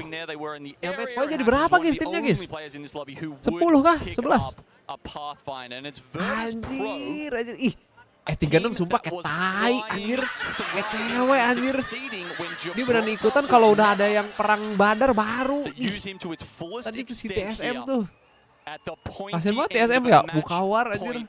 Finals depth is important here. The more legends that get banned out, the more you need that depth. And look, maybe we'll just keep getting the controllers banned, but either way, they've been flexible. The crowd's also really happy because I think udah being able to welcome another team to the match point club is unlimited. Beler gua Beler anjir. They were fragging out, trying to grief all the edge teams. Yang penting win, tapi tetap nggak win. Nah gitu. Gimana tuh? Yang penting itulah intinya. Yang penting win tapi tetap nggak win. Set gua di mute nonton 10 match dan 10 jam lah kok. Ih salah dulu kocak. Tak Beler itu gua Beler tak. Ini gua udah keluar mulu ini. Nah ini tiba-tiba cerot ya. Kalau hold place dan menang zone, gue percaya CR saja. Crazy team goblok. Year 5 match point finals are at match point. So much keluar mulu. Iya keluar mulu ininya. Consider the fact that that was ingusnya. to see the teams that were trying to hold back like TSM. You talked about it. It just looked chaotic. Do you really want to take some of these fights? Sometimes you have no choice. Anjir tadi tuh yang di Olympus sih. Yang di Olympus sumpah itu udah game falcon banget. Wildzy. It was the right decision, right? They had the spot. They needed to clear out their backs. There was an opportunity to do it. Aja. Gua kalau lagi nggak sakit mah sholat ya guys. Iya, gue lagi pilek, lagi demam. Tapi udah mendingan sih, demamnya udah turun sih. Pusing juga udah lumayan. Ini juga agak mendingan dari kemarin. And it's great too because terms of timing, Genji was like always there. Genji was always there. Iya, cuman gimana ya kalau keluar mulu ya?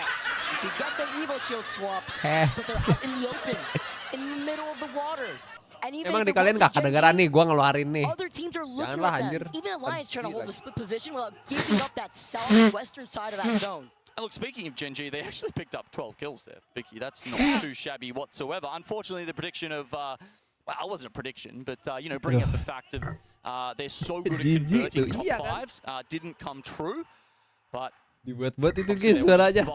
Kills on the way into that position. It wasn't necessarily on the cards for them that game. Walah selalu sambil meler-meler. And therefore, we've got plenty of good teams still who can win more matches and bring the series even further into the evening. You see Oblivion's face right there. It was like the back-to-back, going down in 20th. Gotta wake up here. As we keep going into Game 9, we will go back to Storm Point, though, and that is important to note with the teams that found that success. We're able to go for those early rotates. We're probably going to see those different compositions line up. Maybe teams rocking unorthodox compositions to kind of let the other teams that aren't at match point know that, hey, obviously we're here. We aren't one of the teams that you want to grief. Maybe we'll help you grief them instead, kind of like a silent commodity. And now looking at the teams here, there's a lot of pressure for these players that you could currently see slumped over their chairs. The longer the series goes, the more your energy gets sapped, and you know some of that training comes into it. How much resilience do you have? Kind of hoping Gen G has a little bit. Obviously, they had a priority pick here, Lightning Rod. It paid off for them finally in Game 8. And in match 9, as you said, they go back to Storm Point. Maybe they've got a chance to run it back and do even one better. Virtus Pro, our winners. This was their priority pick as well, coming from Cenote Caves. The Gibraltar is good there, obviously. You've got the Tridents to run the bubble rotates with the car. Untung Virtus Pro-nya ada yang muter ya ke kiri. This is crazy. Seeing VP with the opportunity, kind of like a handshake, a nod off to Alliance to wrap up on the other side of E36. A nice little flyby of where VP is currently situated. And finally, some smiles. I mean, imagine going 7 games. MT's used to doing a lot better than that, and having to wait this long to really get going, you know, must have been weighing on him as the IGL, the one who a lot of this weight, this pressure hangs on. It's also blissful to see it done with Lou being on the Gibby, right? Like, we've seen that so many times. Now they feel a lot more elevated. They could carry that momentum into match number 9. We got some more Apex, more action, and I wouldn't have it any other way, guys. This match point finals, it's heating up. I may have to clip onto Tencent. We'll have to see on the other side of this break.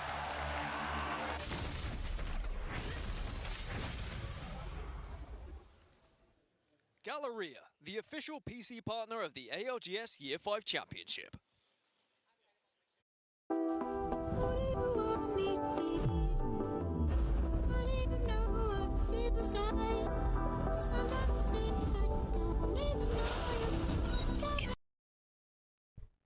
Nih. Tim pertama yang masuk match point siapa? Falcon. 56 poin.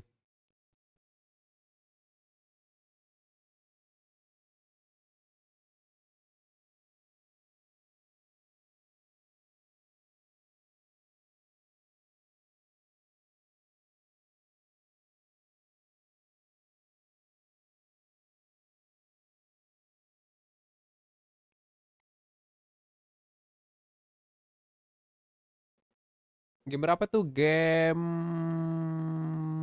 4 apa 5 gitu ya? Lupa. Game 5 kayaknya. Iya, game 5. Ya, game 5. So that's the problem. I won't. Did they swing around to the right? They went right. They killed one. Give me on the other. I don't have it. Repair one. Repair time. They traded, guys. I'm flying up. Okay, I'm looking left right now. Come down right. Roach on. Copy me. Back one. Last team. Pop on me. Blow me. Dead. Last one. Solid. Let's go, boys. Back in it. Good fucking shit. Welcome back to Sapporo, everyone. Welcome back to the main stage. And boy, oh boy, this city has been a beautiful place for us to be Game in 6 Falcon over the masuk last top few 3 days. ya. And boy, oh boy, that main stage could not be more electric as well. My question to you, Dan, I stepped away for a few games. Anything interesting happen? I think that Fnatic were able to stop Falcons from winning the entire thing.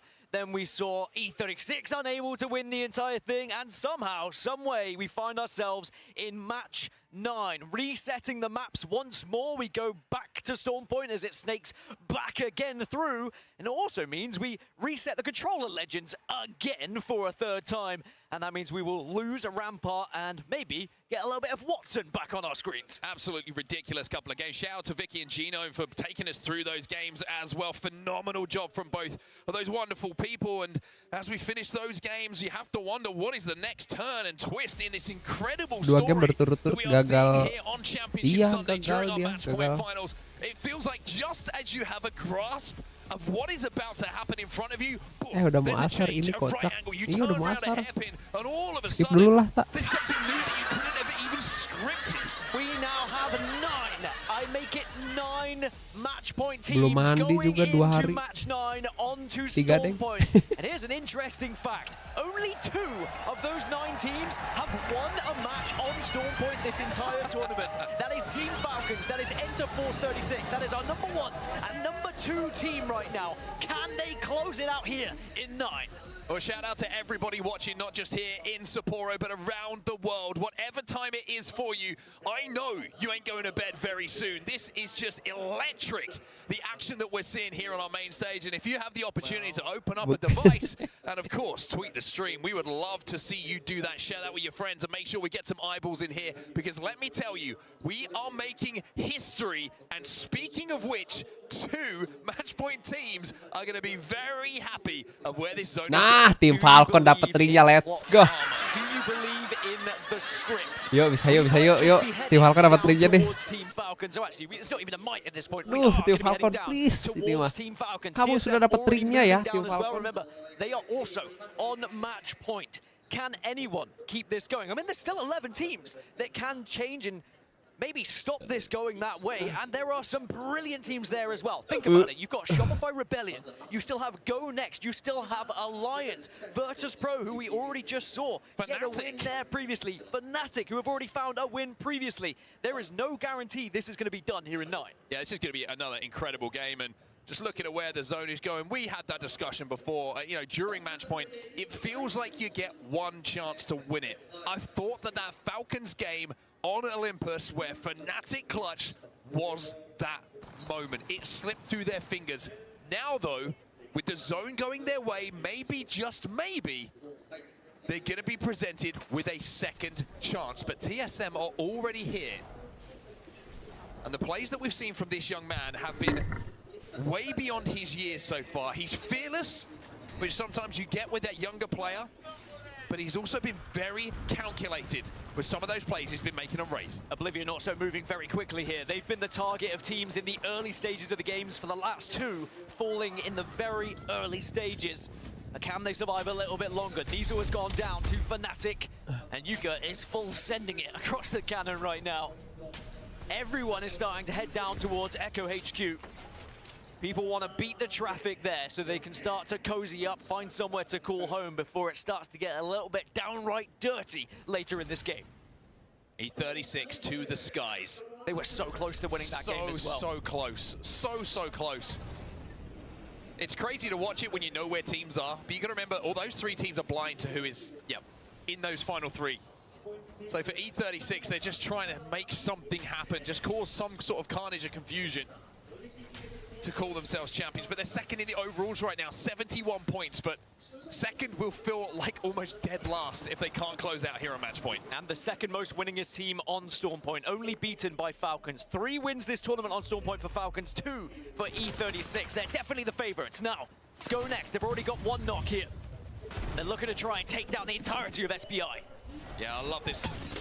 Jumping into the void here from Light to get behind enemy lines as he climbs up. That's going to be Go Next. 49 points for them. They still need 1 point to get onto match point. They'll be hoping they can play disruptors in this lobby and send us to 1 more game. Just confirmation, by the way, Watson is the most picked legend, so she will be banned and once again will reset the controller legends, and it means that Catalyst will then get unbanned for the next. And I think a pattern might be emerging here that we're just going to be controller legend banning until we find a winner here in Sapporo. S8UL have been on match point for quite some time now. They're on the Trident, they're heading over to the Cannon, which is going to be overlooking Echo HQ. As Ninjas in pajamas. Might be Ninjas in the death boxes pretty soon, as they do manage to thread the needle just about. Kurev, though, has to pop that medkit. He was a slither away from being taken down out of the skies. The interception pylon being down from the Watson, though, is going to make those grenades flying their way ineffective. Is going to gobble those things up. And that's the biggest difference from the previous, where you had ramparts, but now you've got the pylon. That pylon going down protects you so much more than the rampart will ever really could, especially in areas like this where you have natural cover. And especially, you don't have to play behind it and let Panic run in and get an easy kidnap. It's a little bit more difficult for Panic when you've got a bit more freedom to move about. But Panic is continuing to do that. He will continue to be a nuisance on the Wraith. Try and kidnap, try and get kills, try and steal your loot. To further TSM's cause here to become Lu ngambil champions. skin collab ngabisin berapa DM? 2k kurang nggak? Iya kurang dong. Skin collab yang mana nih? Yang Soul Vessel. But they've got a long way to go here from Mill. They've got Alliance behind them as well. This is going to be a tough hold for them. Should Alliance try and move up on them? This is what Unlimit like to do. They like to play as they go. They like to push teams and be aggressive. They don't like to play zone and hunker down. And you can see now, with the wrecking ball coming out, Alliance going to be their first targets here. Oh apa aja? Ya paling kayaknya 1000-an sih, kurang lebih 1000-an. Zone starting to close. Unlimited Stuvie just ya 1000-an. 1000 diamond kan 250.000-an lah ya, kurang lebih. Nah, terus ditambah gacha yang tiketnya itu, nah gacha tiket itu kan 3 WDP itu kan 80.000 ditambah kali 2 gitu kan, biasanya ada 2 fase. As the drone goes up, luckily they Ya spot udah them out. segitu. So Jadi Effect and Co, a 160 little bit of a ditambah sticky 200 situation ya here. 360-an They do lah have the kurang Pathfinder lebih. on Effect as well. They have the zip line available. Tapi emang itu harga emang buat trik hemat ya. Nah kalau biasanya beli di store harganya bisa 400 ribuan, 450 lah. Let's check out where that zone's going to be heading. Oh my goodness! Ya Allah, ringnya ke sana, astaga.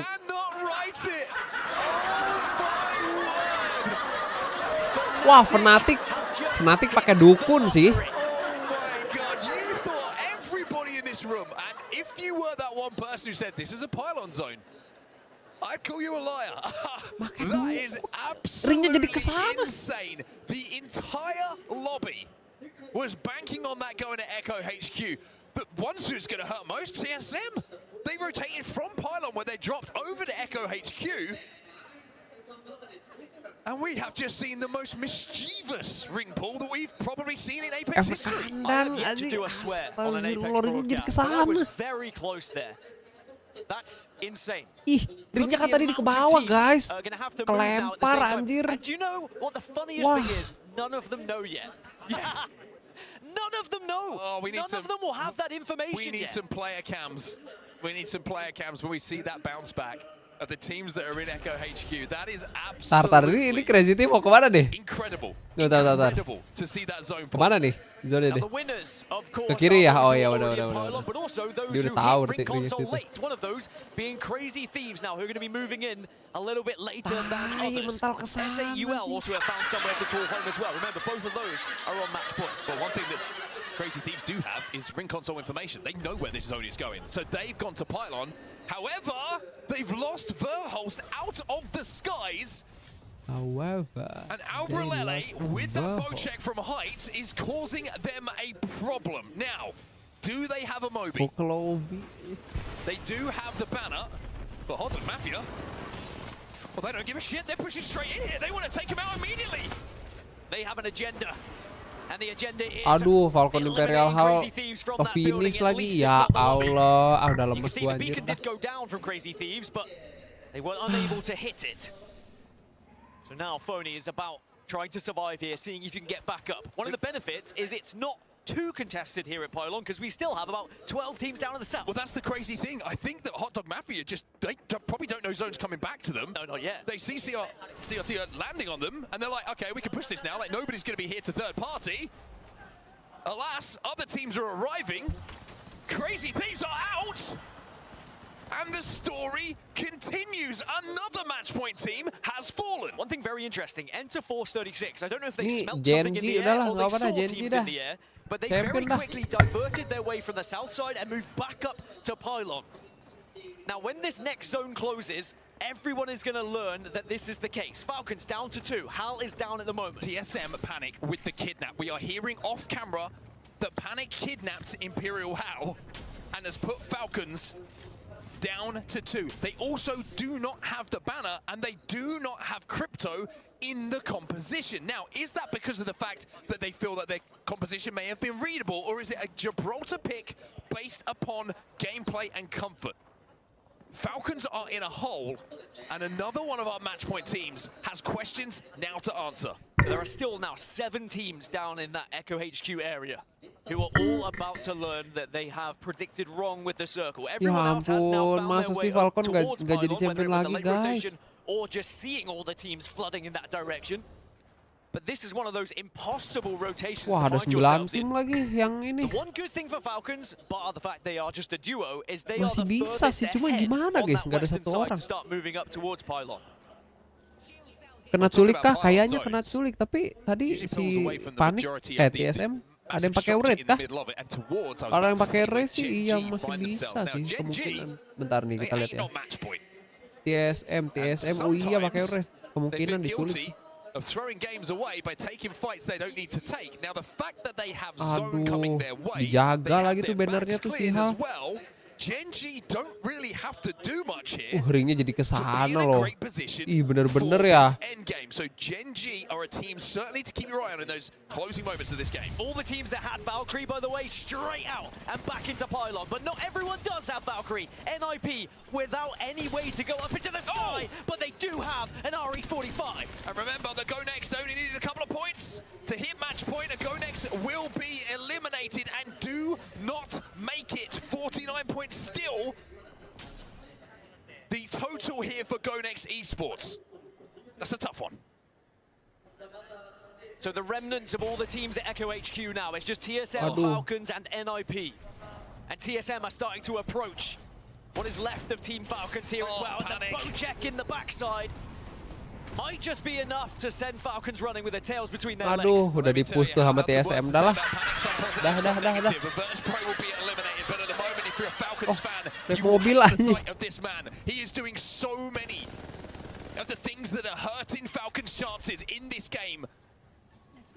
If it's kidnaps, if it's kills, or if it's just pressure, Panic is applying it all, and TSM fans will love it. And of course, in Apex, we don't have like an NFL draft, but we do have roster swaps. And for me, Panic Apex might just be one of those #1 players that people will have their eyes on when it comes to team changes. But maybe TSM can win this whole thing, and then they won't need to make any changes. I mean, Waltzy does not si have Gibi badan besar disuruh nge-red. Have the banners.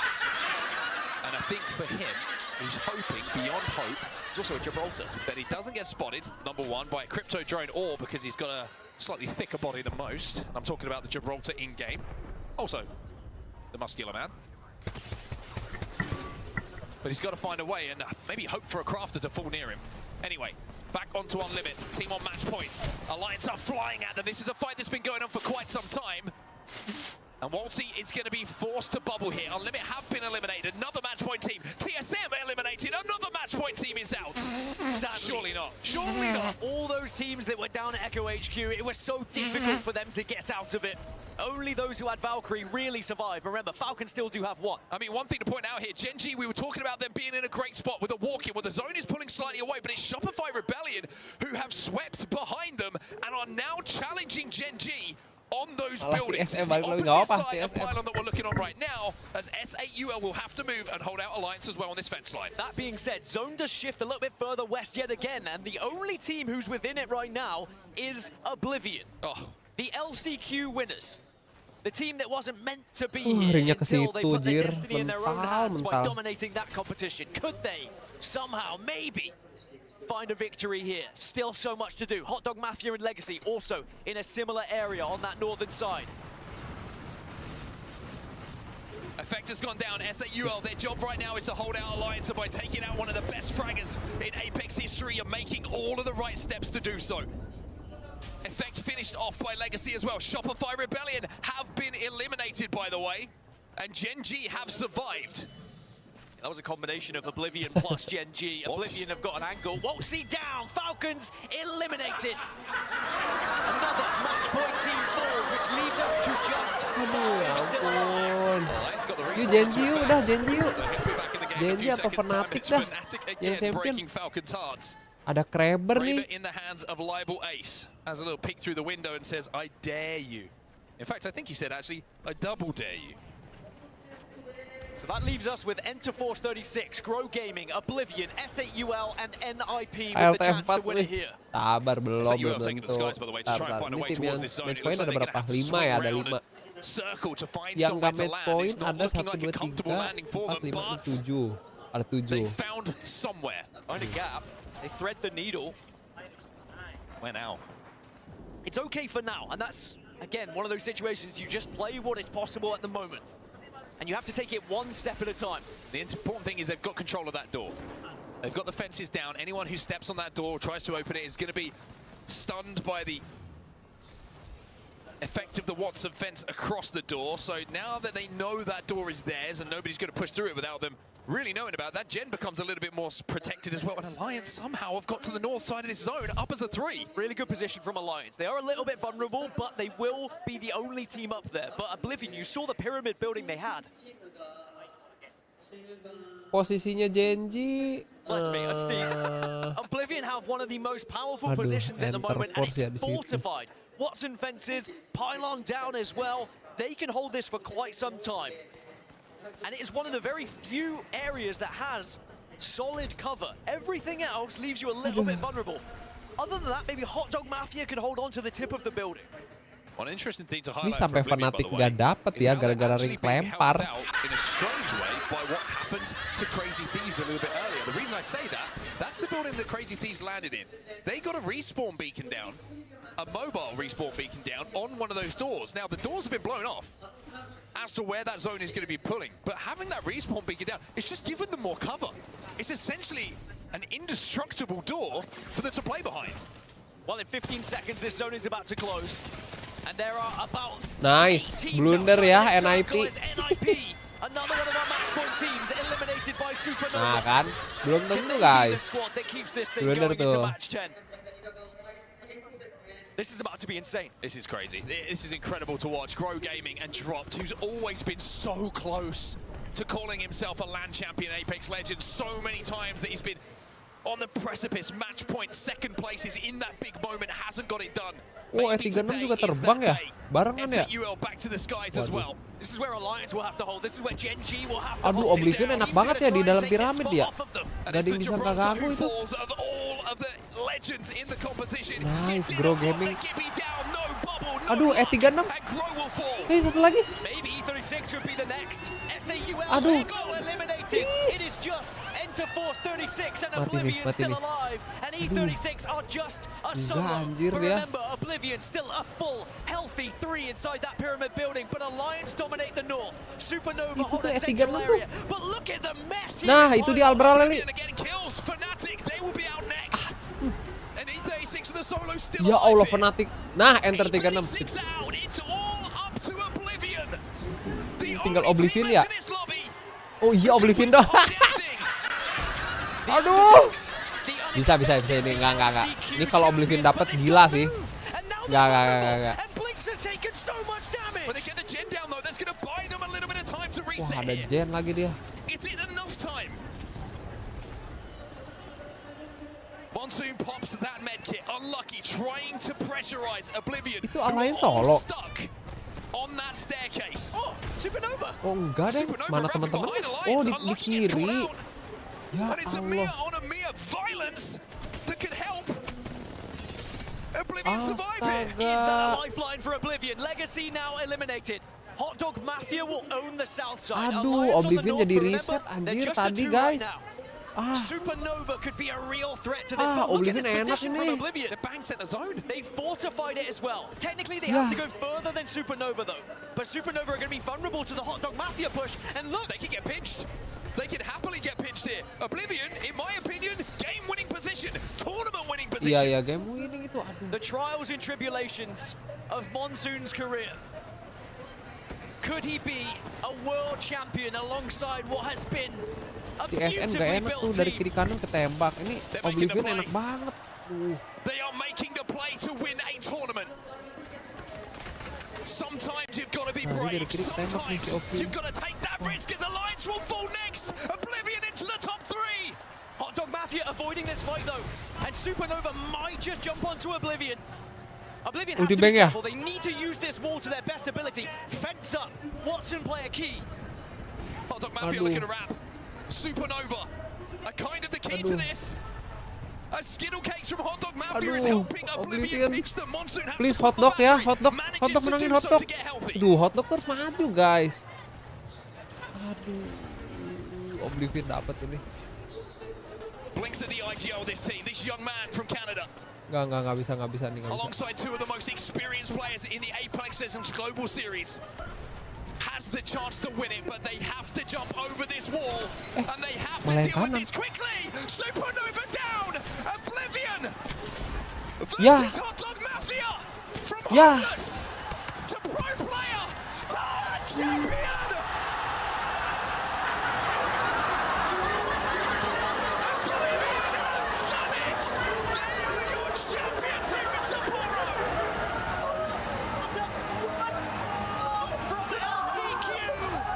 To world champions! Oblivion do the unthinkable here at Sapporo!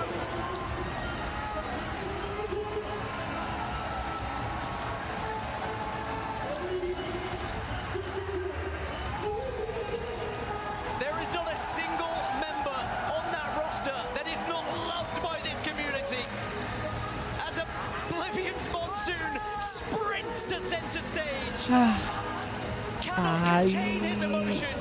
Gak usah lah, Aurora PH menang lawan TLPHI aja. Tai lah. Udah. LT4. Malah jadi si Monsun yang menang. Astaga. Let me tell you, it's a tearjerker, but it's a one of hard work.